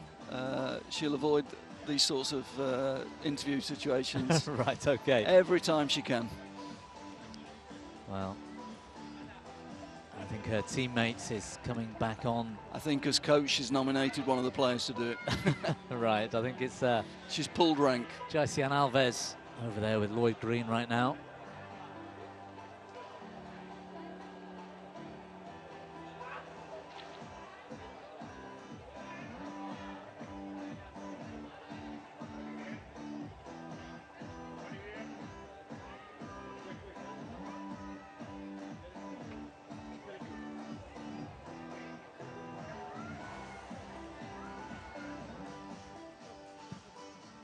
Okay? Ready? Oh, you want to look? No. Stand back there, and we're looking. Okay. You're looking at the camera. Yeah. JC, great win for Brazil. How do you feel? Yeah, I feel great. We feel great. The first game is always challenging. We were a little bit nervous at the beginning, but fortunately we were able to stay calm and win the game. And what did you work on with the tactics to try and get the win? Yeah, we were talking to each other, supporting each other, and trying to feel the wins a little bit so we can do our game. And fortunately, it was good for us. In the beginning, we were winning, but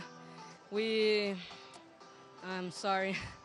Yeah, and then they tied the match, but we were able to win the game. And how's the week been? How's the stadium? What's it like being here? Yeah, it was great. I mean, great stadium. The city is also so great.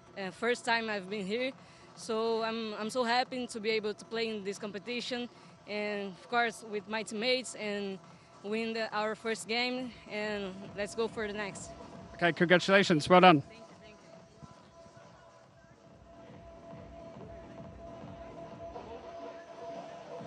A great interview there with Setiawan Alves of the Brazil women's team. And some interesting thoughts as well, Ian, where yeah, they seem in pretty good spirits for this event. Yeah, I mean, they're a team that's prepared really well. And as we said at the end of the match, I think there's a little bit more to come from them as well.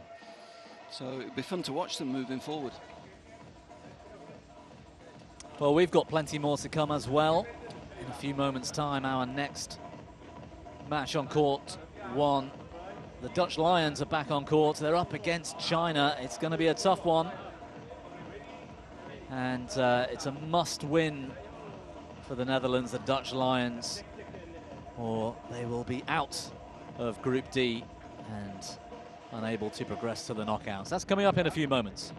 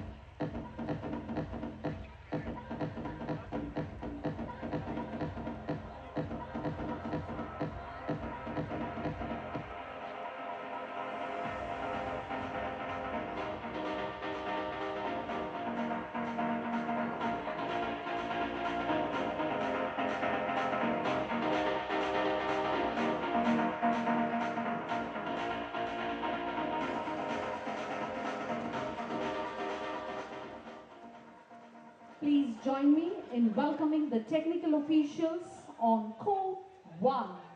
Umpire Tasmin Hanif, United Arab Emirates. Assistant umpire Nasir AV, United Arab Emirates.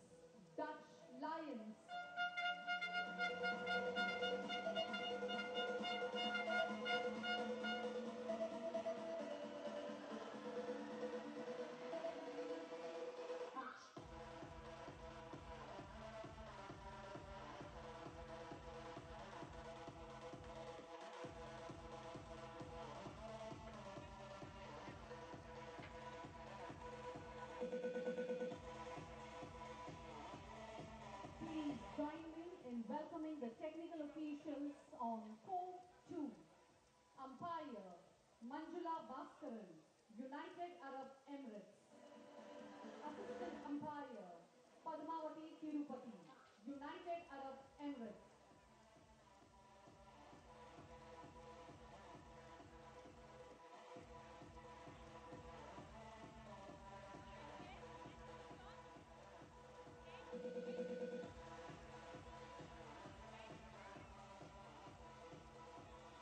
Please welcome Azerbaijan Gazelles.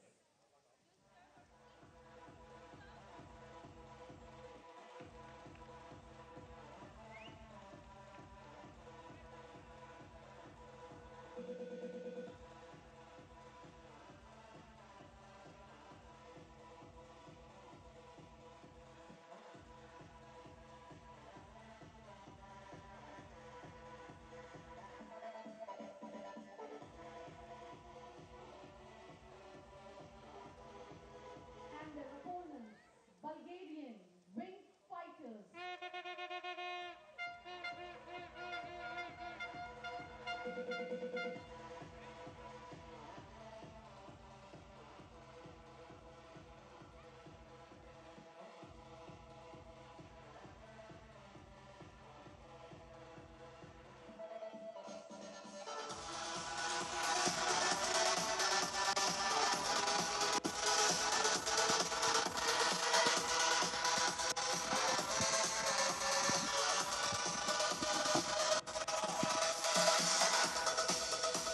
Check, check.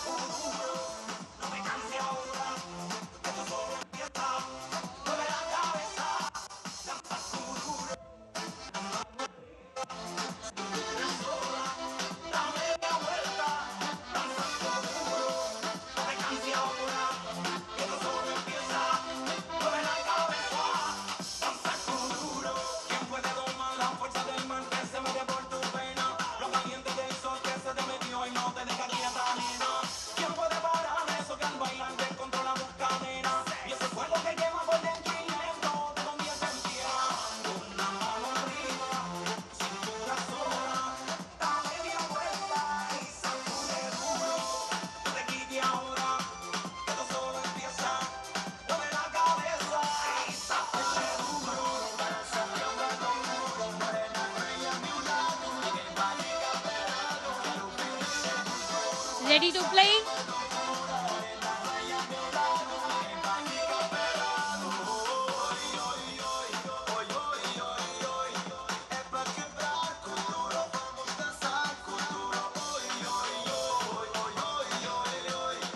Well, the party does not stop here in Sharjah. We're on the beach in Khor-Fakkan in the United Arab Emirates. Terrific aerials of the stadium here as we get into the mid-evening.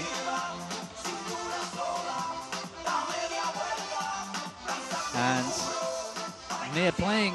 near perfect playing conditions as well. Players. Comfortable temperatures now, avoiding the midday heat, and the wind has really dropped off, which helps that particular aspect of air badminton.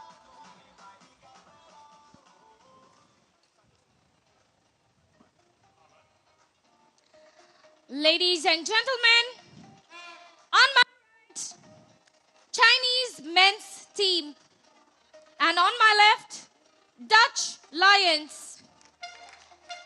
Chinese men's team to serve, love all, play. And the umpire Fault. doing the announcing Service fault for called, me. Oh, foot. Service over, first point of the match. One. It's a service fault. love. Good start. False start. A false start, that's right. Serving in front of that imaginary line between the two red cones. 2 Love. You can see just outside the court, there's one in the background there. We're actually playing with lasers. We want to put a laser across so it becomes a proper line. But we just haven't quite got it off pat yet. 1, but 2. We'll get there. For next year, we'll have the technology to actually have something visible there. Wow, that's another evolution, another advancement of the sport. And in terms of setting the scene, the Dutch Lions have lost in the group stage earlier today to the German airballers, 2, who currently top the group. This is the first match out for the Chinese men's team, who will be one of the favourites, Ian, I think, for the event, possibly across all the disciplines, but it's hard to tell, it's hard to gauge at this stage. Yeah, I mean, 3, 2. There are a lot of the players that played in the Asia-Pacific qualifier are here again. Actually, they were a little bit lucky to get through to the finals. They were match points down against Malaysia in the 3-4 playoff and just really did only just scrape through. But having had a quick chat with the coach, they've certainly done more preparation for this, so it'll be interesting to see how they go.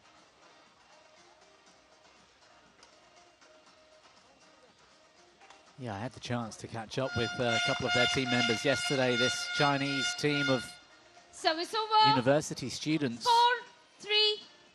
But that university games level in China of badminton is pretty high quality, isn't it? I mean, it's very high. Some of these players have been playing early round stages on the World Tour. 5, in terms of the indoor game, and so the quality is really high.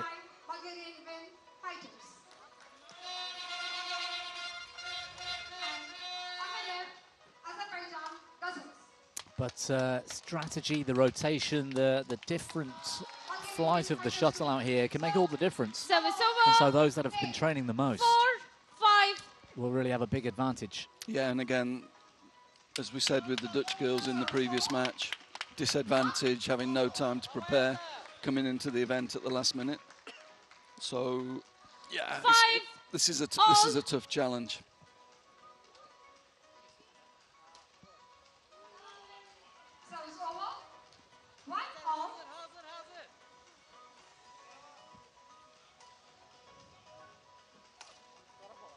So 3 players on court, a team of 4 in total for each. 6, 5. For China, Huang Boji, Chen Qiyu, Pan Dui and Wu Peiwen make up their team.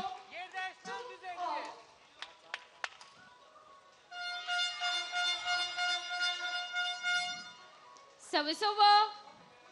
6, all. A couple of Dutch teammates there, Sasha and Benta, looking on, supporting their men out there. A must-win for Stephen Otto, Calvin Pohl, Timo van Herren and Pim van Vegel. 7, 6. Last-minute entrance to the Air Badminton World Cup this year after the inability for Venezuela to be represented despite qualifying. Yeah. And brilliant that the Dutch came in to fill that 12th spot at the last minute. It was a great effort, really great effort. And with the exact same team that represented the Netherlands at the European Continental Championships Game point. as well. So they've all got that experience.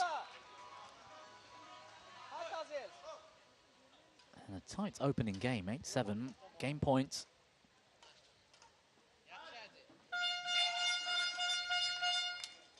Service over. 8, all. Can already see the benefits of the Dutch having played a match. Playing much better than when we saw them earlier in the day. Earned themselves a game point as well. 9, 8. Teammates realising they were on the TV, on the big screen.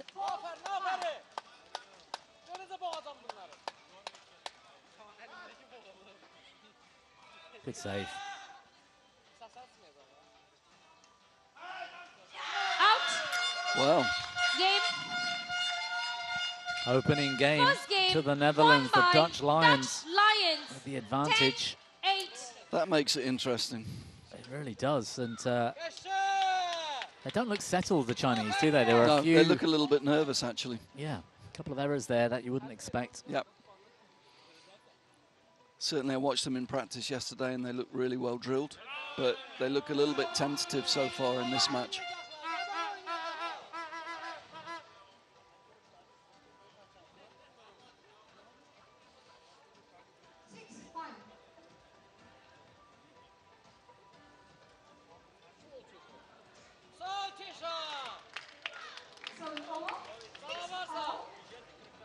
Substitution.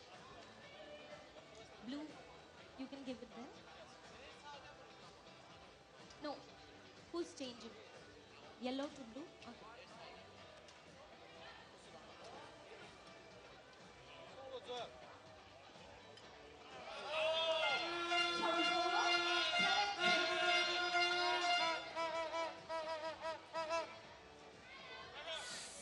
Well, that opening game is going to build some real confidence. Let's see if they can keep the Chinese at bay here and hold off a comeback.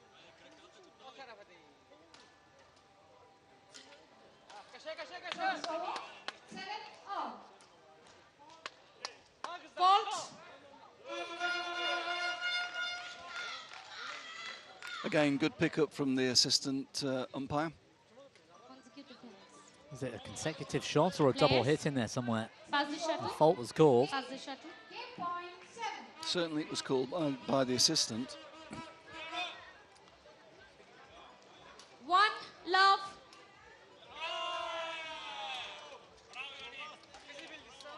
First game won by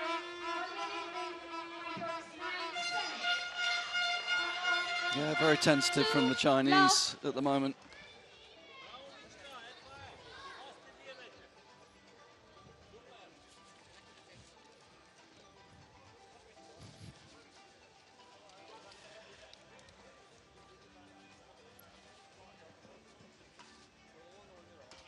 I wonder whether the Dutch players listened to that post-match interview after their own match earlier against Germany, where Thomas Fuchs in particular was talking about conservatism and keeping the shuttle in court and making no mistakes.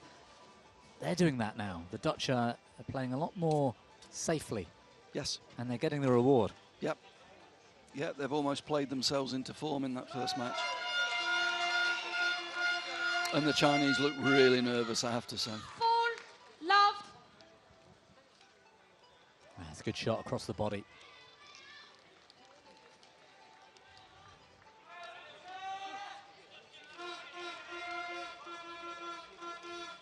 Oh, that might have been going wide.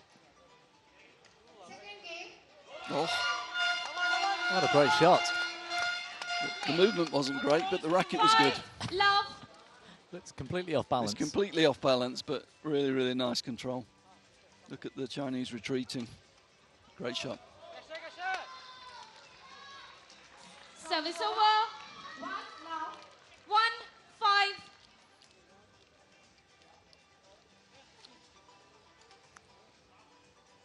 Well, a game up. And they've only just got off the scoreboard, or onto the scoreboard, into the second game here. 6-1. This is slightly worrying signs. The Chinese men's team, who have got tough opposition in their next round match against Germany as well.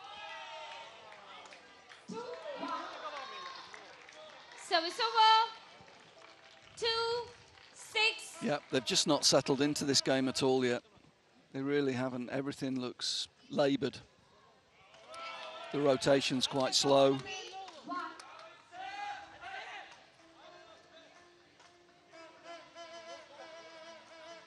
Yeah.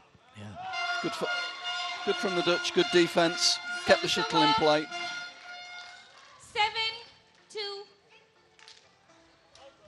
7-2. We see you too. Hello.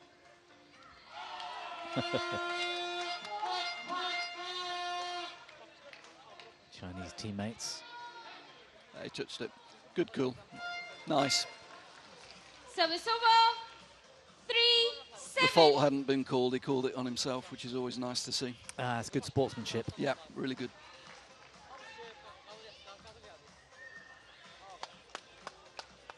Service over. 2-4.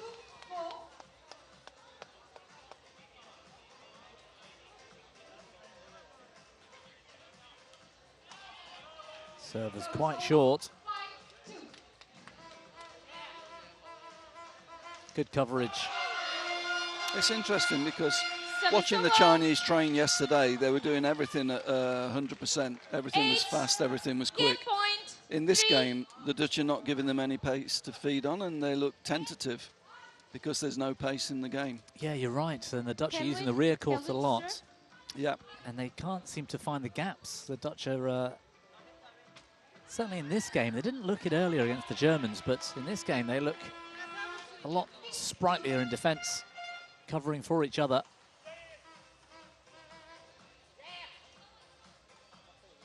That's clever. That was a clever shot. Yeah, that's nice. Service over. 4-8. 7-2.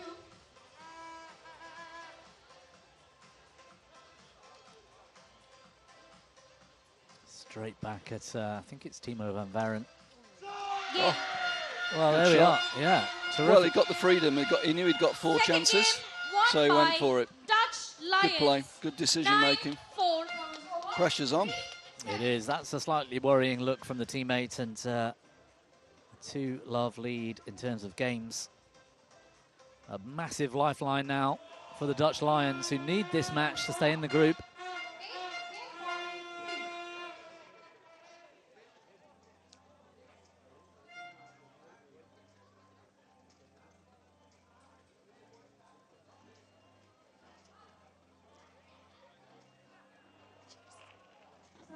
JC, can you ask to put inside the box? Okay. Coach.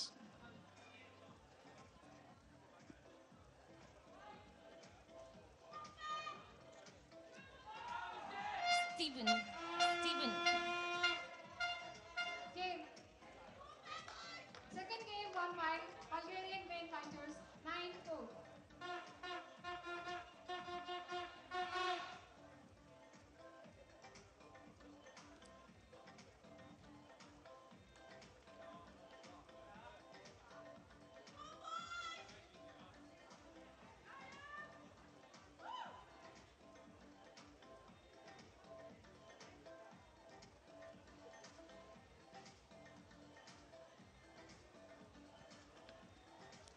Third game. Love all. Play. Well, a reprise for the Dutch after a disappointing opening match against Germany earlier. They're looking so much more confident in this one. Love. Yeah, and I'm very surprised how tentative the Chinese team have looked. But as I say, I watched their training, and their training was all pace on. All pace on, and the Dutch are not giving them any pace. And They did there and paid the price for it. Yeah. Yeah, so you're right. I think that's a big, maybe it's a tactical solution, a sort of something that the Dutch have worked out and have decided that's the way to play them. And there's one thing for sure, the Germans will be watching this. So I think we'll see more of the same.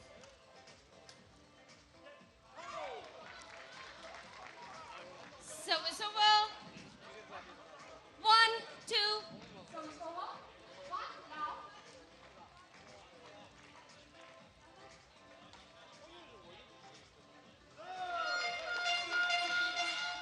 Service over. 3-1.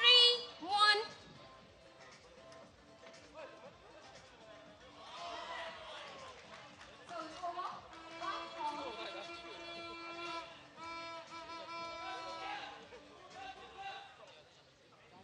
Oy. I wonder if there's a temptation I find in badminton, when you get nervous, you want to hit harder. Yep. And that will sort of bode well for the Chinese if the Dutch start taking that shuttle early and just playing force flat. It. Yeah. Good finishing shot. Look at that from the teammates. Real sense of belief now. 4-2.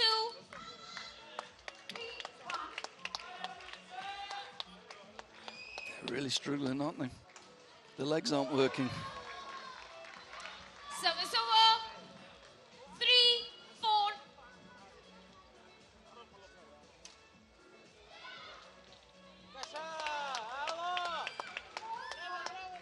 Aferin kızlar. Sağ ol Vika. Atletna Vika devam.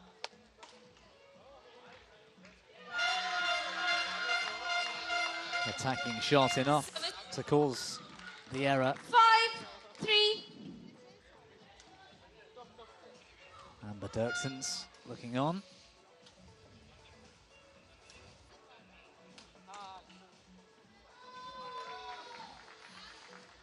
Service over. I guess the next thing to look out for is whether the Dutch get nervous from a winning position. 5. You can see that happening, can't you? You can sense it. I think it's a possibility. Just looking at the last couple of points. There again, as you said, the temptation was to put pace on, and immediately they lost the point. They've got to stay patient. Yep, I agree.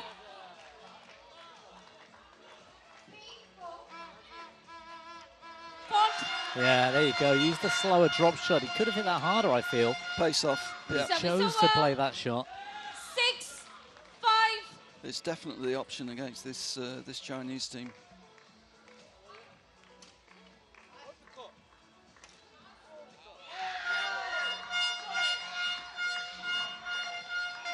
And again, the Chinese want to put pace on, but it's just drifted out the back of the court. Sağ ol Vika. Ayağlasın Vika. Victoria Kumanayeva. It's a good rally. Fault.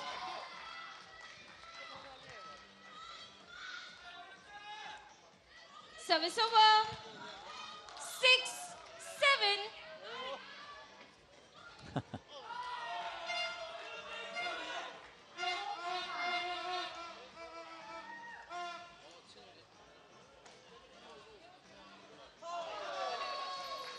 Yeah, here we go. Maybe the biggest point of the match coming up now, I think. 7. You sense momentum just turning a little bit and the Dutch getting a little bit edgy. Yeah, I think their biggest chance to win this is in this single game. And that's another unforced error, really. Bad judgment. Game point. 7. It's also the Chinese first match today in terms of the men's team, and perhaps they've just taken a bit longer than they'd have thought to get into this.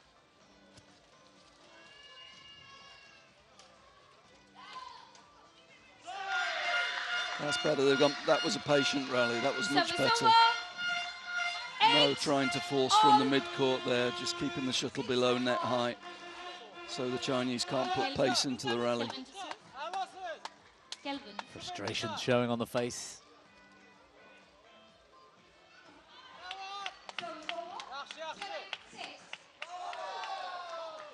That's well played. Service over. 9-8.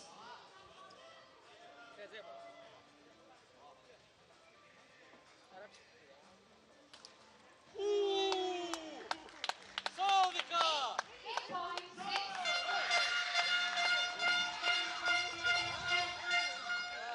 Service over. 9-all. Oh, that momentum keeps getting halted, shifting. You can feel the nerves. Yeah. Yeah, I It think stayed in. I think the high serve was a really good option there. It's taken away from the mid-court. It's nice thinking. 10. Match point. 9. Heartbreaking, leaving that shuttle to land just inside the back line. Match point.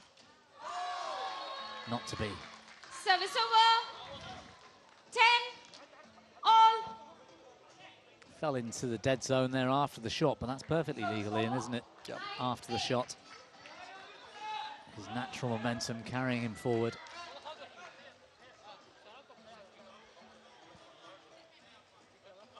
From 8-all, it's 2 clear points until we get to 12, where it's sudden death. Oh, he saw the chance. 11,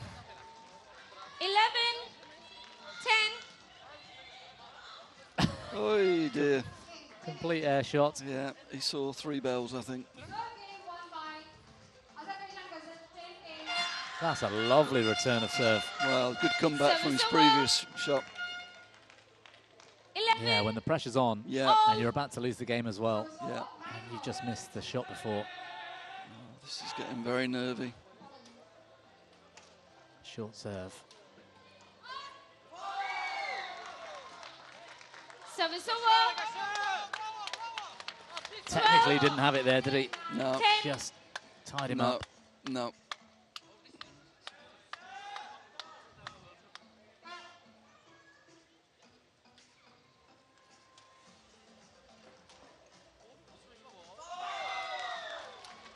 Game. Yeah, they got a little bit timid there at the end, didn't they? The movement, the feet stopped moving. Yeah.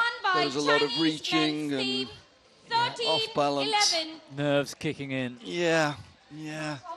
The comeback might be on for the Chinese. They've just taken the third. 2-1.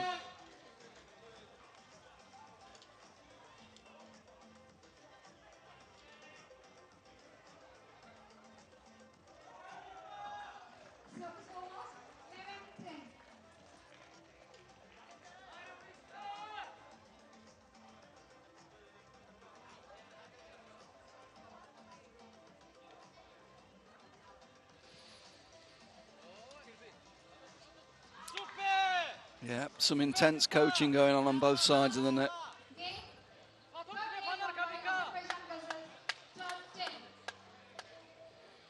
I think the Dutch have just got to get back to the game plan. Pace off, very patient, play with good margins. Point to serve. Just deflect the pressure back onto the Chinese team and not give them any pace to play with. Fourth game. Love all. Play.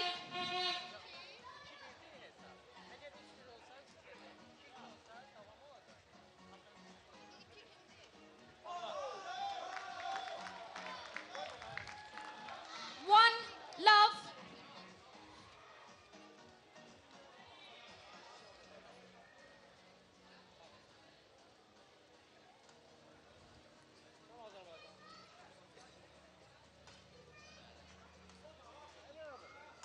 Yeah, it looks like they're reverting back to that game plan from the start.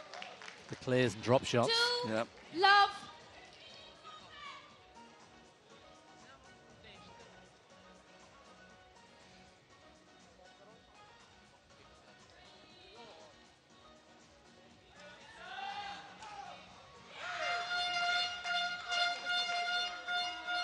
I think the advice down there of the coach in the background will be critical, because he seemed very aware when I spoke to him about their strengths and weaknesses of the Dutch players. Yeah, I think he'll just be asking for a reset for this game. Forget that one. Let's get back to the tactics that's won us the first 2 games and keep it nice and patient. That's what they can't afford to do. You know, there was no need to go for the sideline there. They could have played with a bigger margin. Yep. 1.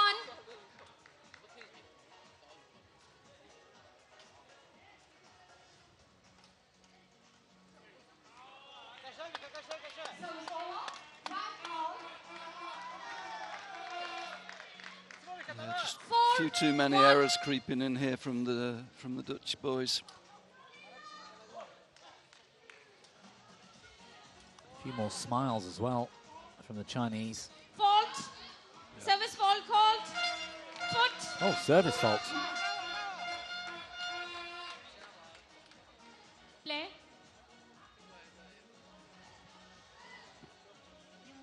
It'd be interesting if we get a replay here.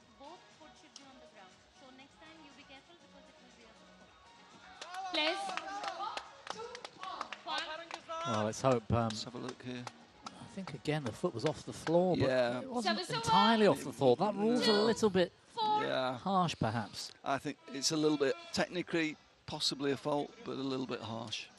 Don't think he was getting any advantage. Service over. 5-2.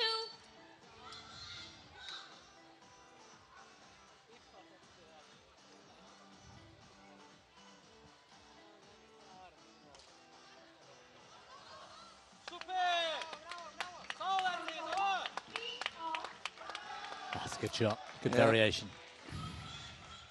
As with the sea outside the stadium, I think the tide has turned a little bit here. It looks like we'll be taken to a fifth deciding game, and that's going to be fascinating.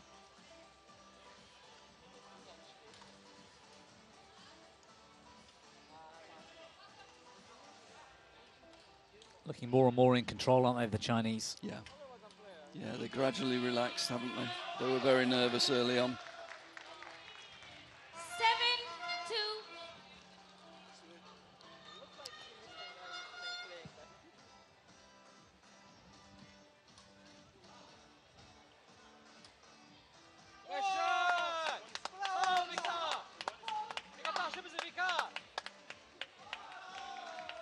Have to be careful, the Dutch. Not hitting too hard, Game point. too early. Yeah, heads have gone down a little bit in this game. That counter-attack is just too good from the Chinese.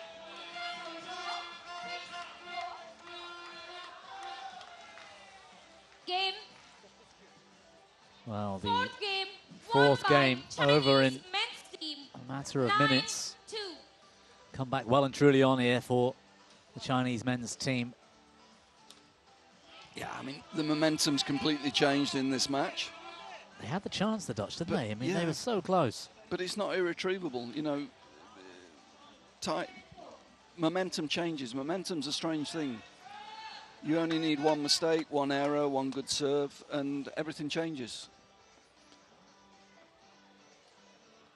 I think Tim, the Dutch coach, he'll be focusing very much on stay positive. Let's stick to the game plan. Let's try not to give them any pace, and let them make the mistakes. Because in that game, the Dutch forced a little bit. They did, and like you just said, they did give them the pace to play with. Yeah. And Final game. that counter punch Love all. was devastating Play. for the Dutch ambitions.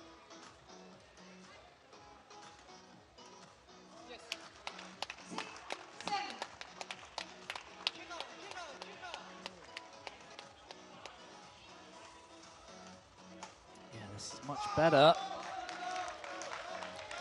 Yeah, but the One love. Chinese suddenly look very solid, don't they? They look like they've woken up. That first game especially, they looked... I think they were genuinely rattled. nervous. Yeah. I think they were genuinely nervous at the beginning of this match. And being honest, they'll be looking to get away with this. That was a terrific save. Down to his left, his teammate was in the way, had to move out really quickly. Replay would be 2 nice. love. That was close to being a fault with foot on the line when he hit that. Interesting.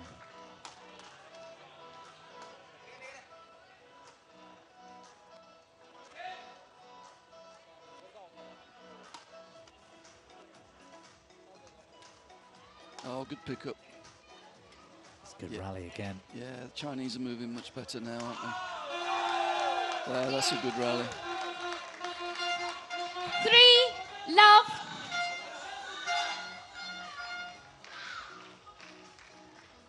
Good start to this deciding game for the Chinese.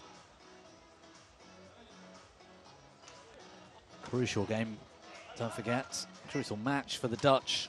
Fault. They're looking sharper and sharper as well. 4 love. Yeah, the whole body language has changed, hasn't it? A lot more positive, a lot more movement, a lot more chat between the points.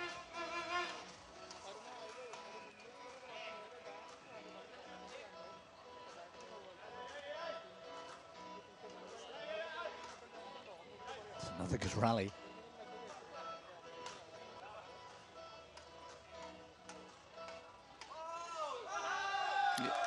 as soon as the pace went on, though, there was only one winner of that rally. Love, interval, change, ends. Well, halfway through the deciding game, the change of ends. But the Dutch Lions yet to get off the mark.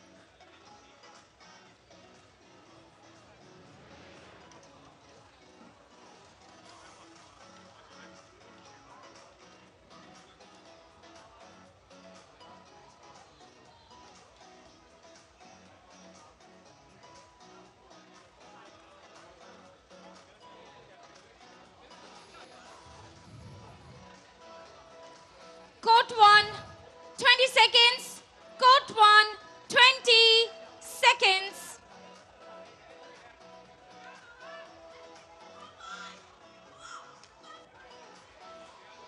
Five, love.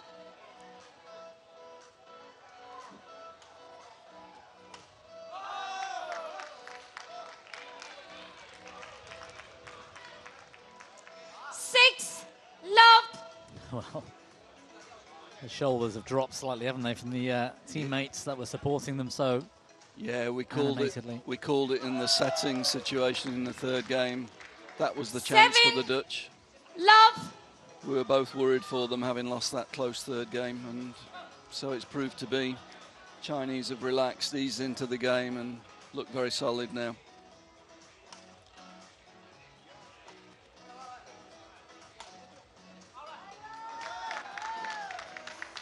Good pace from the Chinese. 8, match point, love. Well, Coach. the lead is pretty much unassailable. And a match point which will see the Dutch go out of the group. They had a chance. They did have a chance, a big chance in the third, but it was a whitewash in the fifth. 9-love, the Chinese men's team knock out the Netherlands and will meet Team Germany tomorrow to decide the group winner.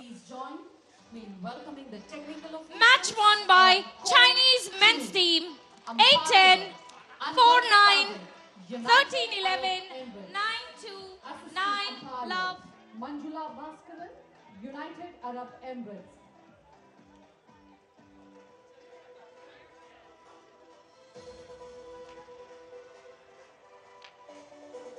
Well, I'm hoping we get a post-match interview here from the Chinese men's team, because it'll be interesting to see what their mentality was going into this group stage match. And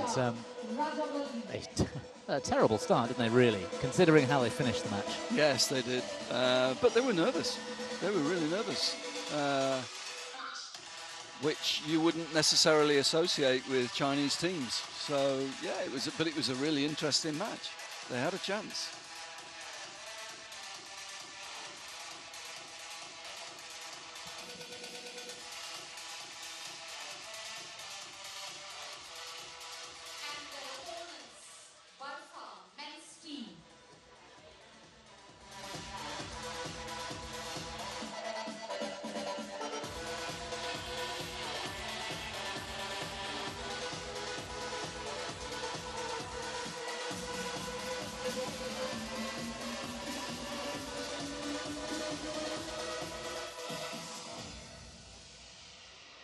Well, I think we will hear in a few moments from one of the Chinese men's How do you team feel with the players. win? 你对今天的感觉，你的赢了怎么样感觉呢？这是我们第一场比赛，然后赢下来就是非常的激烈，然后非常的兴奋，就是对手也很强大。我们在一开始0-2的落后比分下，我们最后追回来比分，非常的不容易。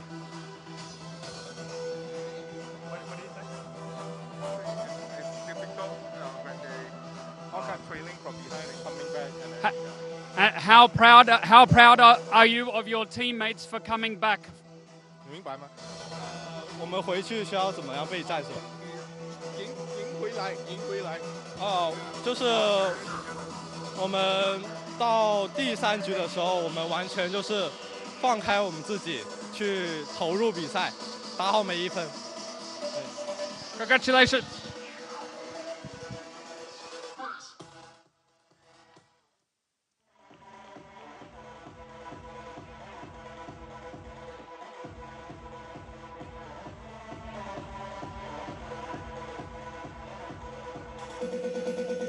Well, a few words there for our Chinese viewers to enjoy, but difficult for us to gauge much from that, Ian. But a terrific win in the end for the Chinese team, because for the first 2 games at least, they were down and out. I thought it was going to be a real struggle for them.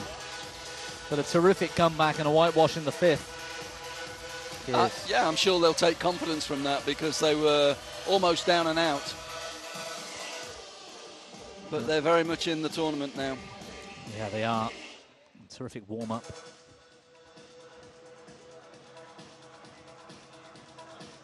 So they'll go up against the German airballers later on tonight to decide the group winner.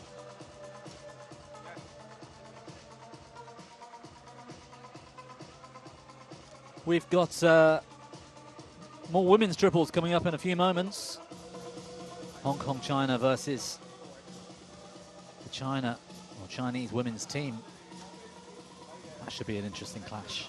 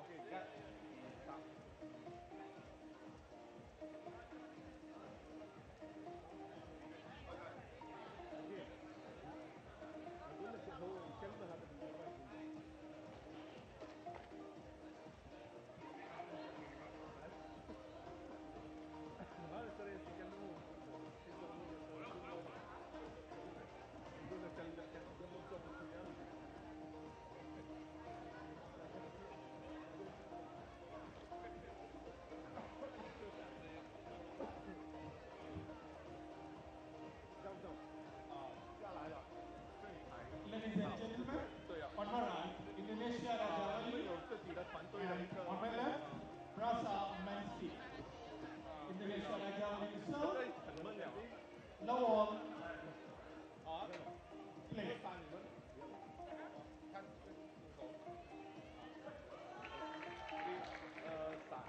So forward, 1, low.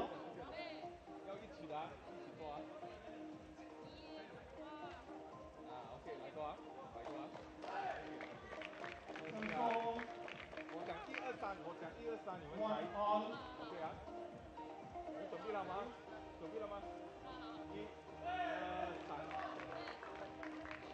2, 1.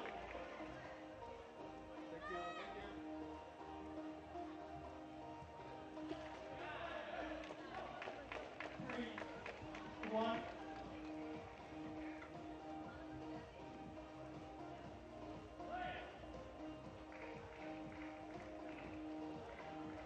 Move forward, 2, 3.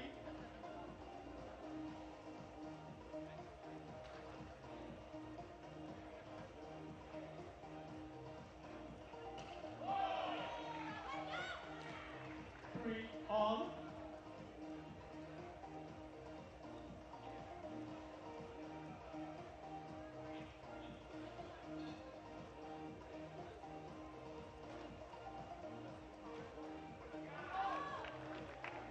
So forward, 4, 3.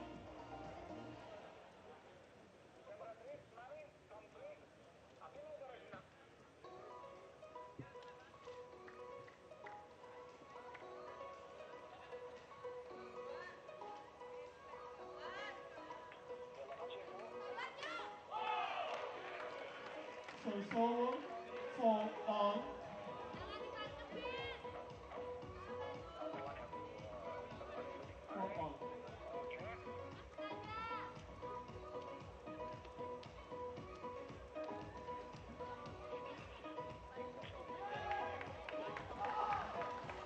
So forward, 5, 4.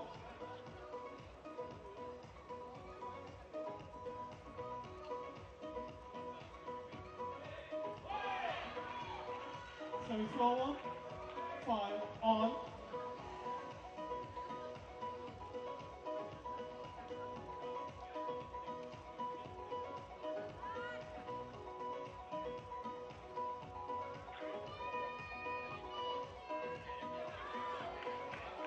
Service forward.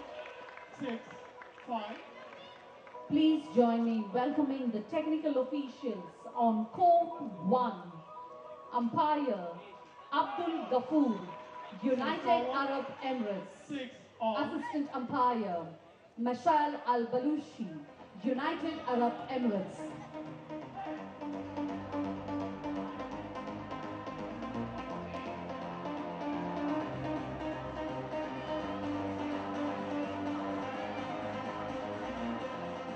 Please welcome Hong Kong, China women's team.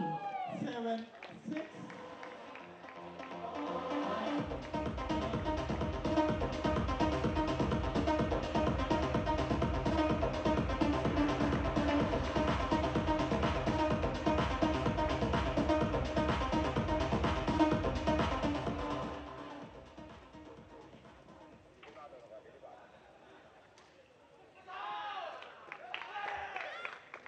And their opponents, Chinese women's team.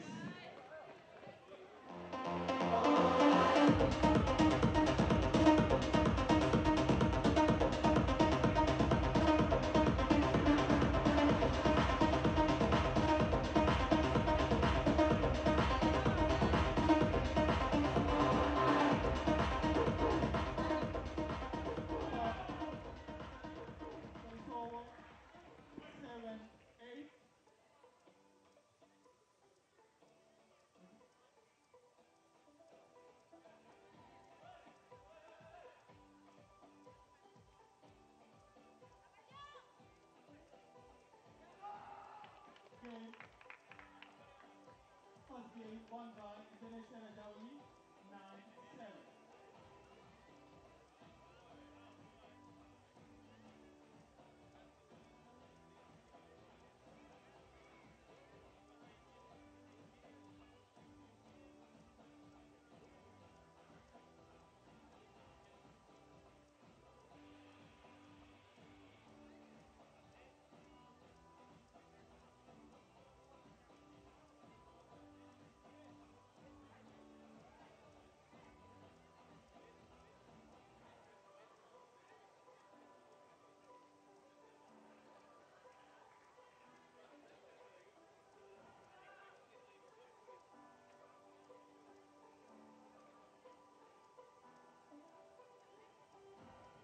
Second game, love all, play. And forward, 1 long.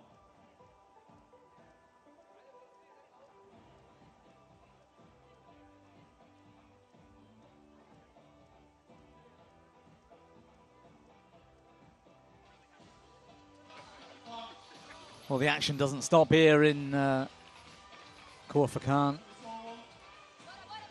here in the Emirate of Sharjah in the UAE. Our attention turning back to the women's triples here on day one, the last group stage match. China versus Hong Kong, China.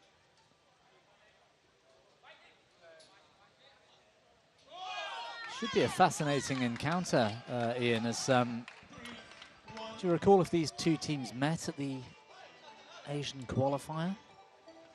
I don't think they did, but I have to say I've watched all of the qualifying events.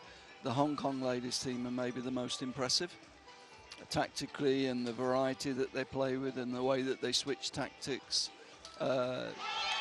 Very, very smart on the court, lots of variety, and there'll always be a bit of added spice when it's local rivalry like this. It'll be interesting. I mean, the Chinese girls in the qualifying event, they were steady without being spectacular. They, you know, they didn't medal in the triples event in Asia. They qualified through the team event. So, yeah, it'll be fun to see how much they've developed. I know they've done a long preparation, so let's see how they go. Well, both of these teams dispatched the Australian Quackers 3-love earlier. So it's little to choose between them in terms of this meeting, but this one will decide who tops the group. Business-like. Game face on. Yeah. The team pose for Hong Kong, China. Team made up of Chan Hung-young, Chung Ying-mei, Wu Yi-ting and Yuan Xing-ying. All highly experienced international badminton players, all played World Tour. Lots of World Championship experience.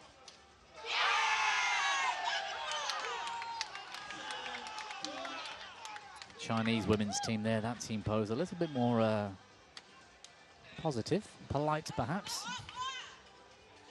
Chen Lu, Chen Xiaofei, Feng Zhuying and Wang Xiliu. Saw them earlier, didn't we? Playing against the Australian women's team. And they look pretty comfortable. Yeah, it wasn't a great test for them, to be honest. No, I think that's fair. This we'll see what their levels are like with this match for sure.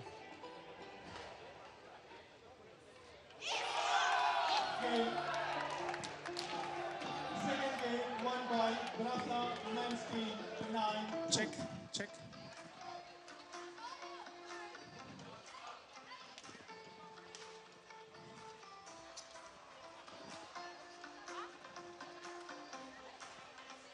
The men's triples continues on court 2. They've just got a break between games. As you can see there, that aerial shot. Court officials just tidying Ready up. to play? One game all between Indonesia, Rajawali and Braza men's team.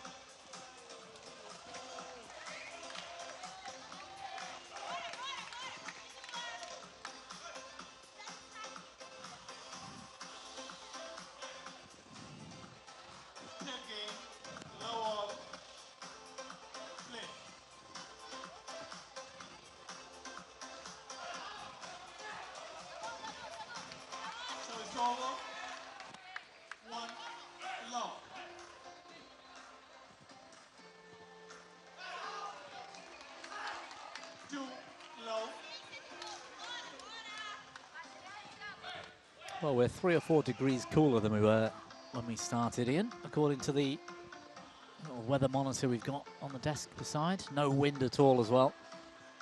It's pretty comfortable, isn't it, for these players? Yeah, great playing conditions at the moment.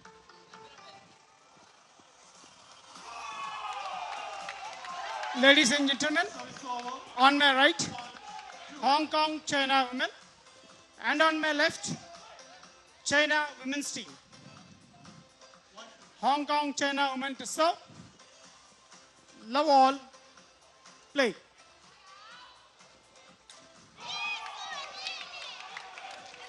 So Hong Kong, China women in the lighter blue.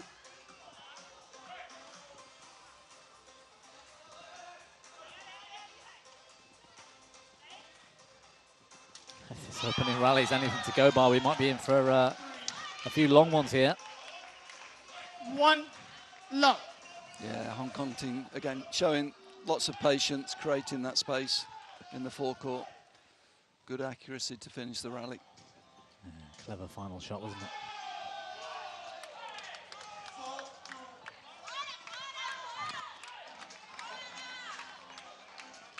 Two love.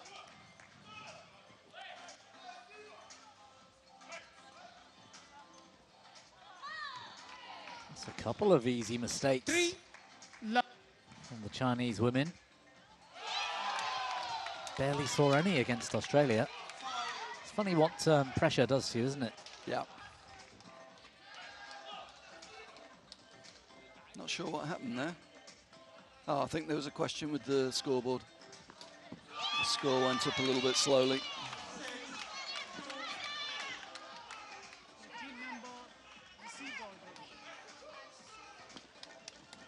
team member who see members attended the shuttle already. So they should not attend the shuttle, they should leave the shuttle. Couldn't quite make that out. That was interesting. What the umpire actually said was the Chinese team weren't ready. The Chinese team are saying they weren't ready, but when the Hong Kong China team served, they returned the shuttle, so therefore it's a fault. If they'd have left the shuttle, because they weren't ready, they would have had a let. Okay. But they actually hit the shuttle, so it's a fault. Fair enough. Yeah, it's hard to say you're not ready when you hit the shuttle, isn't yes, it? Yes, exactly. Fault. Good umpiring. 5-love. Terrific start for Hong Kong China's women.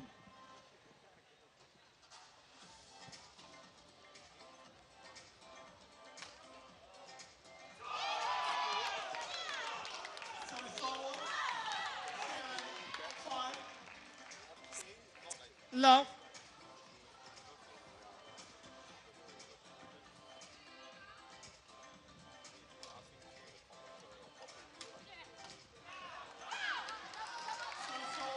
China off the mark, but Service over. 1, 6. 5 serves, 5 different serves to different places at different paces. That's the sort of nuanced game that the Hong Kong China team play with. Lots of variety, lots of little small changes. Keeping their opponents guessing, that's always seem to be in balance, but if they get out of balance, they find time. They play for time to get back into position. Lovely shot. Really good. Really, really Service over. 7-1. I confess, I really enjoy watching them play the game. They look very comfortable, don't they? And they seem to know when to take a chance and when to play it a bit more safe. Very well drilled.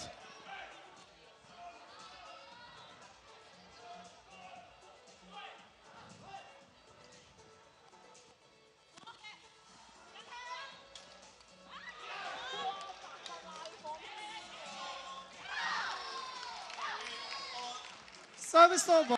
2-7.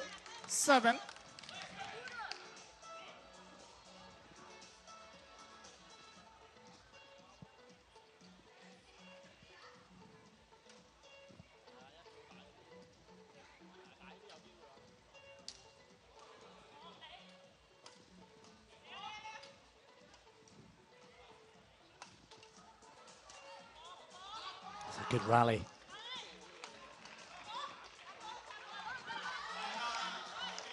Just long. There's still that little Service current over. of air in that 3, corner, isn't there? 7. Just carries the shuttle. A few teams in the crowd still there supporting, including the Chinese men.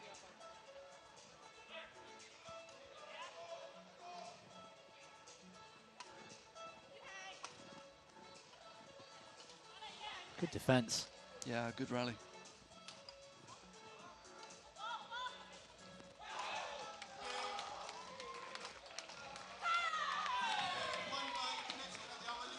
Momentum shifting within the Service rally. There's some of the longer rallies we've seen all day, actually, Game isn't it? This is a 3. good standard being played. Yeah.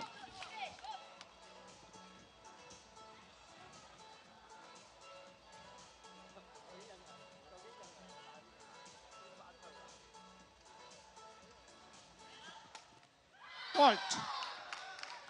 Service over. 4-8.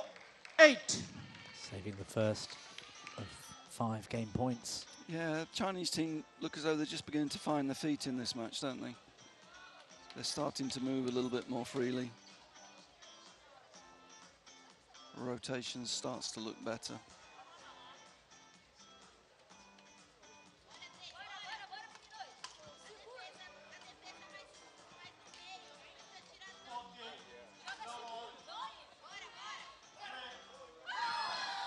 It's a good shot.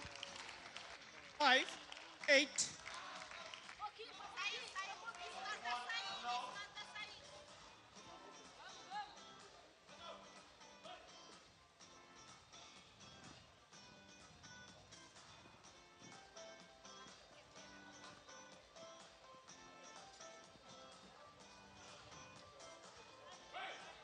Still game point here.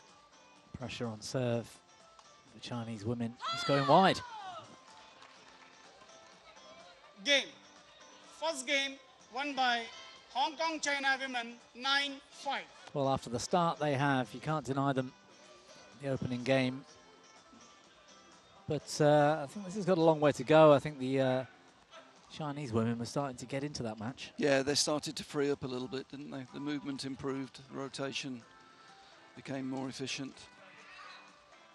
But as I say, tactically, Hong Kong Chinese team, they've got more variety to come. If they need to change it around, they can still change it around. They've basically won with one tactic there. They haven't had to change too much. The only thing they've changed a little bit is the service. A lot of variety on service, but after that, just very solid, using the rear court to open up space in the forecourt. Just very, very solid. Well, a tactic that's working so far, and it'll be interesting to see. I mean, both teams are going through into the knockout stages, but getting that better draw is all important, isn't it? Yep. Yep. Certainly, Hong Kong China will want to win the group. That's for sure. Play.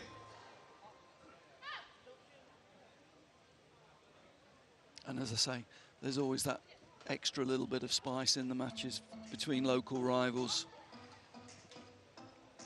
Bragging rights.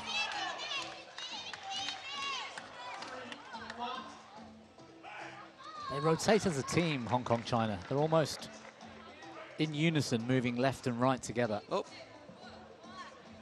What's happened there?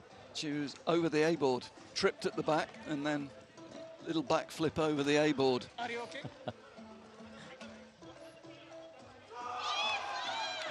Are you okay? Service over. Probably a little bit more embarrassed than hurt, I think. Part-time badminton player, part-time gymnast. Yeah. A little tall to be a gymnast.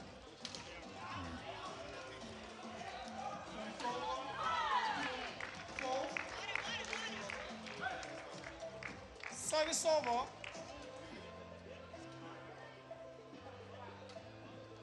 One all.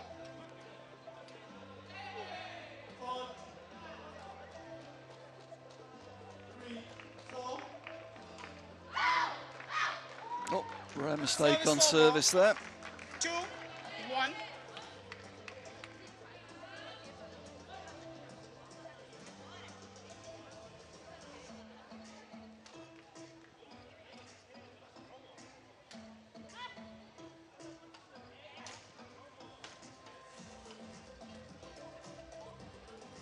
Clever shot, going over the top.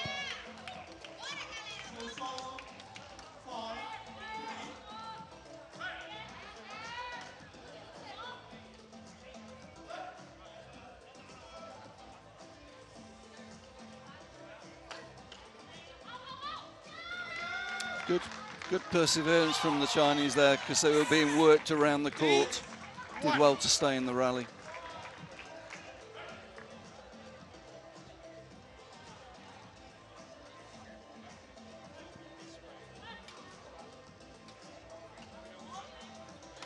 Get the feeling both teams are going to have to dig really deep into this to see off the other.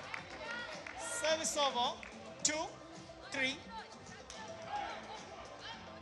Tension.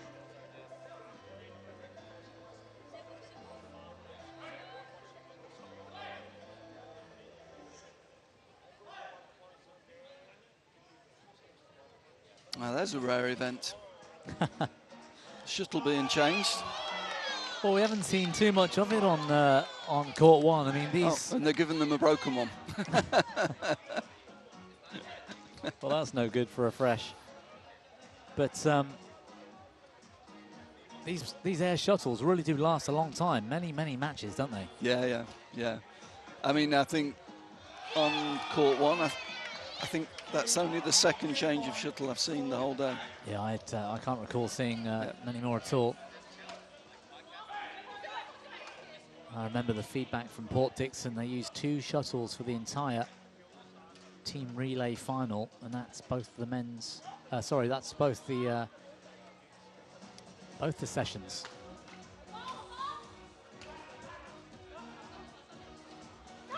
And that's the extra durability with the new version that we've come out with is fantastic, because it makes it so affordable for people. You know, it's not like feather shuttles. It's not even like normal plastic shuttles. These really don't break very often at all, so you get really good value for money. And something else I realised as well, Ian, you don't need to buy shoes for this game either. Nope. That saves you a few quid. No badminton shoes, no, and they're quite expensive these days. They are. Fault, serve foot.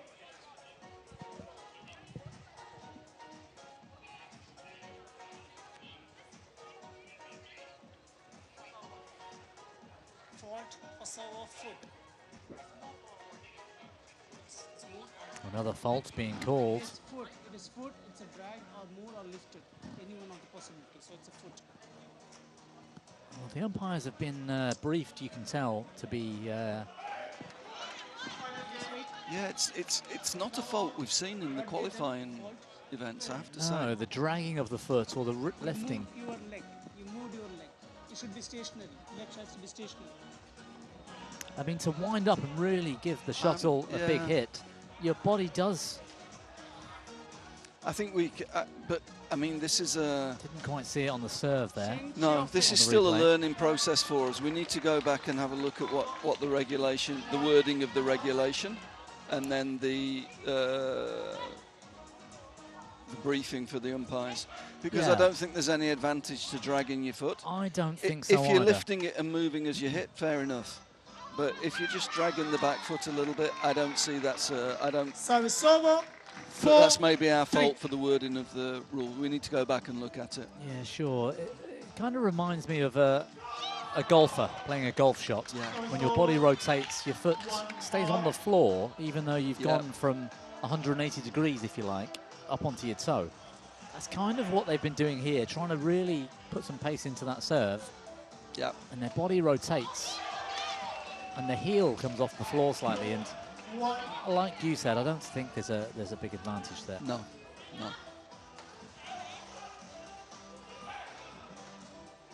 Fault. Good rally. Maybe the law Service says that, over. but that's not the intent we had when we created the rules. All we wanted to do was to stop people taking a run up, really. Right. Wong Yung Chen.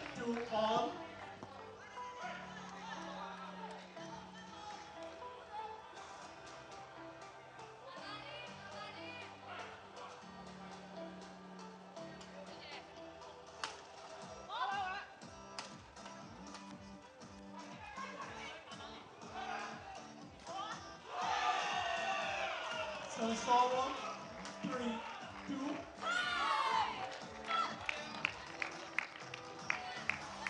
It was well left in the end, but ended up flat out on the court. Here we go. Oh! Late decision to leave. Pass the shuttle. 5. Please wait. Let.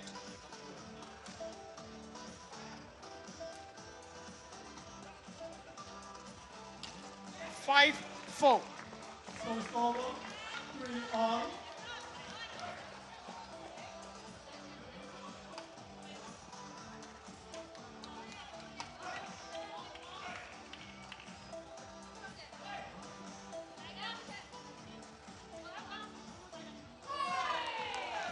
That's a really clever shot down the middle there. 6. Really good 4. peripheral vision, seeing where the space was and just pushing the shuttle into the space in the rear court. Really clever. This is about as competitive air badminton I've seen to date. It really is testament to the standards improving, the 5, strategies. 6. Clearly teams that are well rehearsed and structured.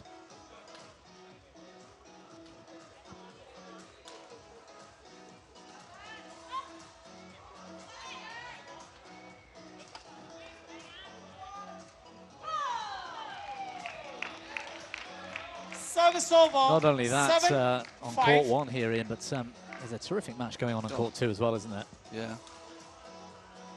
Into a deciding game between Indonesia, Rajawali and Brazza men's team.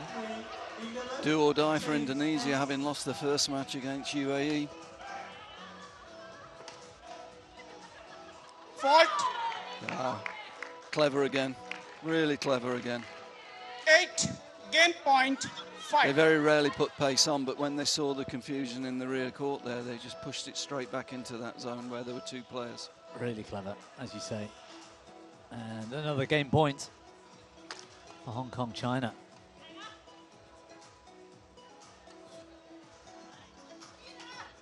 Oh, last second decision.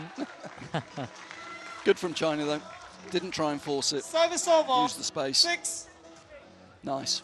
Nice disguise as well. Yeah. Clever shot. All out of position.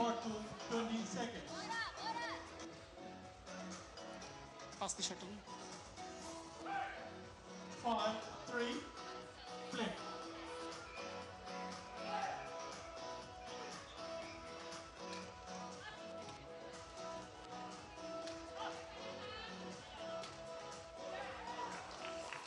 So forward, 4, 5.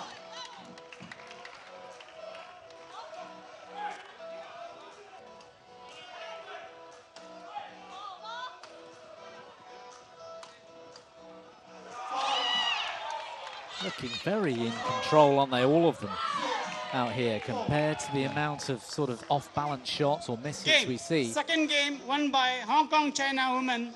The court suddenly looks bigger with these Yes. 2 teams playing. It does. Good movement, good shot choices, strategies are right up there. It's a high level going on right now as Hong Kong, China take the second game, a 2-love lead. And it might be a long way back for the Chinese women's team now.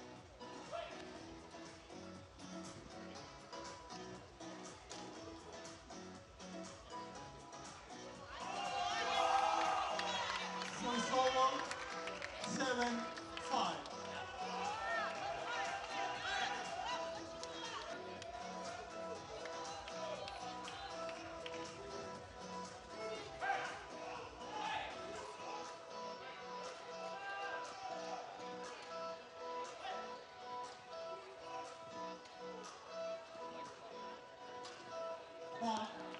So forward, 6, 7.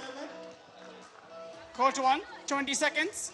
Court 1, 20 seconds.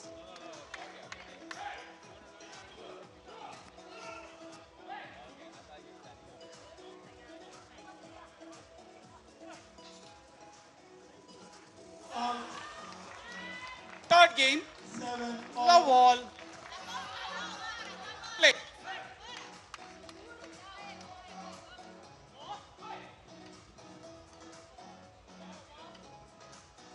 Well, the third game underway, and it's tough to find a solution, Ian, for how to combat Hong Kong, China. Yeah, at the moment, they look so well rehearsed. They're very, very well organised, aren't they? You can hopefully you can see now why I enjoy watching them.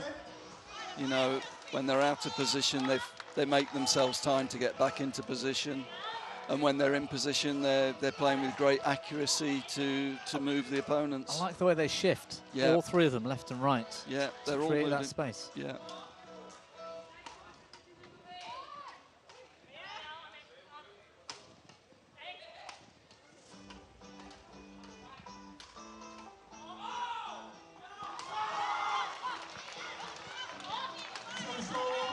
It's got to be the longest rally we've seen today.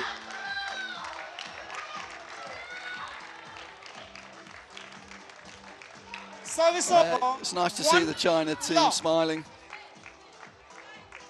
enjoying the challenge.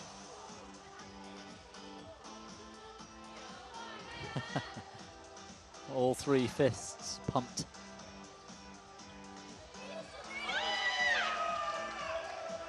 So forward, 9, 8.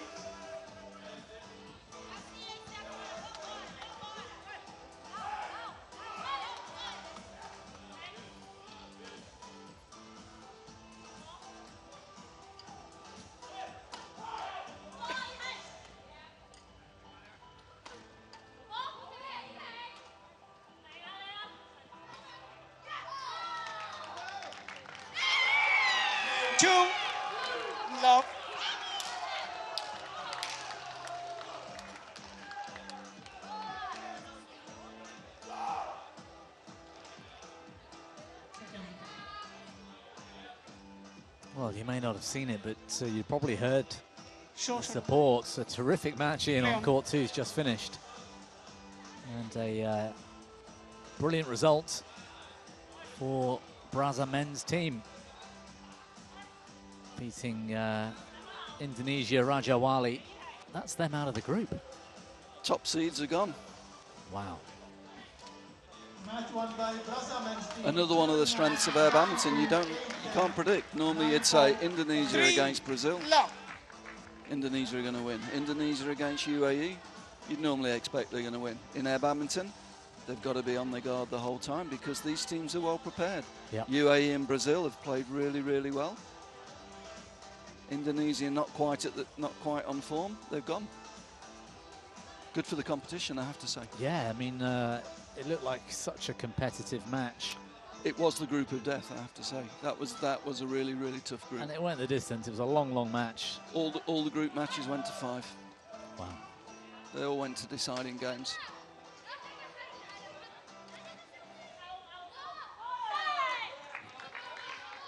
Service over. Well, what I like here is you see it at the end of the rally. There's high five, there's fist from the Hong Kong China girls team.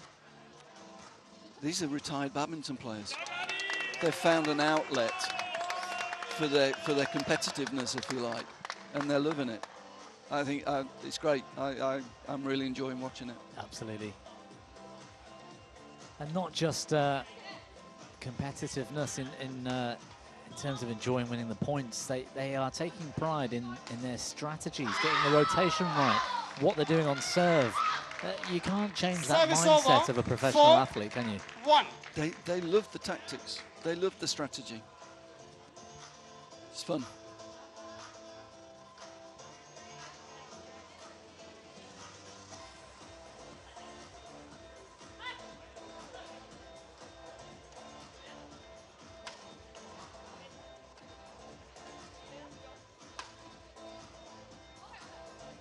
What I would say, though, for the knockout stages, I think the China team will learn a lot from this. And they may well come back better in the knockout stages for having the experience of played against this Hong Kong China team. On court 2. Yeah, it's a great point, and it doesn't take a lot of time to learn when there's something so fundamental. It's another great rally. Great rally. Oh, what a save. Amazing, amazing. United Arab Emirates. Wow. Oh, they deserve that. That was fantastic. 5-1. That's got to be the best rally we've seen today. Yeah. There was a save in here somewhere. Terrific. Please welcome German women's team.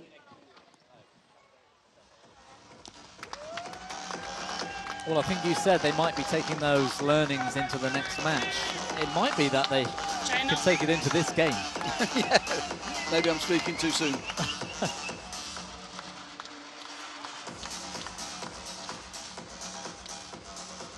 And their opponents, Nigerian Air Blasters.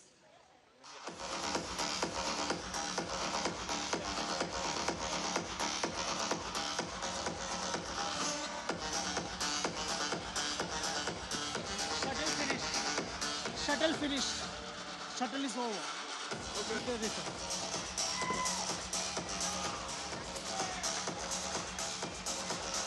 Not sure what happened there. Did you see what happened there? I'm not too sure. They're all looking at the screen. I think they were looking for a replay.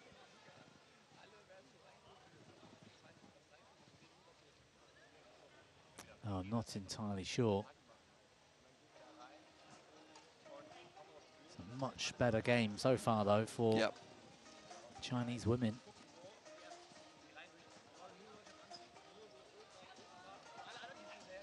Good control.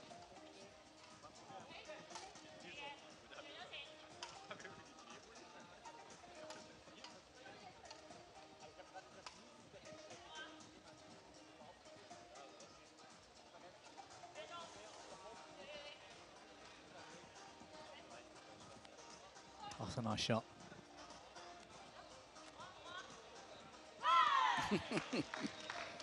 very cagey, a very cagey rally. It was a bit cat and mouse, wasn't it? That's the thing when China, Hong Kong are down in games, they go to a very, very solid. They make themselves hard to beat. They don't give points away at this stage of games.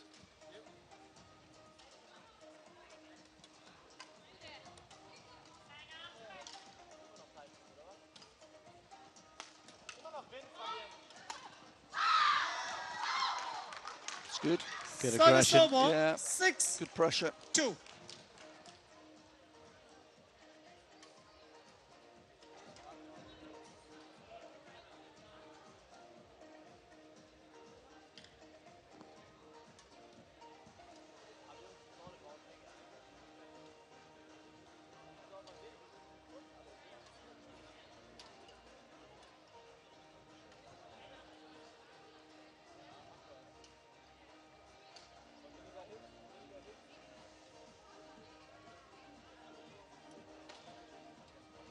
Still a long way back for Chinese women, though. With 7. Yeah, but they're digging in. They're solid. They've cut the errors down. They're playing out the rallies.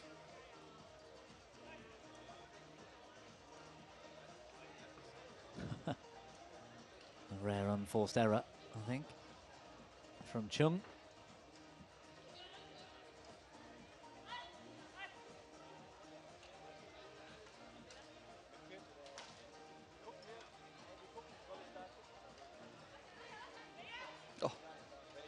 Defense. Yeah, good play, good length. 8. Game point 2. Well, I guess we saw the Chinese men's team do it. Come from 2 sets down, match points down against the Dutch. They did. They nearly threw that one away. Yeah. This has been a little bit more convincing in the third.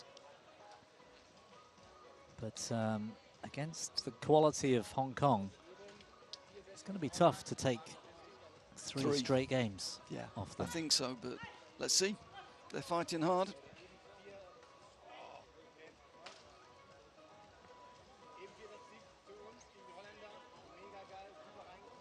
That's a clever shot.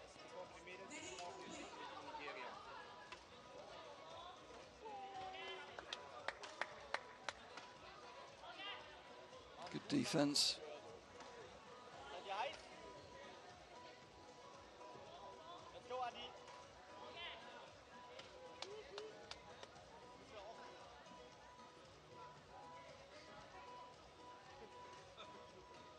Oh, great rally. It's another long one. Has it gone wide? Yep. 3-8.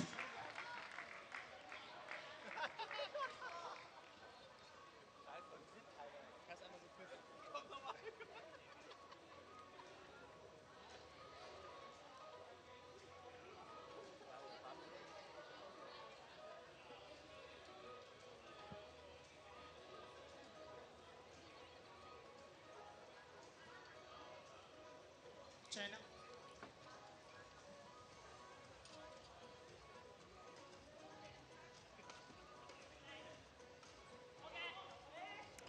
Surely the consistency of these long rallies as well has got to start taking its toll when you're moving around on sand. Yeah, I mean, obviously I'm following some of the comments we're getting on social media, and some of them are saying, yeah, these players are quite slow, you know. They're underestimating the effect of moving in sand and the resistance that you've got to try and move around the court. Absolutely, yeah. And underestimating the tactical side of it with the rotation. So I hope people tune in. I hope people become attuned to the different tactics of it. It's not badminton, it's air badminton. And the interest is in the tactics, the rotation, and you're not going to get the big jump smashes, but what you are going to get is lots of diving, lots of falling over backwards, and a lot of variety in terms of service, return situations. I think for badminton enthusiasts, they'll warm to it. I If they stick agree. with it, they'll warm to it because it's really fun. I also think as soon as you get a chance to play it, you can really start to appreciate how exciting it can feel. And that's the thing about sports that are actually quite hard by their nature, like golf, for example. As soon as you have got the bug, it's not something that leaves you. You just, it's because of that challenging aspect. Good rally again, really good rally. They're making this look easy, and that's the fascinating thing for me as well here, is that it really isn't.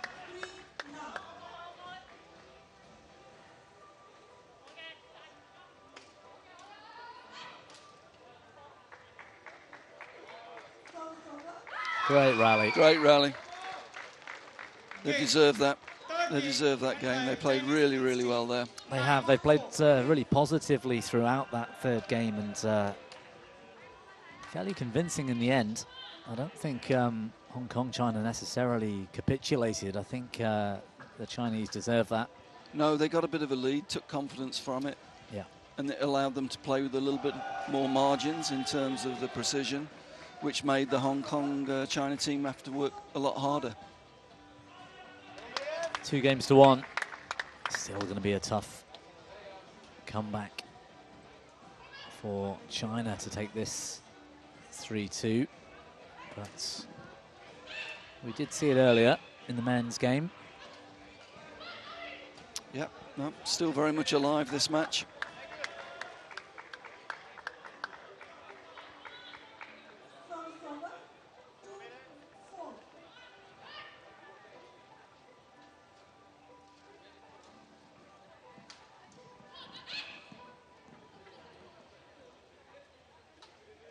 Court 1, 20 seconds. Court 1, 20 seconds.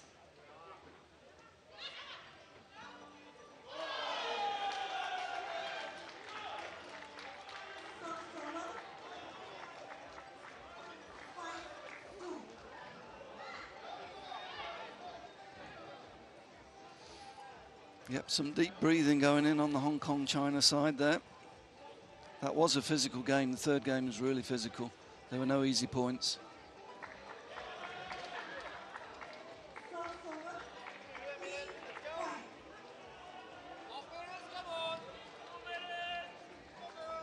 Fourth game, love all, play. I didn't notice any substitutions either. No. In between No. the They're end of that game and this one. Both sticking with the 18.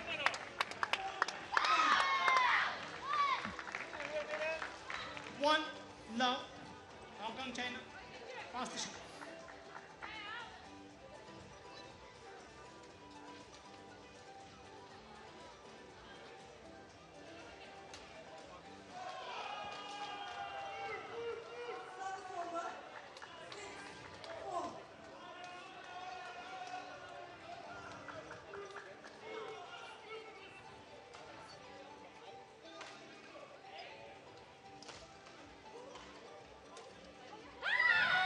Ooh. A little bit slow to move, wasn't she? The penultimate shot from Hong Kong. She kind of stood there. Yeah, but it was unusual for this Hong Kong team. They played 2 shots with pace on, which gives them less time to rotate. They were just guilty of forcing a little bit there.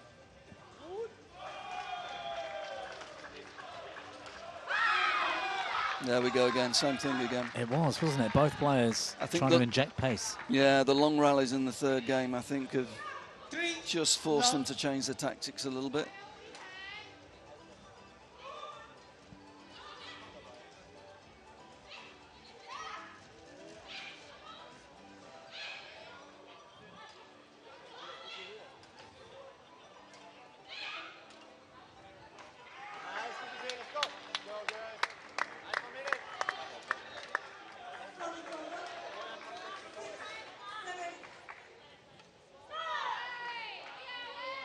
Good length.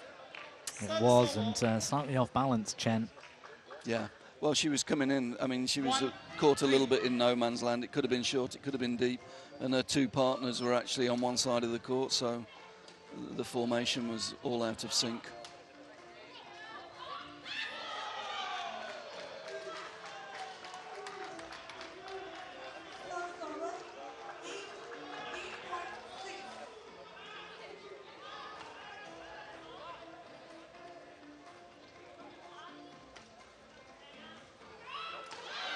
See that they've changed up. They went with the serve to the back corner there, and now they've played 6 shots to the back corner, which means the Chinese have to work really hard with the rotation. It's a subtle tactic, but actually the Chinese had to work really hard with the shuttle keeping going to this corner, and eventually the mistake came. The Australian player that came to join us earlier said the same thing. It's not necessarily just targeting the player that's played the shot before, but just putting it into the same space you played to before, because then they force that rotation. It's a bit like in doubles indoors when you play down the middle. Yep. There's a little bit of yours, mine going on. Yep. Service over 4-2.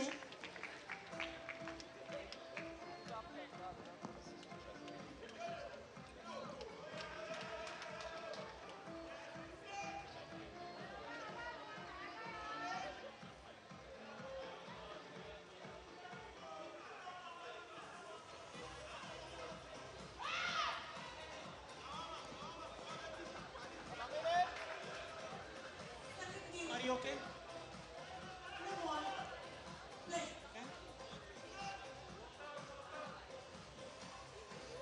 Back on court.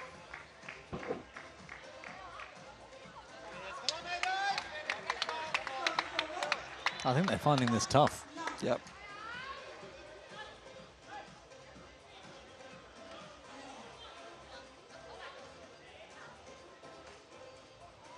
It's going wide. Yeah. Oh. 5-2. It's quite a tough call for that line judge. He's quite far away, isn't he? Yeah.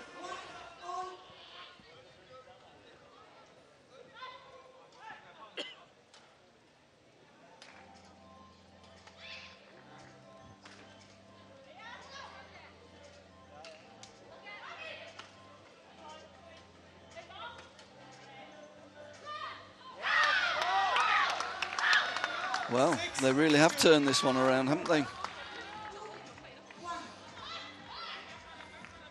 I'd say those 8 points have been played in what we only saw 2 or 3 points in the previous game. Yeah, yeah. Hong Kong trying to change the tactics here. Hong Kong, China trying to change the tactics, but Chinese girls now are in a good rhythm.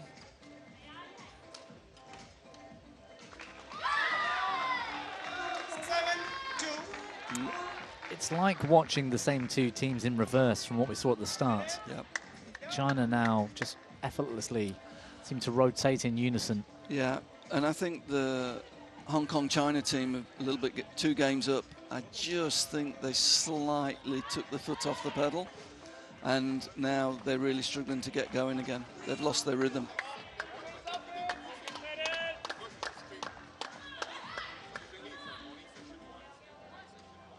Oh. Back support in the middle of the rally. Wondering. Took the back support off in the middle of the rally. I was wondering what came off.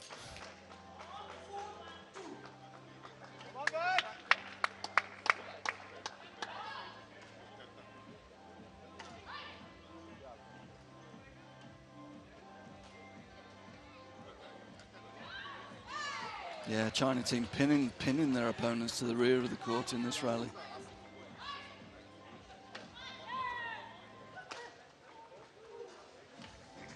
Going out, wasn't it? I think it was. Won it anyway. It's been a great Very game. solid, yeah. Yeah. 8, game point 2. Good touch.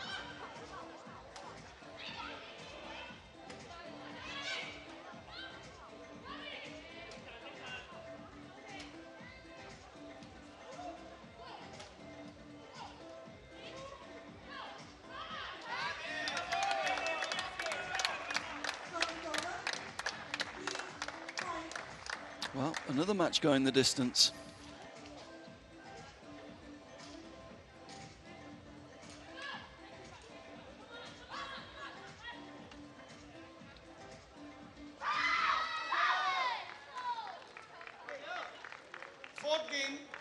Well, they've tied things up here, and fairly convincingly as well in the last 2 games.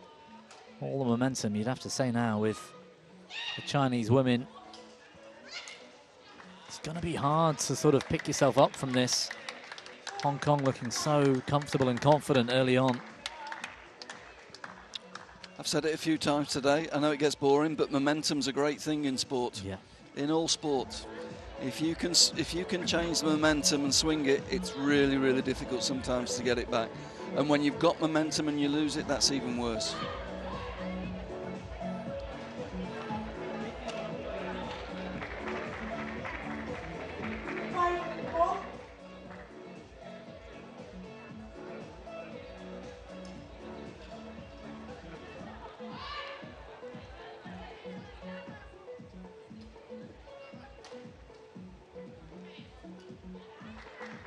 Court 1, 20 seconds.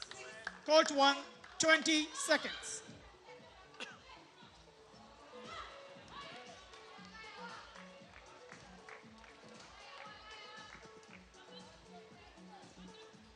Final game, love all, play.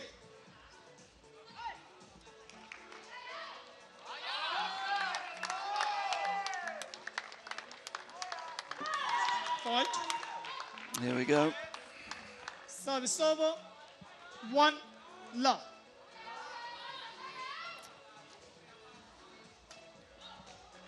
Let's see what tactics are going to be adopted in this game. I guess from China it's more of the same. Let's see if Hong Kong, China can break that game up. I think they need a good start here, Hong Kong, China. Yeah. And already that serve was not a serve they've used very much, drive down the middle. So a little bit more variety maybe on service.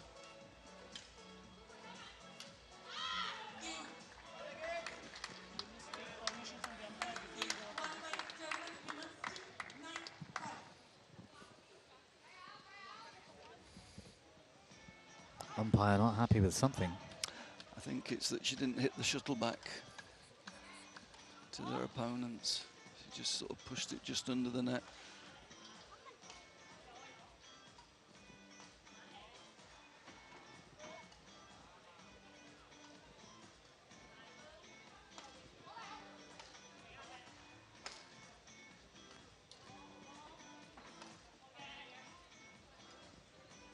You can see the Chinese team learning as they've gone through this match.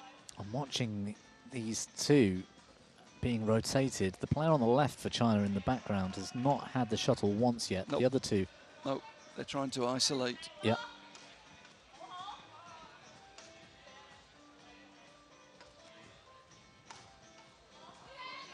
See, they're going to one corner, aren't they? Yeah. Entirely down one side of the court. Yeah.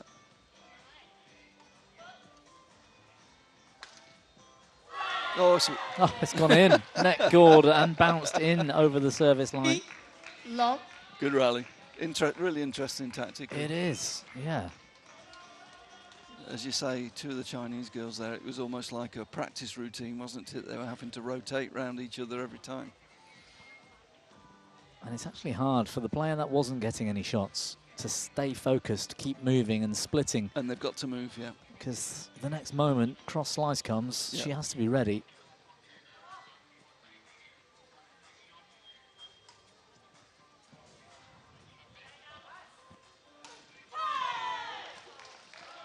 Four love.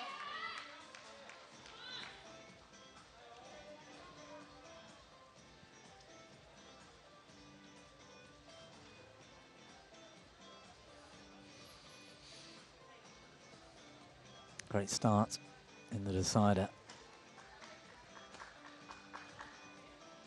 They're going back to that corner. It's a relentless approach, isn't it? Yeah. Can't be hard to play into that rear corner without making an eventual error.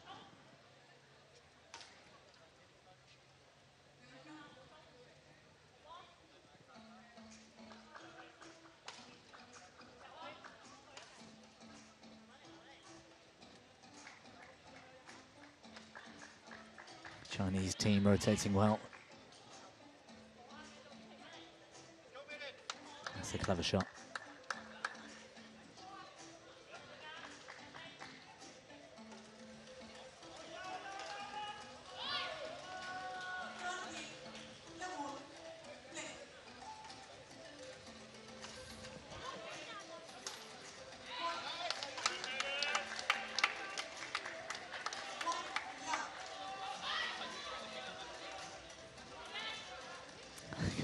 Fantastic rotation.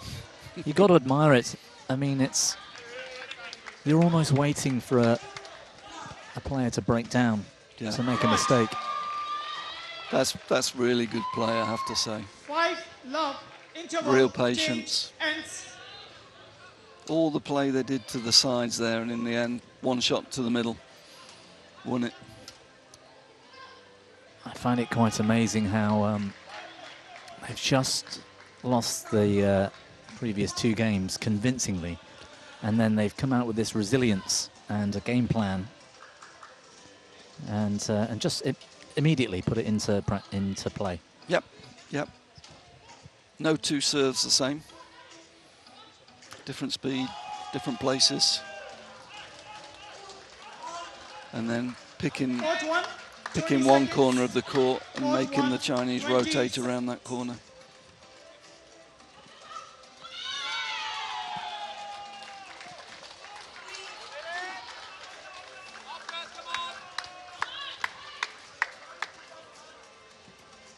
Place back on court.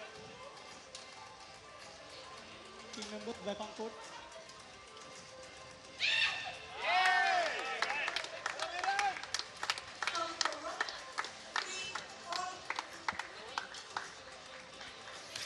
Let's see what serve they come up with here. Love.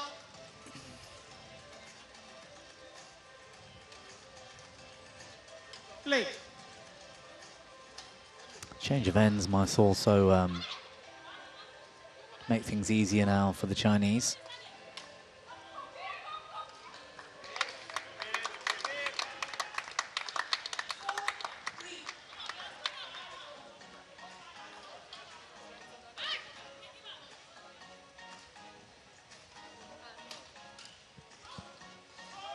Here we go, back to one corner.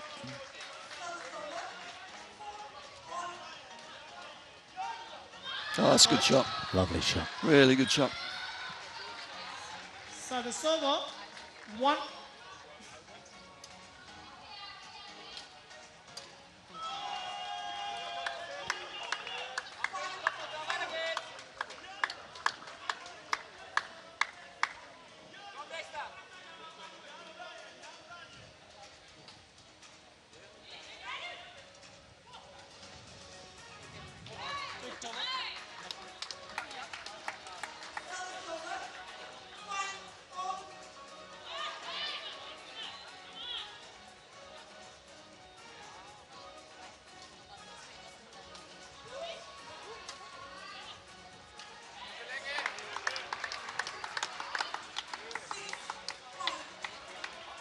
Well, we've still got a good few points to go, and it's the longest air badminton match I've ever witnessed by a long way. Yep. We're over 50 minutes now. Yep.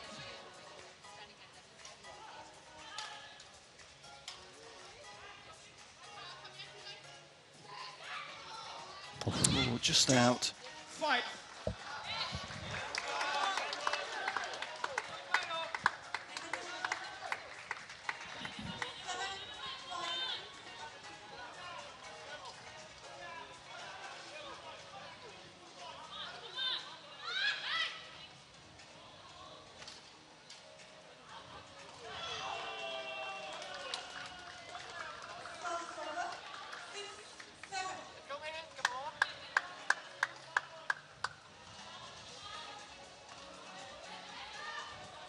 It's clever.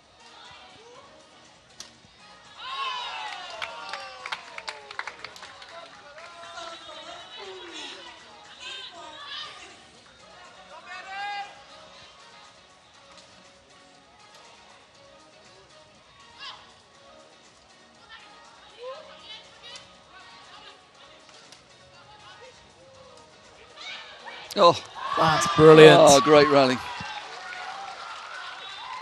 What a diving save. Despite Chen,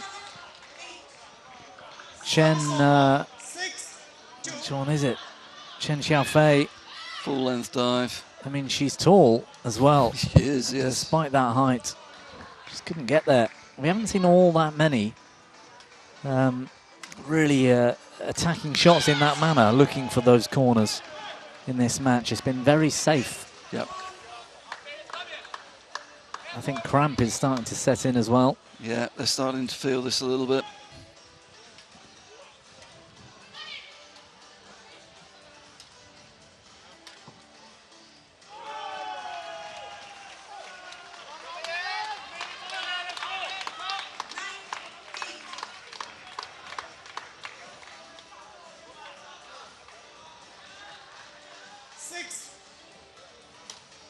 Play.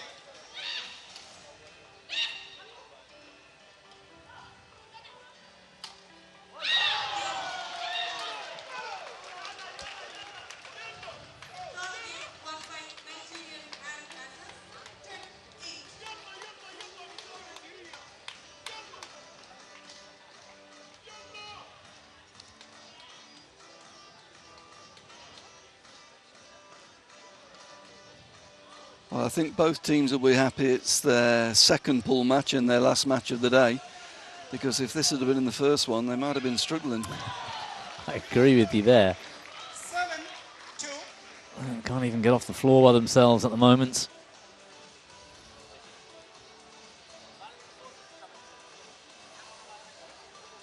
Lovely shot, though. It's a really big moment going on over on court 2 as well, as the UAE Falcons have won both of their matches in that group and have topped the group going through. The German women's team and the Nigerian Airblazers are locked in a all or nothing match to go through with them. It's getting quite tense. Yep. Nigerian girls have just taken the third game to go take a 2-1 lead. 8. Match point. Hong Kong women here with that have got a game point, a match point, and will top the group. If and when they get through it, they've got 6 opportunities.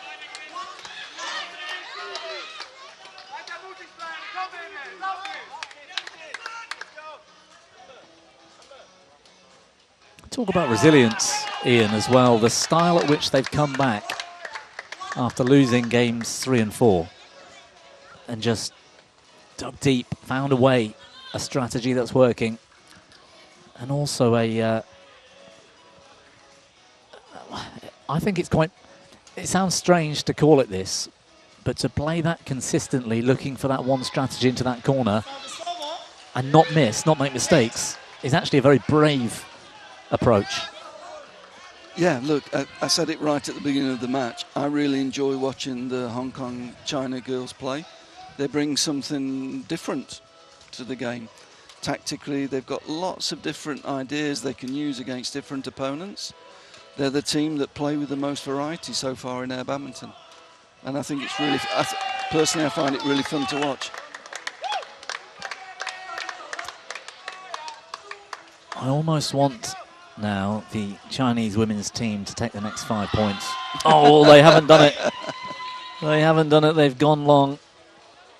And good match. It was a terrific match. One of the reasons was we'd be nearing the hour mark. That surely would be, albeit a new sport, but it would surely be a world record for air badminton, an hour-long match. That's the longest match we've had in any of the qualifying events this year. Fantastic win. A really fantastic win for Hong Kong China women who topped the group. And when you think both of the teams were already through to the quarterfinals anyway, there was real personal pride in that match from both teams. There is. And really good to watch.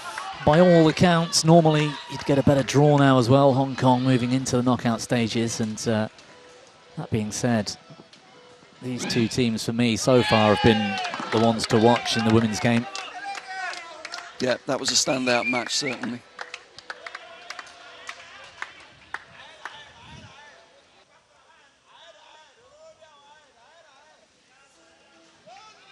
Well, we might well have a short post-match interview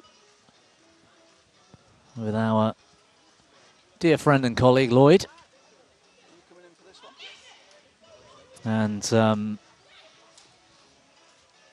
after that, in a few moments' time, we're back to the men's triples. The Egyptian Pharaohs who are looking fantastic earlier, by the way, are taking on the Bulgarian airbenders. And yet another special guest joining me in the commentary box for that one. So don't go anywhere.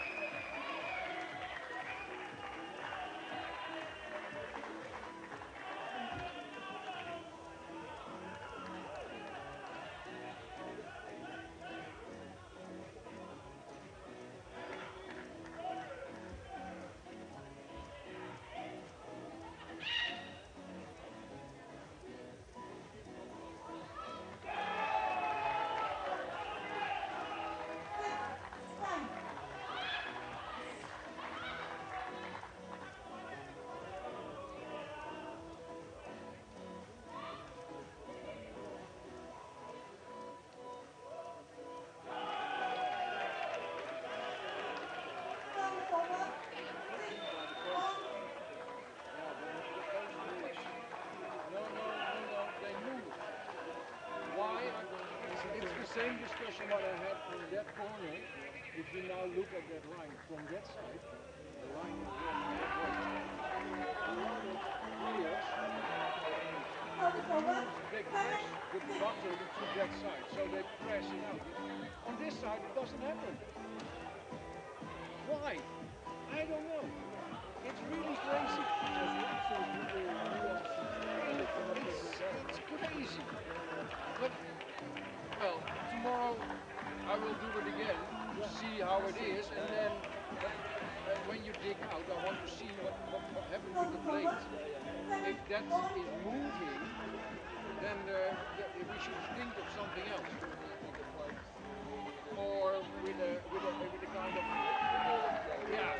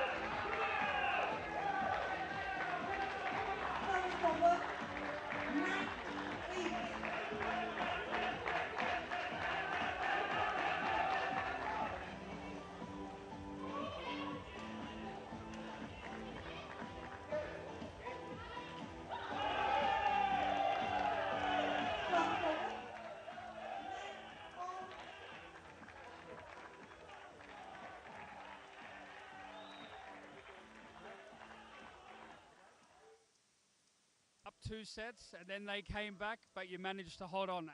How do you feel? I'm so tired, but it's worth it.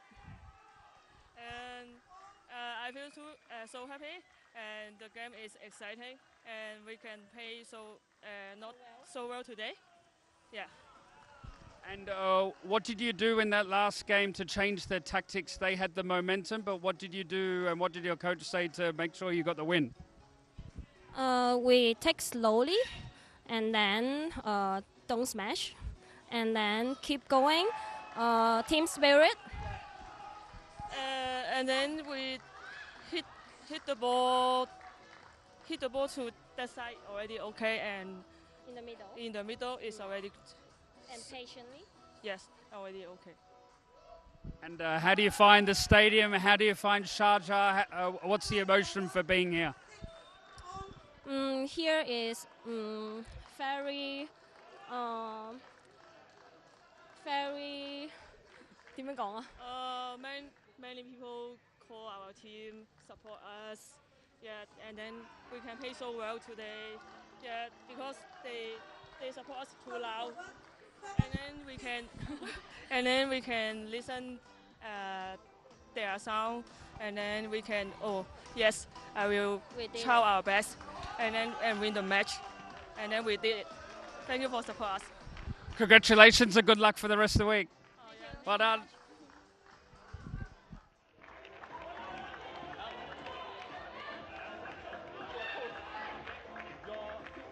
Well, a terrific win. It's probably the longest air badminton match we've ever seen across all continental competitions.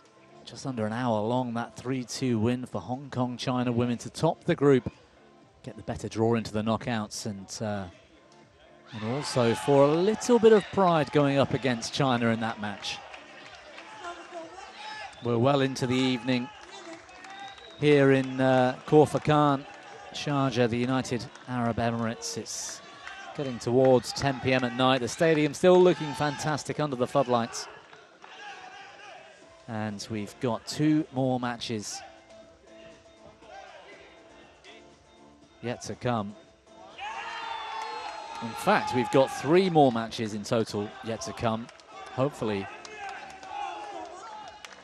with some really great insights from our guests here in the commentary booth. In a few moments' time, we turn our attention back to the men's triples with the Egyptian Pharaohs going up against the Bulgarian Airbenders. And that's to decide the group winners in the men's. So stay with us here over the next probably hour and a half, 2 hours or so.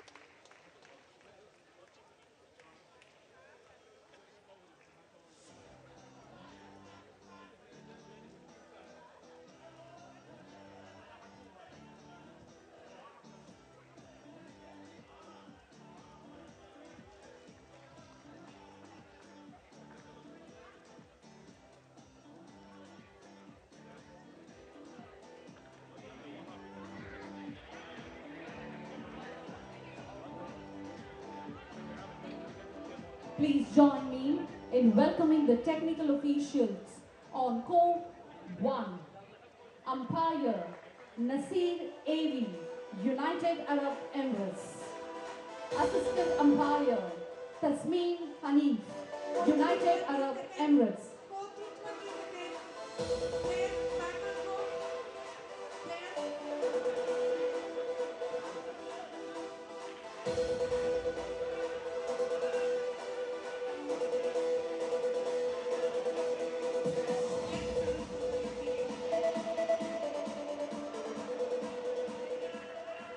Please welcome Egyptian Pharaohs.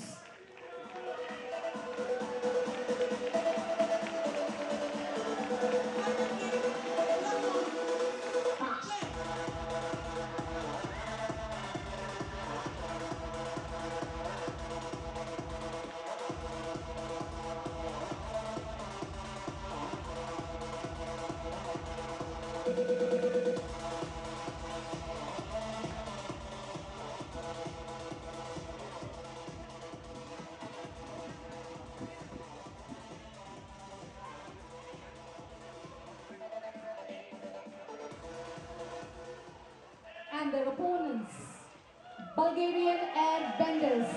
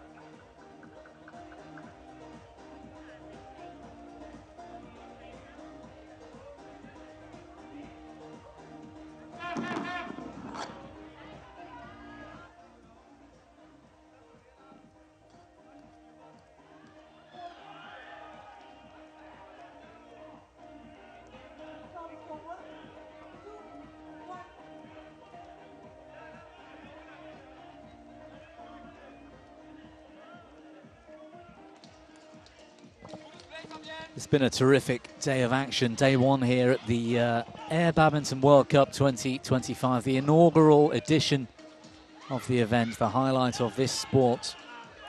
So far, we're getting into the evening at 10 p.m. here, and we're in the final matches in the group stages. This being the men's triples event. A Group B matchup between the Egyptian Pharaohs and the Bulgarian Airbenders to decide who tops the group. And I'm thrilled to be joined in the commentary box now by content creator and world famous Alex Thunder. Alex, welcome. Thank you, Bobby. You know, Bobby, this is really interesting seeing you in person, because now I realize I hear your voice all the time.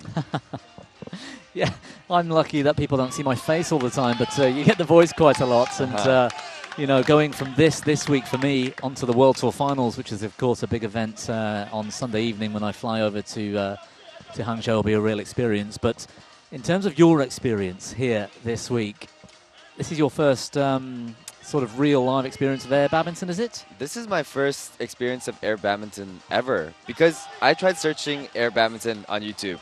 There's almost no videos findable on air badminton, so it's really eye-opening what the sport is becoming. And initial thoughts, first of all, you're a former badminton. Well, I say former. You probably still play some badminton. I've seen. No, I don't really play. I film badminton videos. Right. Yeah. Right. Okay, but former Canadian junior national player. Yeah. So I was third in U23 nationals, and I was provincial champion in Open. So you know all about the sport, but in terms of the outdoor version, there's quite a few changes. There's rules changes, there's dimensions changes, there's strategy changes, and you've got a little bit of experience already with talking and working with some of these teams. Is that right? So I filmed with a lot of these teams throughout the past 2 or 3 days. And some, for example, like Hong Kong teams and China teams, come from very strong badminton background. One of the teams we're also seeing here today, the Bulgaria team I filmed with, is from teachers, doctors, people not so much from the badminton background. And it's very interesting seeing this spectrum and how it comes together in this sport. Yeah, that is fascinating to me. You've got Vincent Wong here, for example, top 10 in the world in men's singles not all that long ago, and he's a massive advocate for the sport of air badminton, promoting. He's the sort of ringleader here for Hong Kong, team captain, he's sort of part-time coach. And then you've got, as you say, Bulgarian players that badminton's not even their job, let alone a hobby, if you like. The Dutch team are all amateur players, but some of these teams, because they don't have that badminton background, they can focus on what air badminton needs. Yes. So the strategy for those players that perhaps don't have quite as high technical abilities becomes more important. Yes. So I was looking earlier when in some of the gameplay here, it seemed like the players with more skill, it's actually a disadvantage to be too good at badminton here. It is. The temptation is to play the shuttle like you always have done throughout your life indoors. You know, really aggressively attack. You see the initial flight of the shuttle and you think it's going to be in a certain position overhead, and suddenly it's moved. The wind, all right, it's not necessarily as impactful right now. The wind's really died off.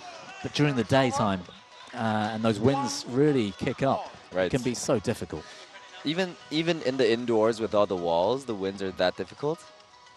On the indoor game? Yes. Or in some with these arenas. walls set up here. Yeah, absolutely. Yeah, we've seen it. We had the Continental Championships earlier this year in Baku in Azerbaijan.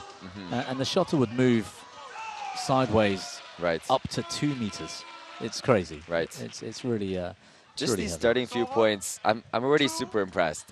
Their placements, if I was just looking at some of the Bulgarian team placements, is very unlike when we were watching earlier the Hong Kong women's and China women's, which is very safe, more speed. But they're really going for these corner shots and all these crosses. It's really amazing to see them try to do that. Even the Egyptian team right here. Yeah, well, they were very strong earlier. We saw the Egyptian team take on the UAE in the opening group match, and there's a lot of focus on serve and the positioning of the teammates. Right. Either in receipt of serve or when they're on serve like here. And like you say, they're really going aggressive with the corners or driving it down the line. And yeah. Yeah, so, I mean, you're enjoying your few days here so far, I take it. This is amazing. Yeah, I love this sport. I wish I knew about this sport earlier because I think this would have been my only potential chance to ever win a world championship before people got too good. And, I mean, we've seen some big names here this week, not necessarily on court, but you've spent a bit of time with both Matthias Bo and with Hendra Setiawan this week. Is that right? Yes. How's that been? I mean, that's pretty amazing. Yeah, we filmed some content with them. We'll be filming some more later on, some exhibition matches as well. We filmed some entertainment stuff and also some educational stuff. It's very different because we also have a YouTube channel that does educational content, but we tailor to a beginner intermediate audience. When I was filming with them and asking for tips, the takeaway was practice, which is not an answer I like to hear. I want the shortcuts. Yeah, the glory shots. You know, what can I do to win a good point and look good? Yeah, right. that's what a lot of this is about. Sometimes it's really fascinating. So where can people go to find that? I mean, let's put a quick advert out there for your content. For the videos with them, it'll be at Alex Badminton Academy, AYLEX Badminton Academy. Great. And I mean, I've seen some of your stuff online. I follow you on Instagram. I've seen a little bit of your stuff on YouTube, but not across all your platforms. I mean, talk us through what it is you do, because it's not just badminton you follow. Your content is wide-ranging. Doing too much. I mean, I started as a content creator. I personally have 8 million followers, and we manage 20 million followers in accounts. But 20 million. Yeah. That's massive. My goal in life is to provide free education to this world. So my 5-year goal is to build 100 educational YouTube channels, one of them being our badminton channel. Yeah. Wow, that's really impressive. And just in the meantime, I can't forget that we're actually calling a match here. I mean, we can keep talking, of course, but the Airbenders 8-5. They've just taken the opening game, in fact. That was very quick. It's a blink of an eye. You look away for a second and yet you compare it to the last match we saw with China against Hong Kong China, which lasted nearly an hour. And the strategy comes back into that because they were playing a lot more safe. Yes. And making sure they were rotating to cover the court really well. There's a lot more aggression going on here, I think, in this match. Yeah. These two, what do you call them? Not pairs? Triplets? Triples. Triples? Yeah, their name's triples, yeah. You can see them really going for winner shots, and they're not afraid of making mistakes. Whereas that women's triples pairs was two teams with a lot of badminton experience. And in this situation, they really wanted to play safe. Yeah, I agree with you. So so how's it going in terms of you creating these educational centers online? I mean, this goes across, you mentioned badminton being one, but what are the other areas that you're sort of developing? Everything. I mean, we have a golf channel, real estate channel, cooking channel, dance channel. It's just whenever we find the right experts and the right teams to come together, we try to build that channel. And even for our badminton channel, like being able to take tips from Matthias and Hendra and share with other people, that's what we're really trying to do on a global scale. That's fantastic. And I mean, in terms of developments, I mean, this is where Air Badminton is born. Providing opportunities to play badminton outdoors opens up so many more opportunities throughout the world. So I guess that's why you're here, right? Because it just has that sort of cohesion. This is what I really felt. Air Badminton actually moved me this week, especially when I was filming with some of the teams like Nigeria and these other teams. The ability for this sport to bring together people, feel like family, friends, and have that culture is so much more than indoor badminton, where it's a lot more serious. Yeah. I think that's absolutely true. I mean, this environment brings that festival feel. Yes. It's more fun. There's music going on. And not only that, I can imagine in years to come, if parts of the third world realize they can play badminton without a sports hall, with a sustainable shuttle, because these shuttles really do last a long time. They don't need shoes even to play this game, right? So that opens up a lot of opportunities for underprivileged wannabe athletes across the world. So that's a great thing about this sport. Yeah, amazing. Wow, this is amazing placement. I tried playing with all the teams, and it was not easy to just hit it over, but they're hitting it to where they want to hit it. Look at that serve into the corner. Oh, slightly too aggressive there on the follow-up. So you've been commentating the whole day. I don't know how impressed you are by those shots, but when I see those shots, I'm like, that is crazy. It's difficult because we've seen some really sort of Good high rallies levels, already. high standards so far in certain matches to then go up and down in those levels. Right. So I guess that's true. And also being sat here since 2 o'clock this You've afternoon. seen a lot more than me. It's been a lot of badminton. But also we've been covering some of this air badminton for 2.5 years now. We had a qualifier for the World Beach Games back in 2023 across different continents, and I was lucky enough to do some of that in Asia and in Europe. It's actually amazing to see the levels, the strategies, the standards keep improving. And even over the last 6 months, I've really seen that tactical awareness, the rotation, and how smooth it's becoming. Right. Because it's not easy, right? If you've been playing this, you'll appreciate it's quite a difficult thing to master. So for air badminton, what was the reason we implemented this 1 shot per person rule instead of just playing normal triples like in badminton? We'd have to get okay. We'd have to get Ian Wright back to explain, and some of the BWF staff, I think. Right. But my hypothesis when I was discussing with people is we wanted this to look more like a beach sport, which is diving, more running. That's absolutely true. That's certainly something that that Ian was talking about, and one of the things that I think if you're a fan of high-level indoor badminton, you might take a look at this and think, hey, these players don't look that good at badminton, but they underestimate the difficulty of the rule changes, of playing on sand, the wind. Yeah. And given the chance to sort of experience it themselves, I think they would quickly realize what it takes. And for these players to have to rotate makes it so much more fun. All the diving, for example, that you say, is really great to see. Eventually, it seems like this sport is going to pull away from normal badminton, where it's going to be different specialized skills. Yeah, I agree with that, for sure. I think that's something certainly Ian Wright, who's been sat with me most of the day, would say it's not badminton, it's air badminton. There is a difference.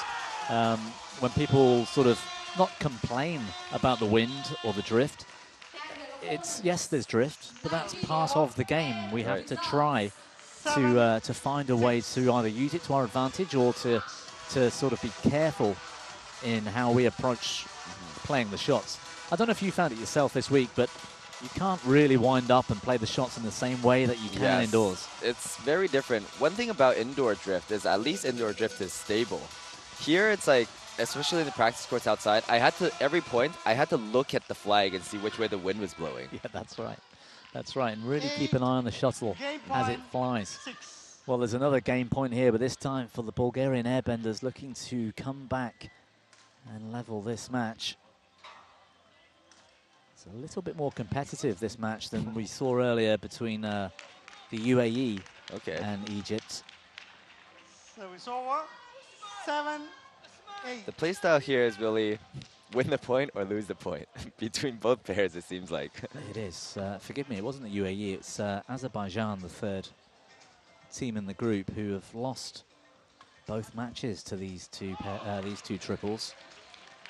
So you've seen a lot of matches by now. What's the reason someone would opt to choose the backhand serve over the forehand serve? Do you know, I still haven't figured this part out, because 8, Paul. I think if you've got a good flick and the wind's sort of with you and you can find a length, then you've got options, because you can play into different corners a little bit easier. But there isn't really a height restriction on serve here either. Yes. So whilst the server is standing behind the 2 red cones, they can drive the shuttle from up here as long as it initially travels up. Okay. So you can be very aggressive firing it into corners, but you could also be quite deceptive by hitting the shuttle cross into corners. And I think that's where I'd go. Yeah, because I was taking a lesson from Vincent Wang, and he advised me to use forehand, which makes sense, because first of all, backhand, you can never really raise the contact point high enough. No. And also, you're going to lose the drive. Yeah, absolutely, and unless you sort of toss the shuttle up, and it's not going to work, is it? But, Yes. But forehand's the way to go in my book. I think I think time will tell, and everyone will start using the same kind of serve. In the meantime, a little comeback there from game point down. Provides a 2-0 lead.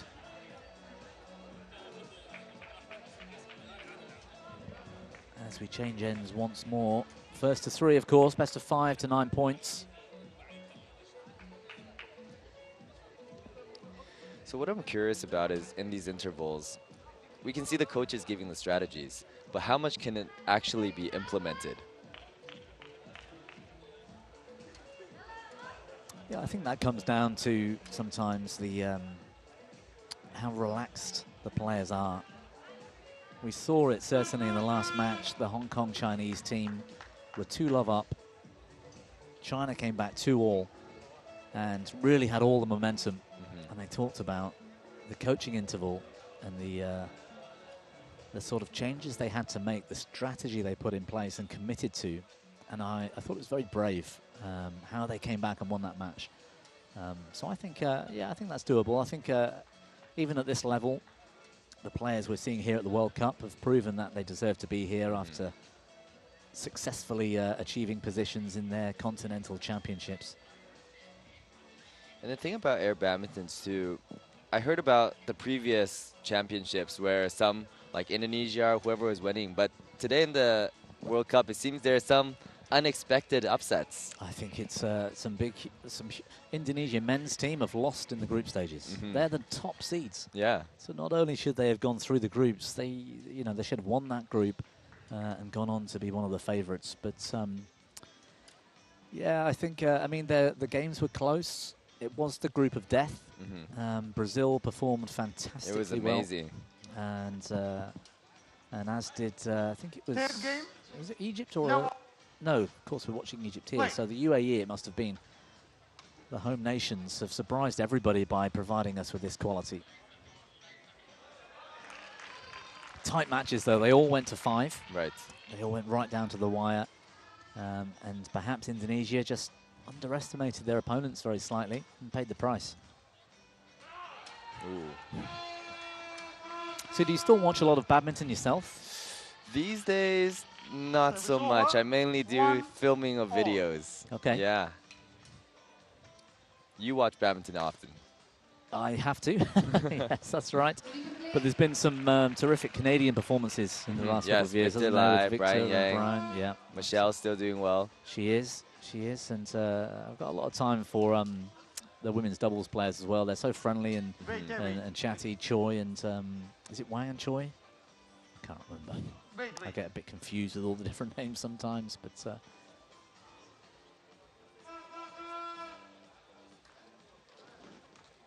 there's definitely been a development, a growth in Canadian badminton, I think. Yes, I wonder why. I actually don't know why, but they all seem to be coming out of the Toronto clubs.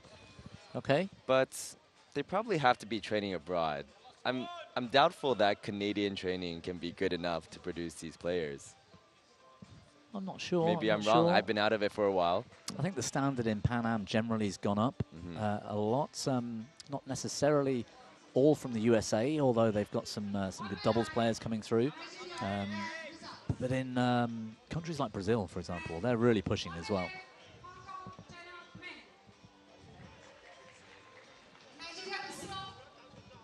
Well, the Pharaohs here, 7 points away from taking top spot in this group. Both of these teams are already through, but it's the pride and also the better draw they'll receive if they top the group here, which is interesting. Will they actually receive an easier opponent if they win here? Yeah, they should do, because they'll avoid other group winners in the next round. But sometimes, like, what about some of these upsets? What if Indonesia plays better after? That's true.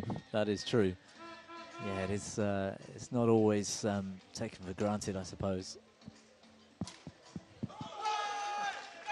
1, play. So what have you got planned, Alex, over the next few days? Are you staying here until the weekend? Yes, I'm staying here for the whole week. We're still filming more with Hendra and Matthias. Okay. We'll also be filming more with the rest of the teams and just getting to know air badminton a little bit more. Yeah, there seemed to have been point error here. They just corrected from Yeah, 2-all to 3-1. They seemed to take time about it as well, didn't they? This is one of the challenges you've probably seen so much. Jumping while moving on sand, it's not possible. It's difficult for sure. I think we don't see as many jump smashes in this sport. You get a few if you're already in the fortunate position, the shuttle's coming to you. Right. But also the landing and recovery has got to be tough as well. It seems like what we want to be doing is just maintaining stable positions as much as possible. Not jumping unless, pretty much we shouldn't jump at all, unless it's only vertical. Because the sand push-off slide is such a loss of balance. That's right. Yeah, all the power that you want is gone into the sand. And and if anything, even though it's 3 people, it's still like playing doubles. Only 2 people can hit at a time, so it's still a lot of movement.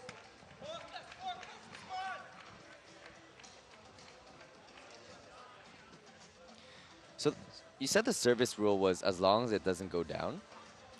Yeah, as I understand it, I thought there was a height limit where you had to sort of hit it at shoulder height or below, but actually, I was proven this week that's incorrect. The shuttle must leave and go in an upwards direction. So it's disadvantageous to be tall. Bulgarian Or airbenders. there's no advantage of being tall. Yeah, correct, I suppose. Yeah. Bulgarian airbenders. Upwards direction. If anything, it's worse to be tall.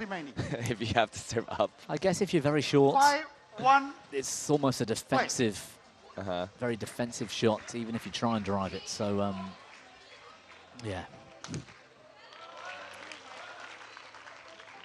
So one thing that we removed from air badminton, which maybe I like, is net rolls. 6. We've gotten rid of some luck here. 1. Yeah, well, I've seen a couple today where it's bounced off the tape and then gone on to land That in the far. court, but it's quite a way, isn't it? It's 2 meters between the net and that service line. That dead zone, if you like, on each side of the net. Ooh. Well, that was comfortable. It seems like most of these players 7, just have no trouble defending 1. smashes. That's the easiest thing to do. It's always these weird, awkward positionings. Yeah, I think those shots that are played across the body, especially on the forehand side, are sort of more impactful in this game. We don't see the big smashes here, and I guess that's because you can't do the jump. 2, and also 7. the big wind-up is lost because the shuttle's moving around in the air slightly. Right. So everybody waits and just pushes it with their wrist or their forearm. It's going wide. Also, their positioning doesn't really set up for a backward attack. Service We over. see everyone's 8. pushing forward a lot, so no one's Match ever in point position for 2. smashes as much. No, that's absolutely right. We're looking at 6 match points here. This is one of the quickest matches we've seen. The Egyptian Pharaohs looking strong to top this group at this stage. Service over. 3. Something I've liked about the 8. Egyptians, they look very organized from those sort of basic positions on serve and return. Game. Well, there it is. That is the match decided. Egyptian Pharaohs 8-3 in the third game. I was going to say the decider then. This one did not go the distance at all. One-way traffic, in fact, for Team Egypt.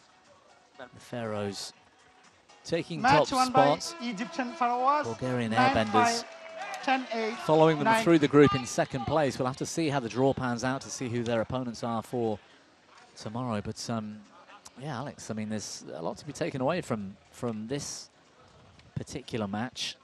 And hopefully you'll get a chance to work with both teams over the next few days. You've worked with the Bulgarians, is it? Yes, we filmed with the Bulgarian teams. I really like the strategies they've implemented. Yeah, but it seems like Egyptian team also has some pretty good strategies as well. But this was so fast. Like, really fast. If you win 3 sets, 9 points in a row with no rallies, how long does that take? Maybe 10, 15 minutes, if that.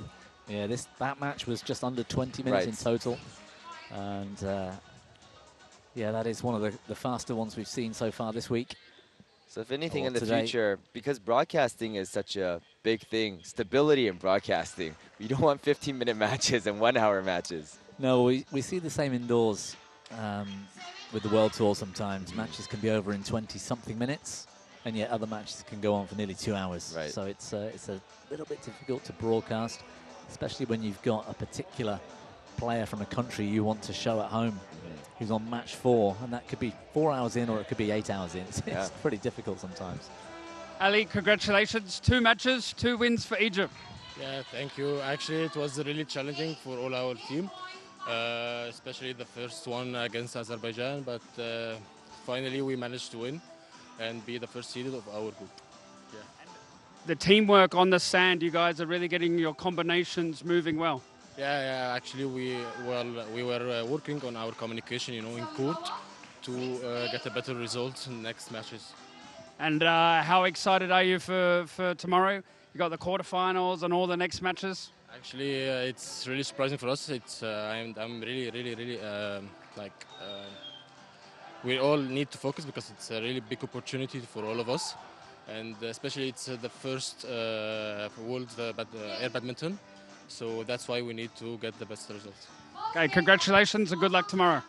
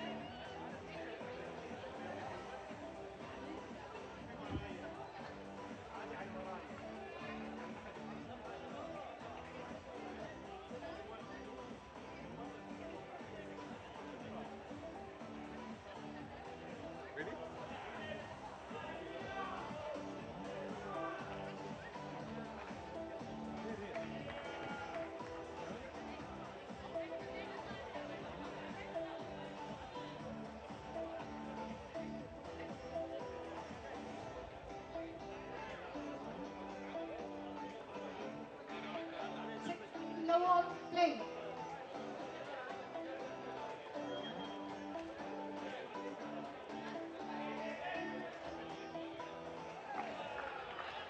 One now.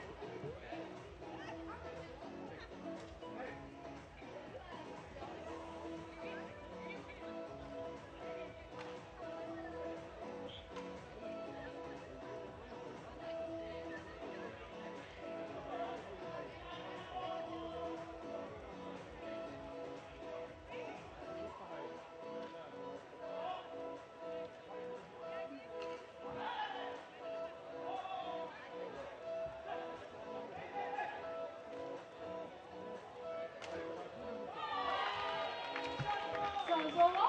1, 2. So it's over.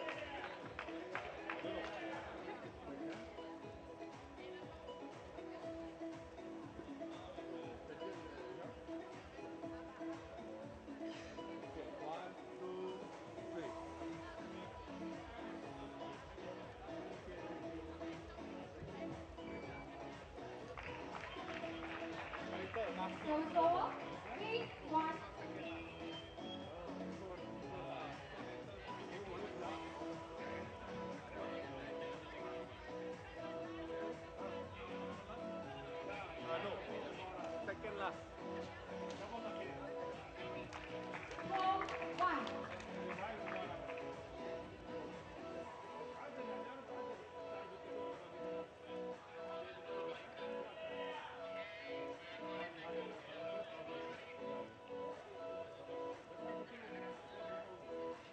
Please join me in welcoming the technical officials on court 1. Umpire Mashal Al-Balushi, United Arab Emirates. Assistant umpire Abdul Ghafoor, United Arab Emirates.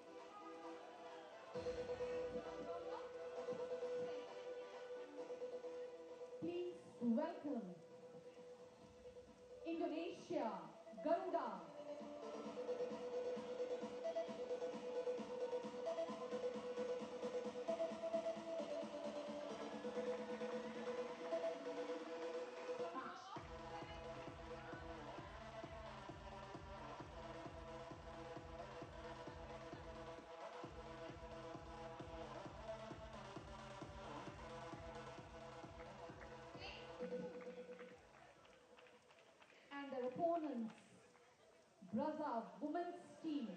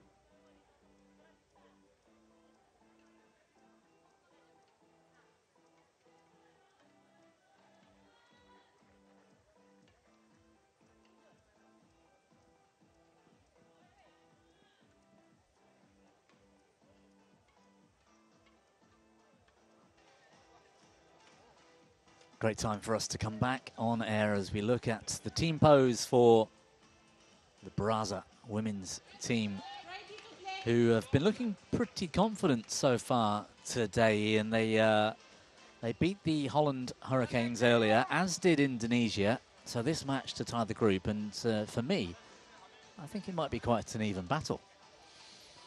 I think there's more to come from this Brazilian team, for sure.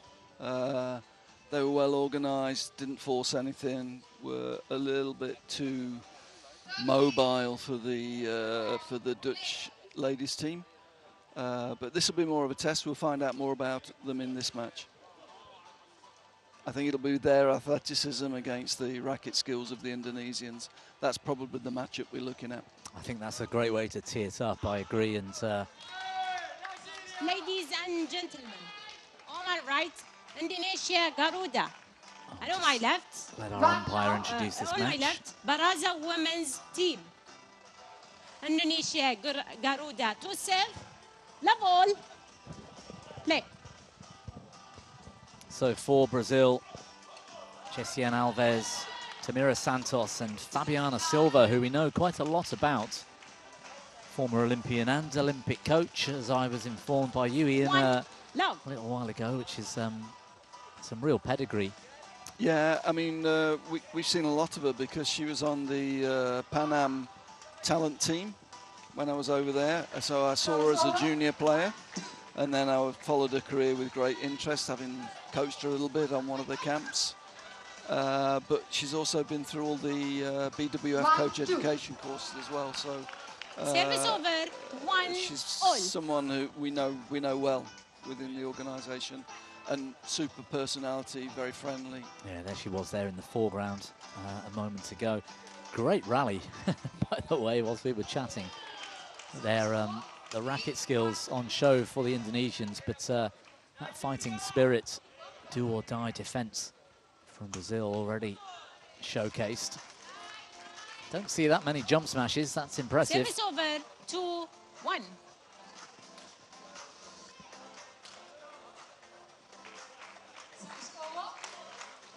Yeah, good placement on the shot. 3 For the 1. Indonesians, Karen Apriya, Geraldine Alexandra Bolang, and Elok Maksuna. And they have a fourth player, Triola Nadia, as well, who I think she's on court, yes. Service over, 2-3. On the left side of that previous shot, and that gives them a slight advantage with a substitute on the bench. Yeah.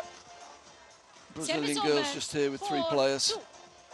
Fabiana acting as player coach.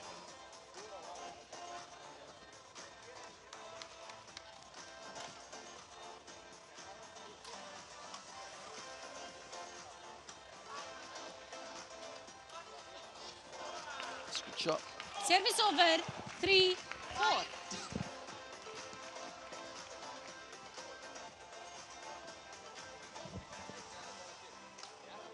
So the Holland Hurricanes, just to set this stage really, have lost both. They're out of the group stage. Between these two, this matchup to decide who's going to top the group and gain that advantage of the better knockout draw. Great shot from Nadia. 5-4. Turning the shuttle at the last moment, and that's something I'm already starting to see. The Indonesians holding the shuttle and then punching it in a different direction. It's we saw a lot of it in the Asian Pacific qualifier. These girls are really, really skillful racket players. Maybe not the most mobile. Athletically and agility-wise, not the strongest team, but the racket skills really compensate for those weaknesses. 3-6. Good speed from the Brazilians, good rotation.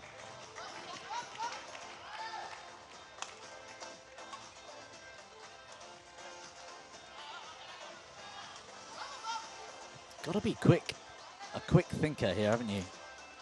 Yeah. When the rallies are being played at this kind of pace. Yeah. 6-5. While we were waiting for this game to come on, we were watching a few points of the Hong Kong men's team. And it's really interesting because they'll set up in a formation on serve. All 3 of them will know which serve is going to be used, and then as the shuttle is struck, they change formation. They're anticipating the next shot according to the service that's going to be used. So that we're seeing more and more variety come into the game. 5. Some little set plays that some of the teams have got. Yeah, the evolution of this game has been really fast, even in the last 6 months. For me, watching some of the continental coverage, you're beginning to see some serious strategies coming into play. The Egyptians, who won the last match against Bulgaria comfortably, a lot of that is in serve and return. They've got a very sort of one-sided and very aggressive on serve, looking for those angles, whereas the match you and I had earlier that just lasted almost an hour, it was almost very passive and safe in that respect. But their rotation and court coverage is so good that it's hard to beat them. 6. Yep. 8-6 here, good turnaround, good comeback already from Brazil women's team, and they have a game point.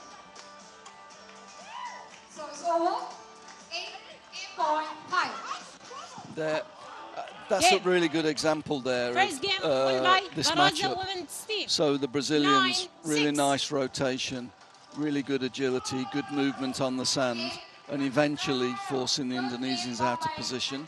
And they haven't quite got the agility to deal with that. So when the rallies are prolonged, it goes in Brazil's favour. Yeah, and as we all know as badminton players, when you're off balance and you're running for the shuttle, taking it late, you don't have the chance to then use your racket skills, which is what the Indonesians want to do. So getting them on the run, it's been a great tactic in the opening game for Brazil women.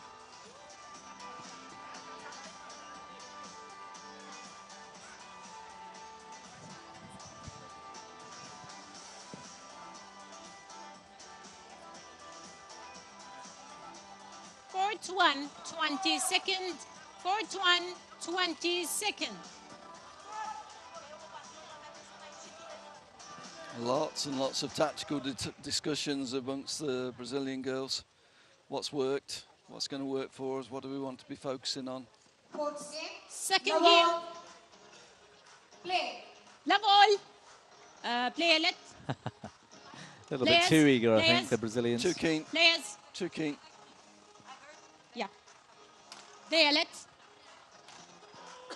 Second game. Love all. Play.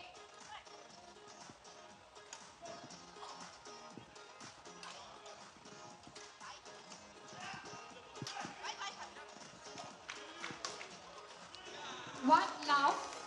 Service over. One love.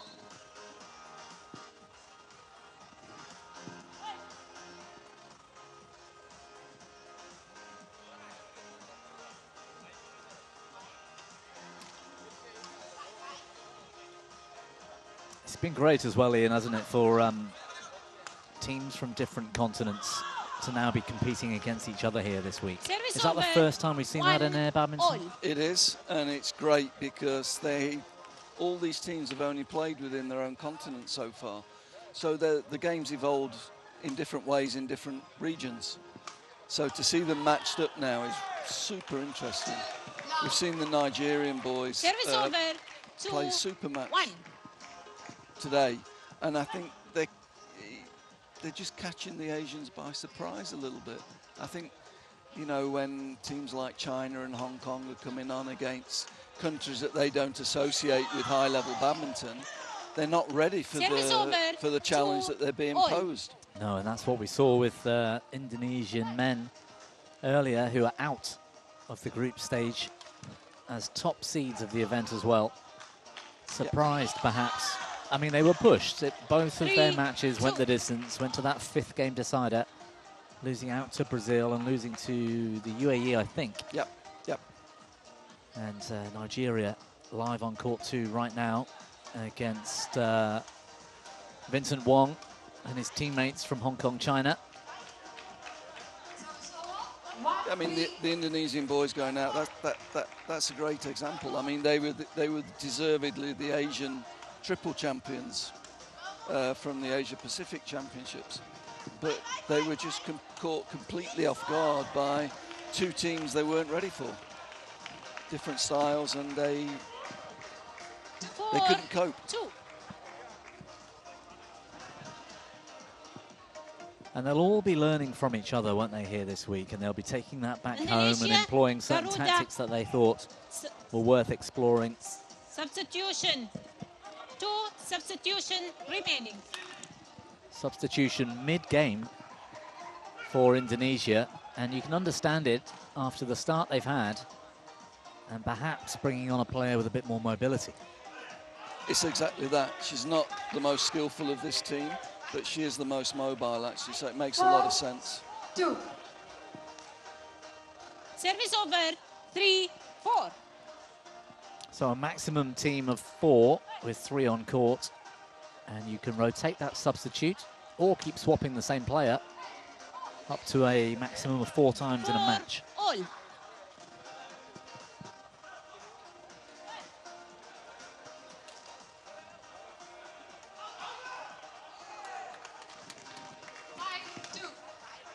It's good length from the Brazilians, really forcing this Indonesian team to stretch. 5, Yeah, 4. tactics are clear. They're trying to make the court as big as possible, keep the Indonesian players off balance so they don't get a chance to use these super racket skills that they've got. Service over. 3, 5.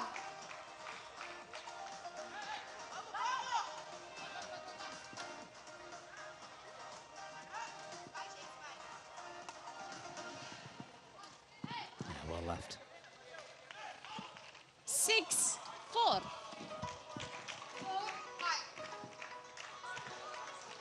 So far the substitution's working out for them. Nice turnaround in fortunes in the second game.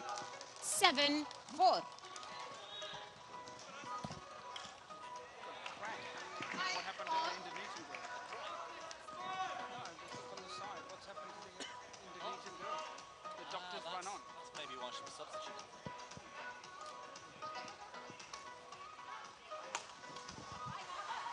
Well, we can see on the far left of the screen, the medic down there in the white,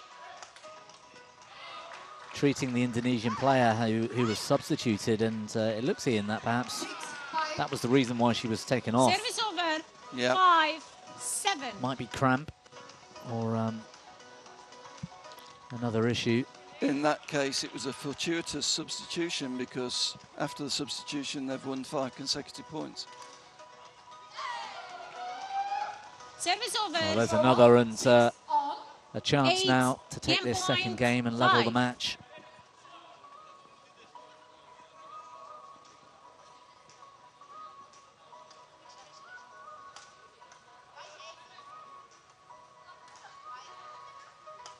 Yeah, they're actually a little bit slow at rotating and almost look a little bit disorganized, the Indonesians, as I say that.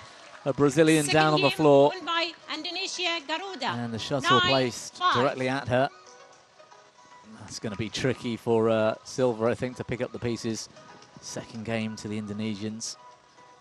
And let's all hope that fourth Indonesian player is going to be okay. But actually, in terms of this match result, it might have been the best thing that could have happened to them. Yeah, definitely. There was a definite shift in momentum with that substitution.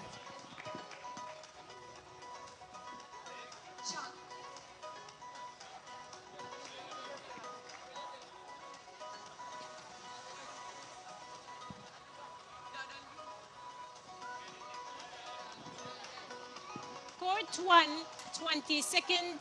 Court 1, 20-second. 8, match point 6.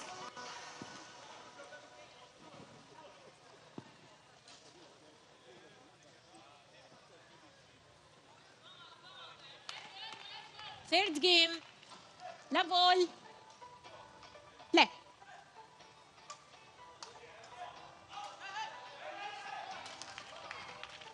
Service over. That's a good shot. Love. Smart play again, deep and short. Service over. 7, Making the court as big as possible for the Indonesian girls.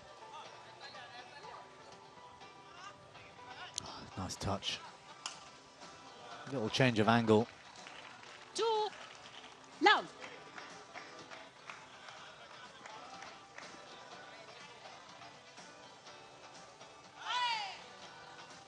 Service over. 1-2. Looked a bit fatigued on that serve.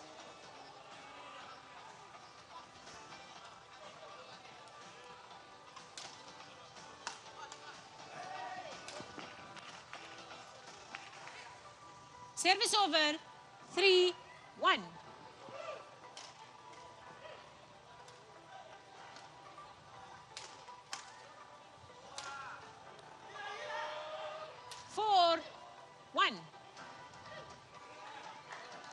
Game.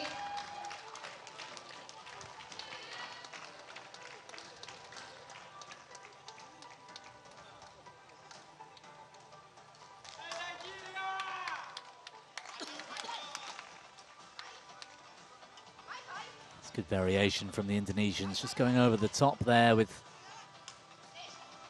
a last second adjustment, the racket movement. Service over. 2-4. At 4-1 up, you can play. They could have played with a bigger margin. They didn't need to go for the line. Keep the pressure on the Indonesians. A little bit impetuous there. Yeah, and I still think they need to be, like you said, keeping that court as big as possible. Yeah, that's a great example. Service over. Great example. 5-2. Using the diagonal there to great effect. Longest distance. Match won by Hong Kong China men 9-6. That's a great shot. 9-6. No chance 9-7. to reach that.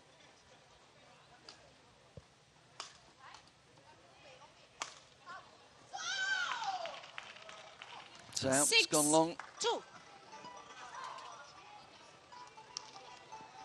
Nadia there with the aggression, and if they do go 2 games behind here, Indonesians, I think, are going to really struggle to pick themselves up emotionally. Service over. 3-6.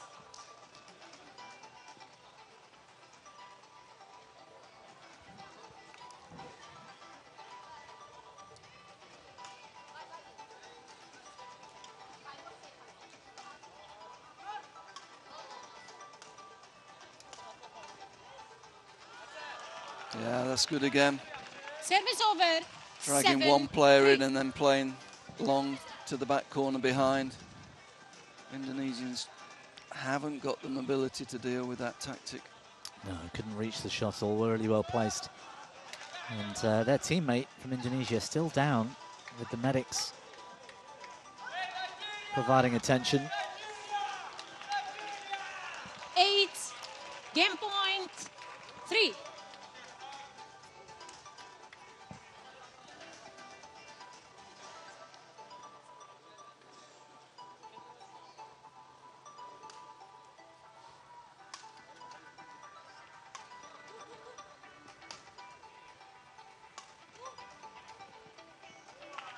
Well left.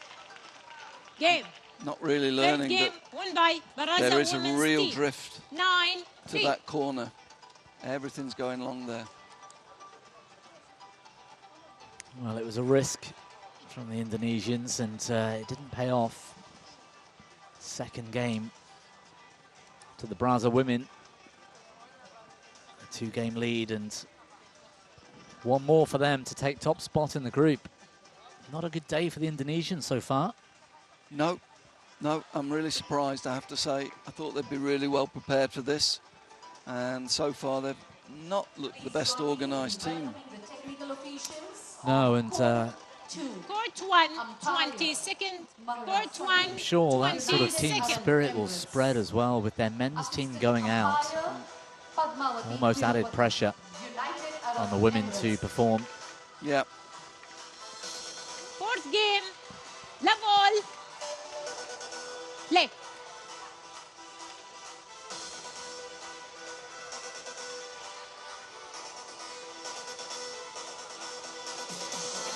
Oh, yeah, what a shot. Super shot. Service over.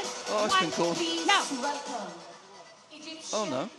It's not service over. They served it. What's happened here? That's 1-love.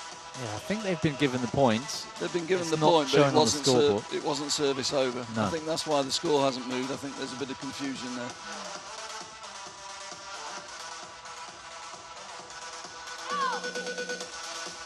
Service over. 1-all. And their opponents, Back on track. Yeah. Azerbaijan Gazelles.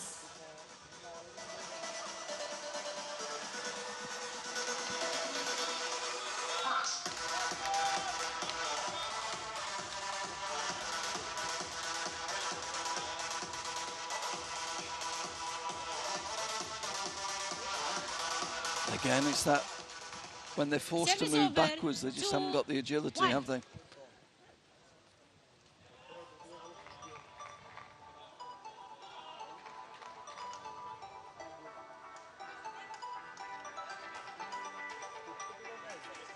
Oh, yes, and you could see Nice. the player who was closest to that shot at the end. She was so far back off court and so slow to react to get back in. Yeah.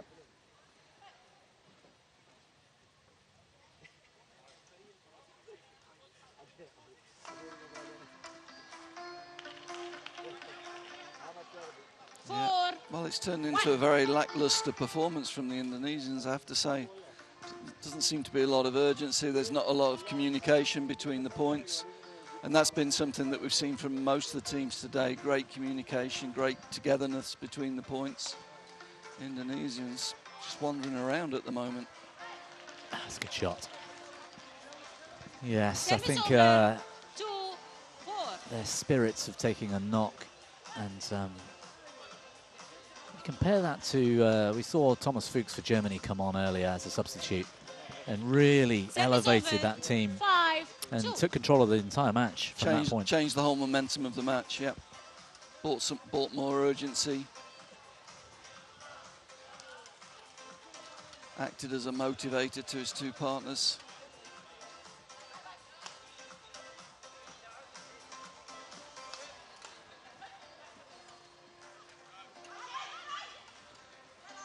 Good communication. Yeah, look, slow getting back, can't get behind the shuttle. Oh, good pickup. And that drift kicking in again. Yeah. Service over. But they're making 3-5. the Indonesians work really hard for the points. If I was coaching, that's what I'd be saying to Brazil at the moment. Give yourself good margins, keep the shuttle in play, make them work, and where possible, play over the top to make them move backwards.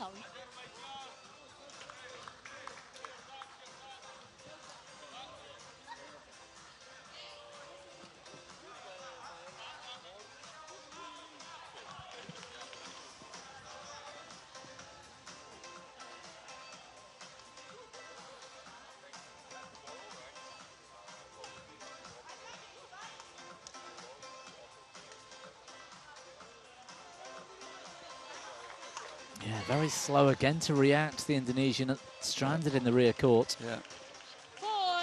4-5. And that's what the Brazilians don't want to be doing, forcing and giving points. No. They need to play with good margins here, keep the pressure on their opponents.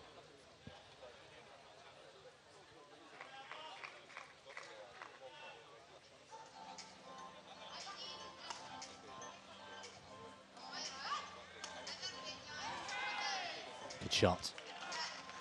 Service over. 6-4.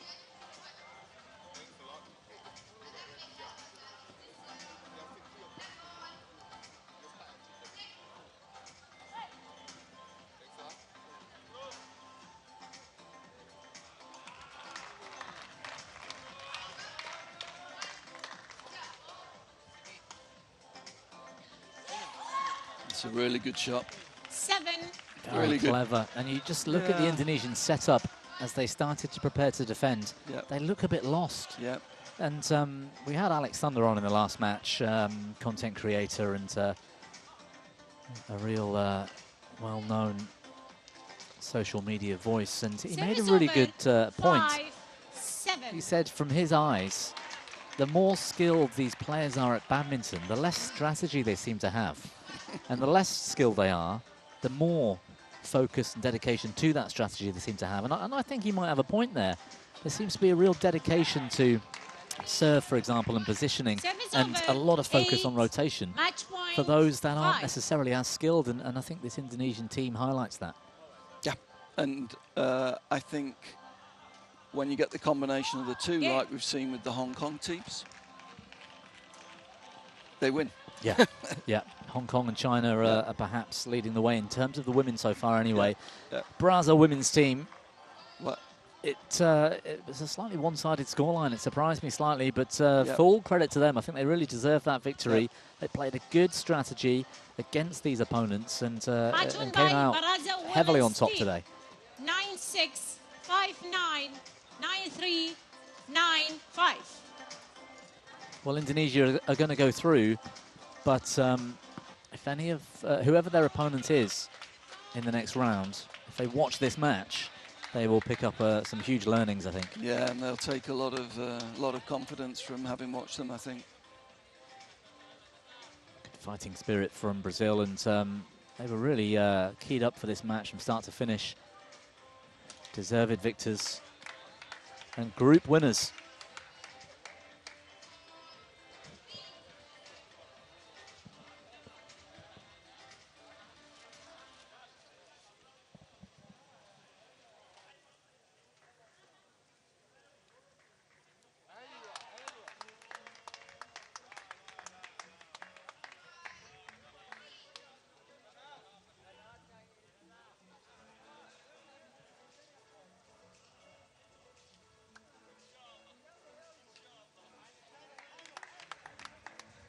Well, you can see how dark it's getting here in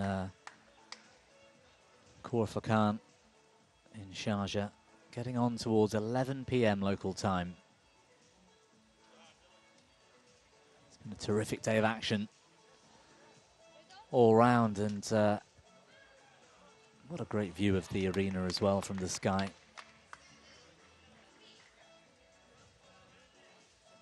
Court 2 are into their last match of the day, and we'll have the same here on Court 1 in a few moments.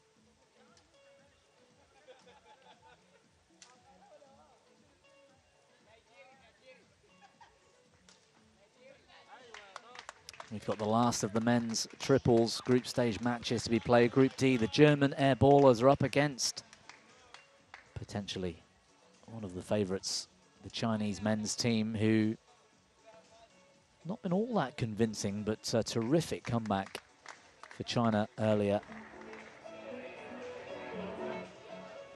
Saw them showcase their potential.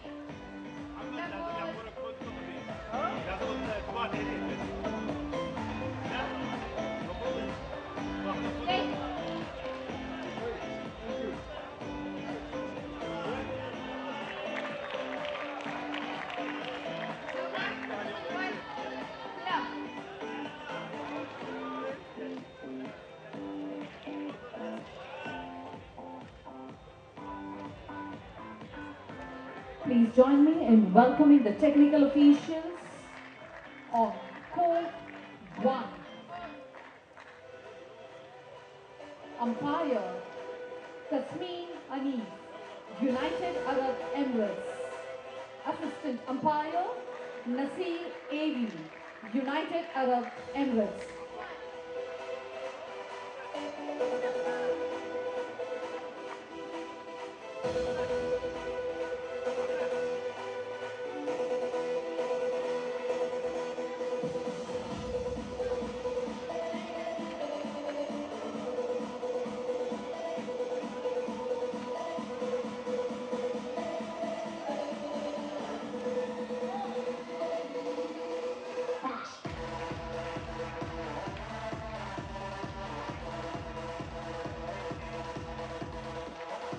Please welcome German air bowlers.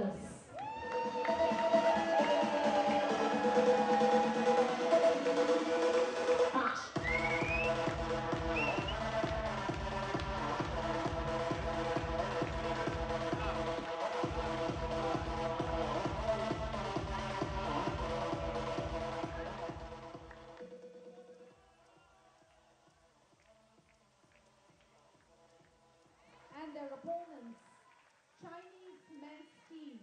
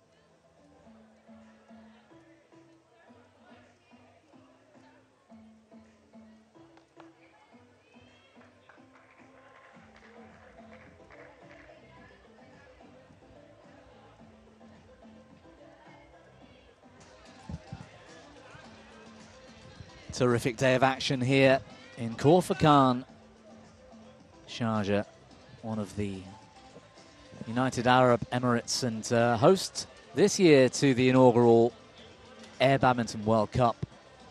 And it's our last match of the day live for you on Court 1. It's the men's triples, Group D, and it means quite a bit, this one, because the German airballers have got the chance to top the group if they can beat the Chinese men's team here. And I'm joined pleasantly by BWF's Lloyd Green in communications. I mean, Lloyd, this has taken some doing to put all of this together here in Sharjah. From your perspective, how does it feel to finally see what's happened here today and to be sat here right now? Thanks, Bobby. Hello, audience, viewers from around the world. It's been a long day. It's been a long day. But it's been a brilliant day of badminton. We've seen some epic performances, some brilliant matches on both Court 1 and Court 2.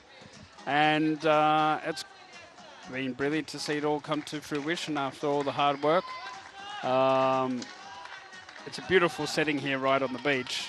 And to see it to come to life, I'm sure you've seen the overhead views from the drone footage. It just looks amazing. So I think a big congratulations to everyone involved for putting this together. A big thank you to Sharjah Sports Council, Sharjah TV, who's the host broadcaster, bringing you these pictures.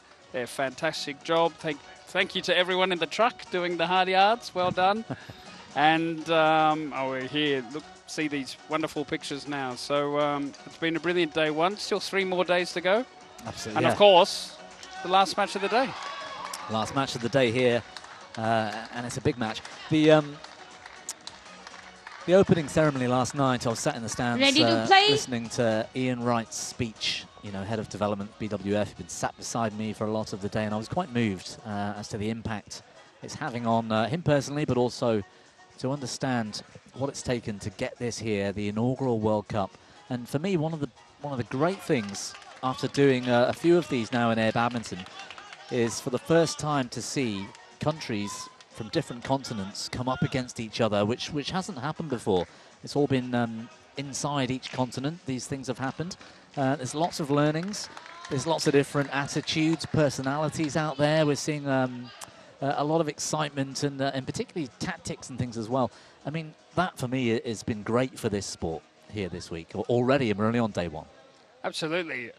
And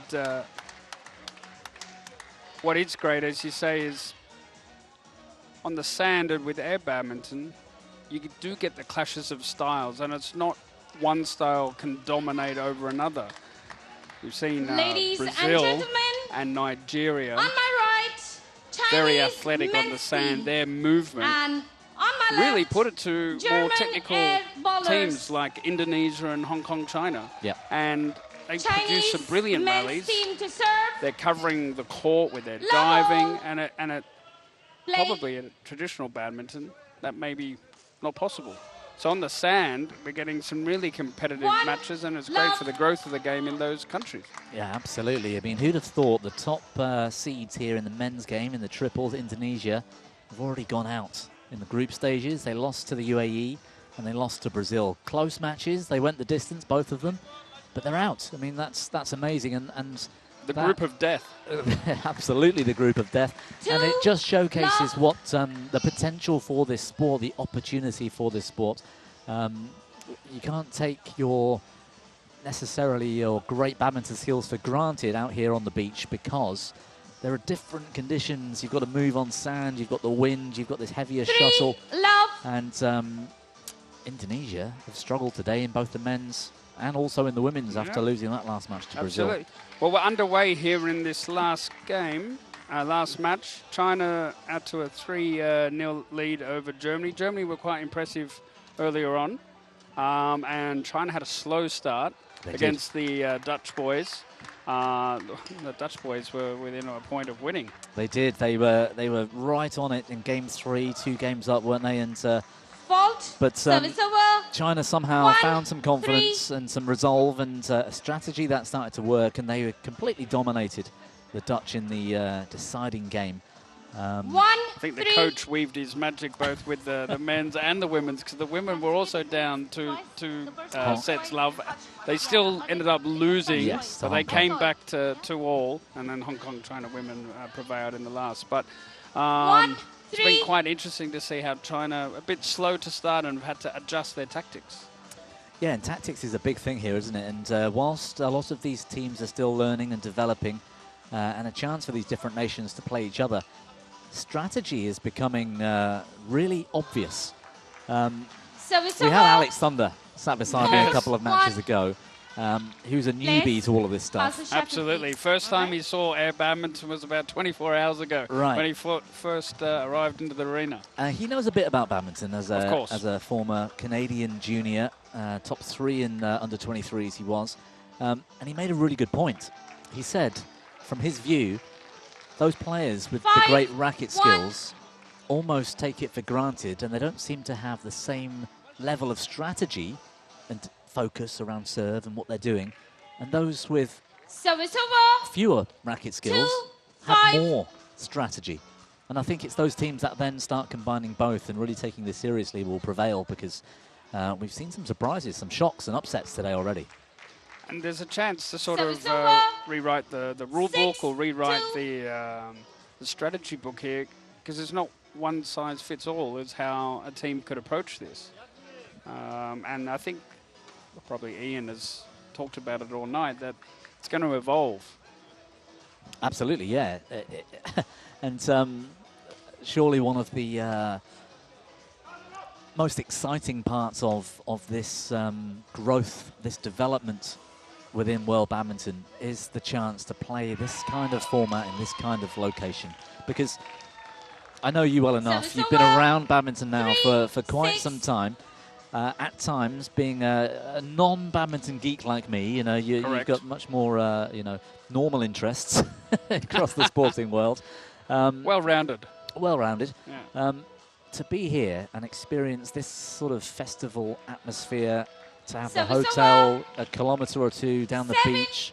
I mean, you were talking about swimming up here this morning. The water was nice this morning. You went for a swim this morning. Beautiful, yeah. Sunrise, very good. I might have to join you tomorrow. I saw 2 turtles. Did you really? Yeah, yeah. The turtles were wonderful, just off the shore. You're not joking, are you? I'm not joking, no. 2 beautiful, not giant turtles, but yeah, they were nice. Well, more on that in a second. 8-3, Chinese men's team are off to a much better start in this deciding group match and take the opener. First game, won by I've got a question for you. How have you seen it? You've watched every match, and you commentate the World Tour, you commentate Para Badminton, World Juniors.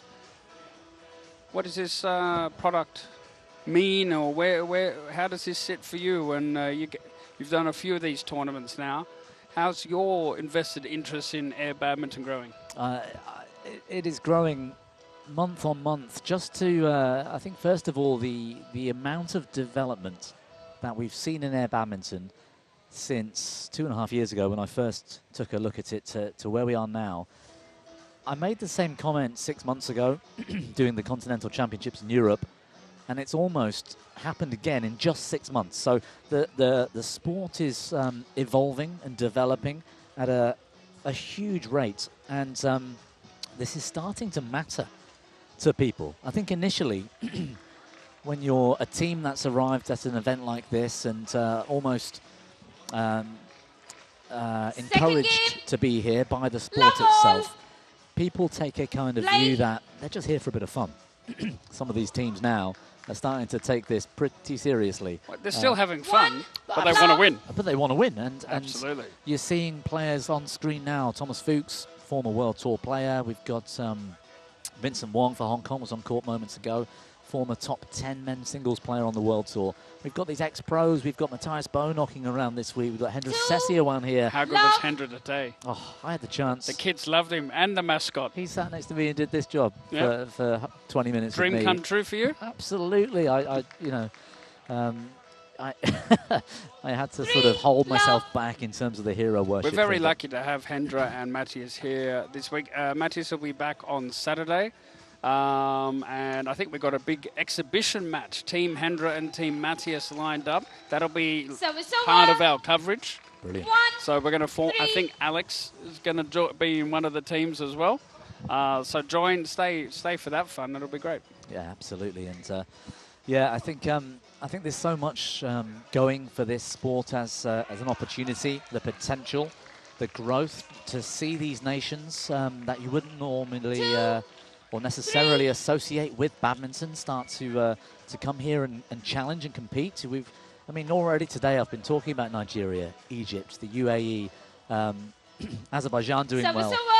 It's just, it's brilliant because it's not being dominated by one region or one nation, in fact, and I think that has huge opportunity. I think you can also see the teams that have been well drilled and well prepared for this tournament, and those have had solid time on the sand in preparation. Oh yeah, completely. I think 5-2. I think that rotational aspect we saw in our previous match between Indonesia and Brazil. Clearly, the Indonesians were relying on their racket skills, and you can't deny they have great racket skills. But you're playing on a full-size badminton court on sand.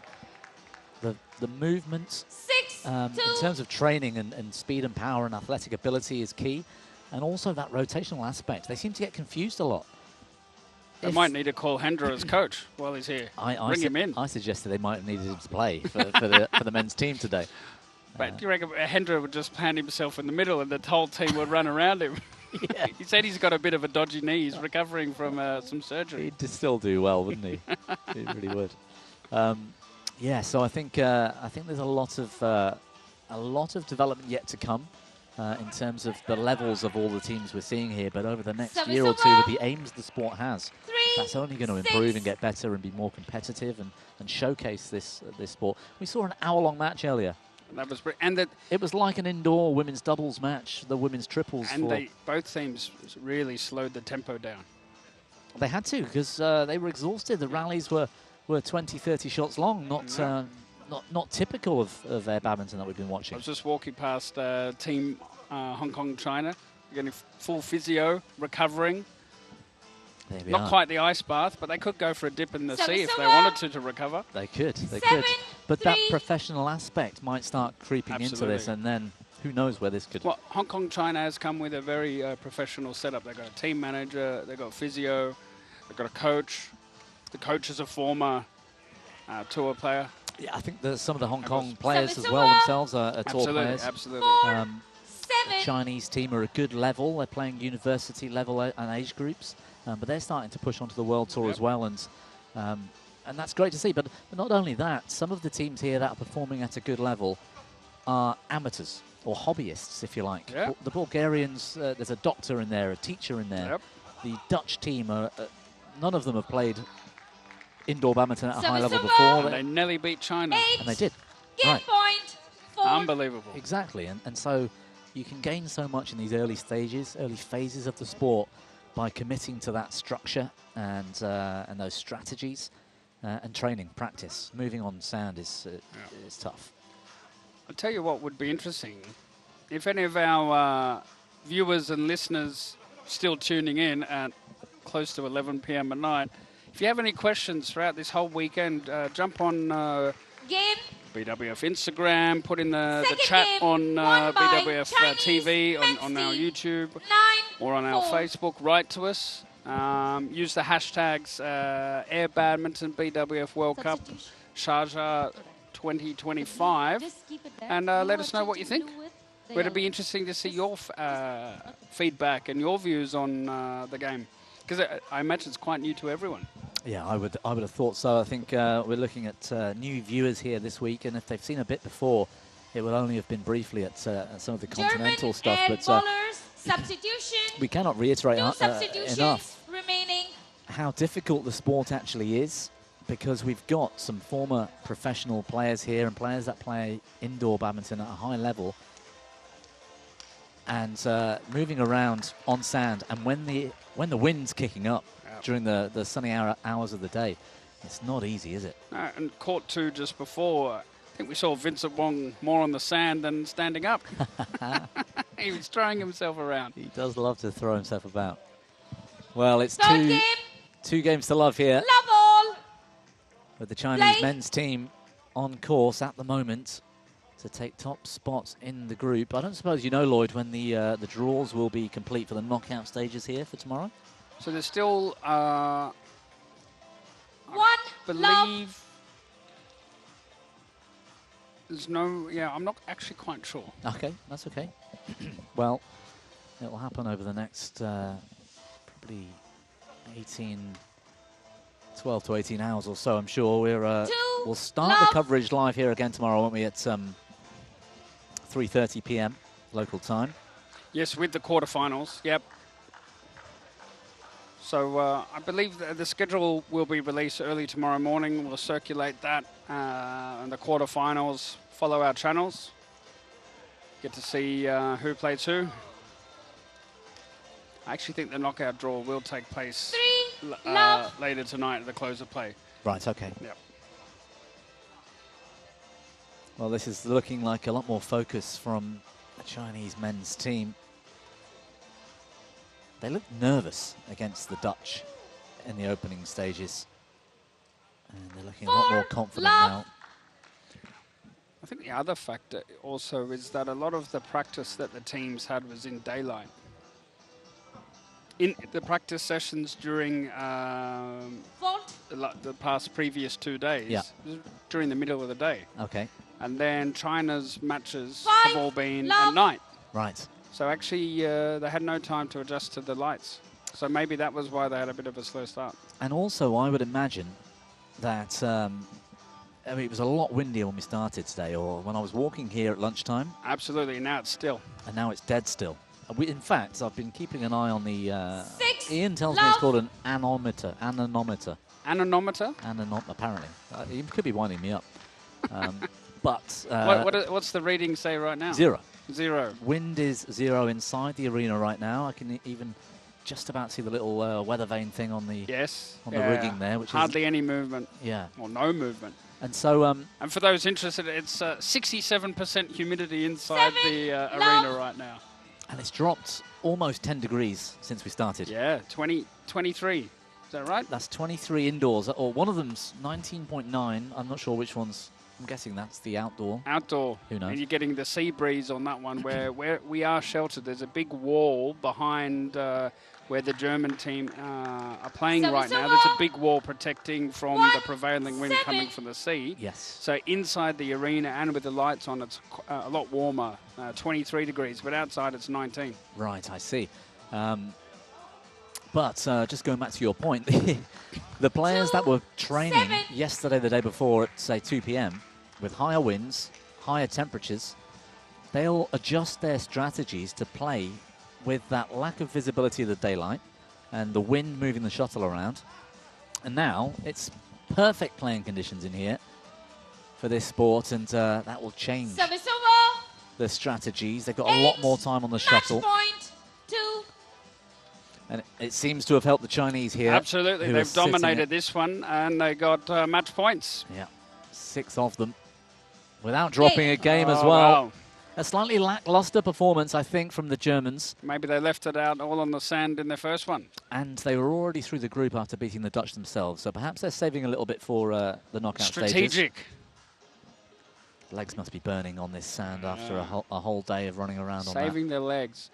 Well, Bobby, that's me. I'll let you wrap it up. Match won by Chinese men's team. It was a pleasure. Maybe we can do it again tomorrow. I hope so. Thank you, Lloyd, for joining me here. And thanks to all the viewers, too, for tuning in throughout the day. We'll give this one a few minutes. There'll be some highlights and a few more graphics to go through. But it's been a terrific day of action here in Khor-Fakkan, Sharjah, the UAE, for day one competition, the men's and women's triples event here at the inaugural Air Badminton World Cup. And we've got plenty more air badminton to follow over the next 3 days. Similar times throughout the 3 days. We've got the knockout stages of the men's and women's triples throughout tomorrow. And we'll even get into the finals matches and award the medals over tomorrow evening. And then the big event itself, the one that most people are most excited for, the mixed team relays, will commence across Saturday and Sunday, and all conclude hopefully around this time, perhaps a little bit earlier on Sunday. Sunday evening is when the finals will be. But in terms of more work here today, that's about it from us. So for myself, Bobby Griffin, from Ian Wright, from Lloyd Green, and all of our special guests that we've had throughout the day today, a big thank you for tuning in. And we've hoped you've enjoyed the action here from the BWF and from the Sharjah Sports Council putting all of this together. Join us again tomorrow. We should start at a similar time. It's around 3:30 p.m. local time here in Sharjah. That's GMT +4, if that means anything to you. In the meantime, Chinese men's team 3-0 wins over the German airballers, tops the group. And we'll be looking at a very exciting conclusion to the triples tomorrow afternoon. Thank you for tuning in, and goodbye from all of us here for now.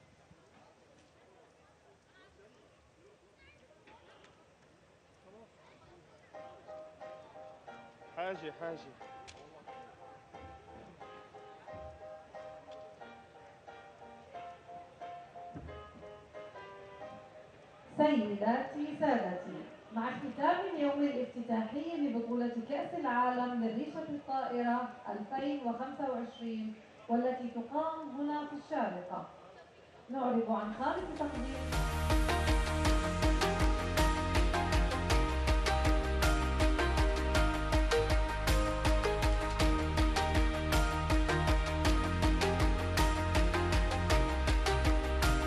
حتى أن يعلن حكم المواجهة عن انتهاء الوقت الأصلي بتعادل المنتخبين 1-1. لنا عودة في الأشواط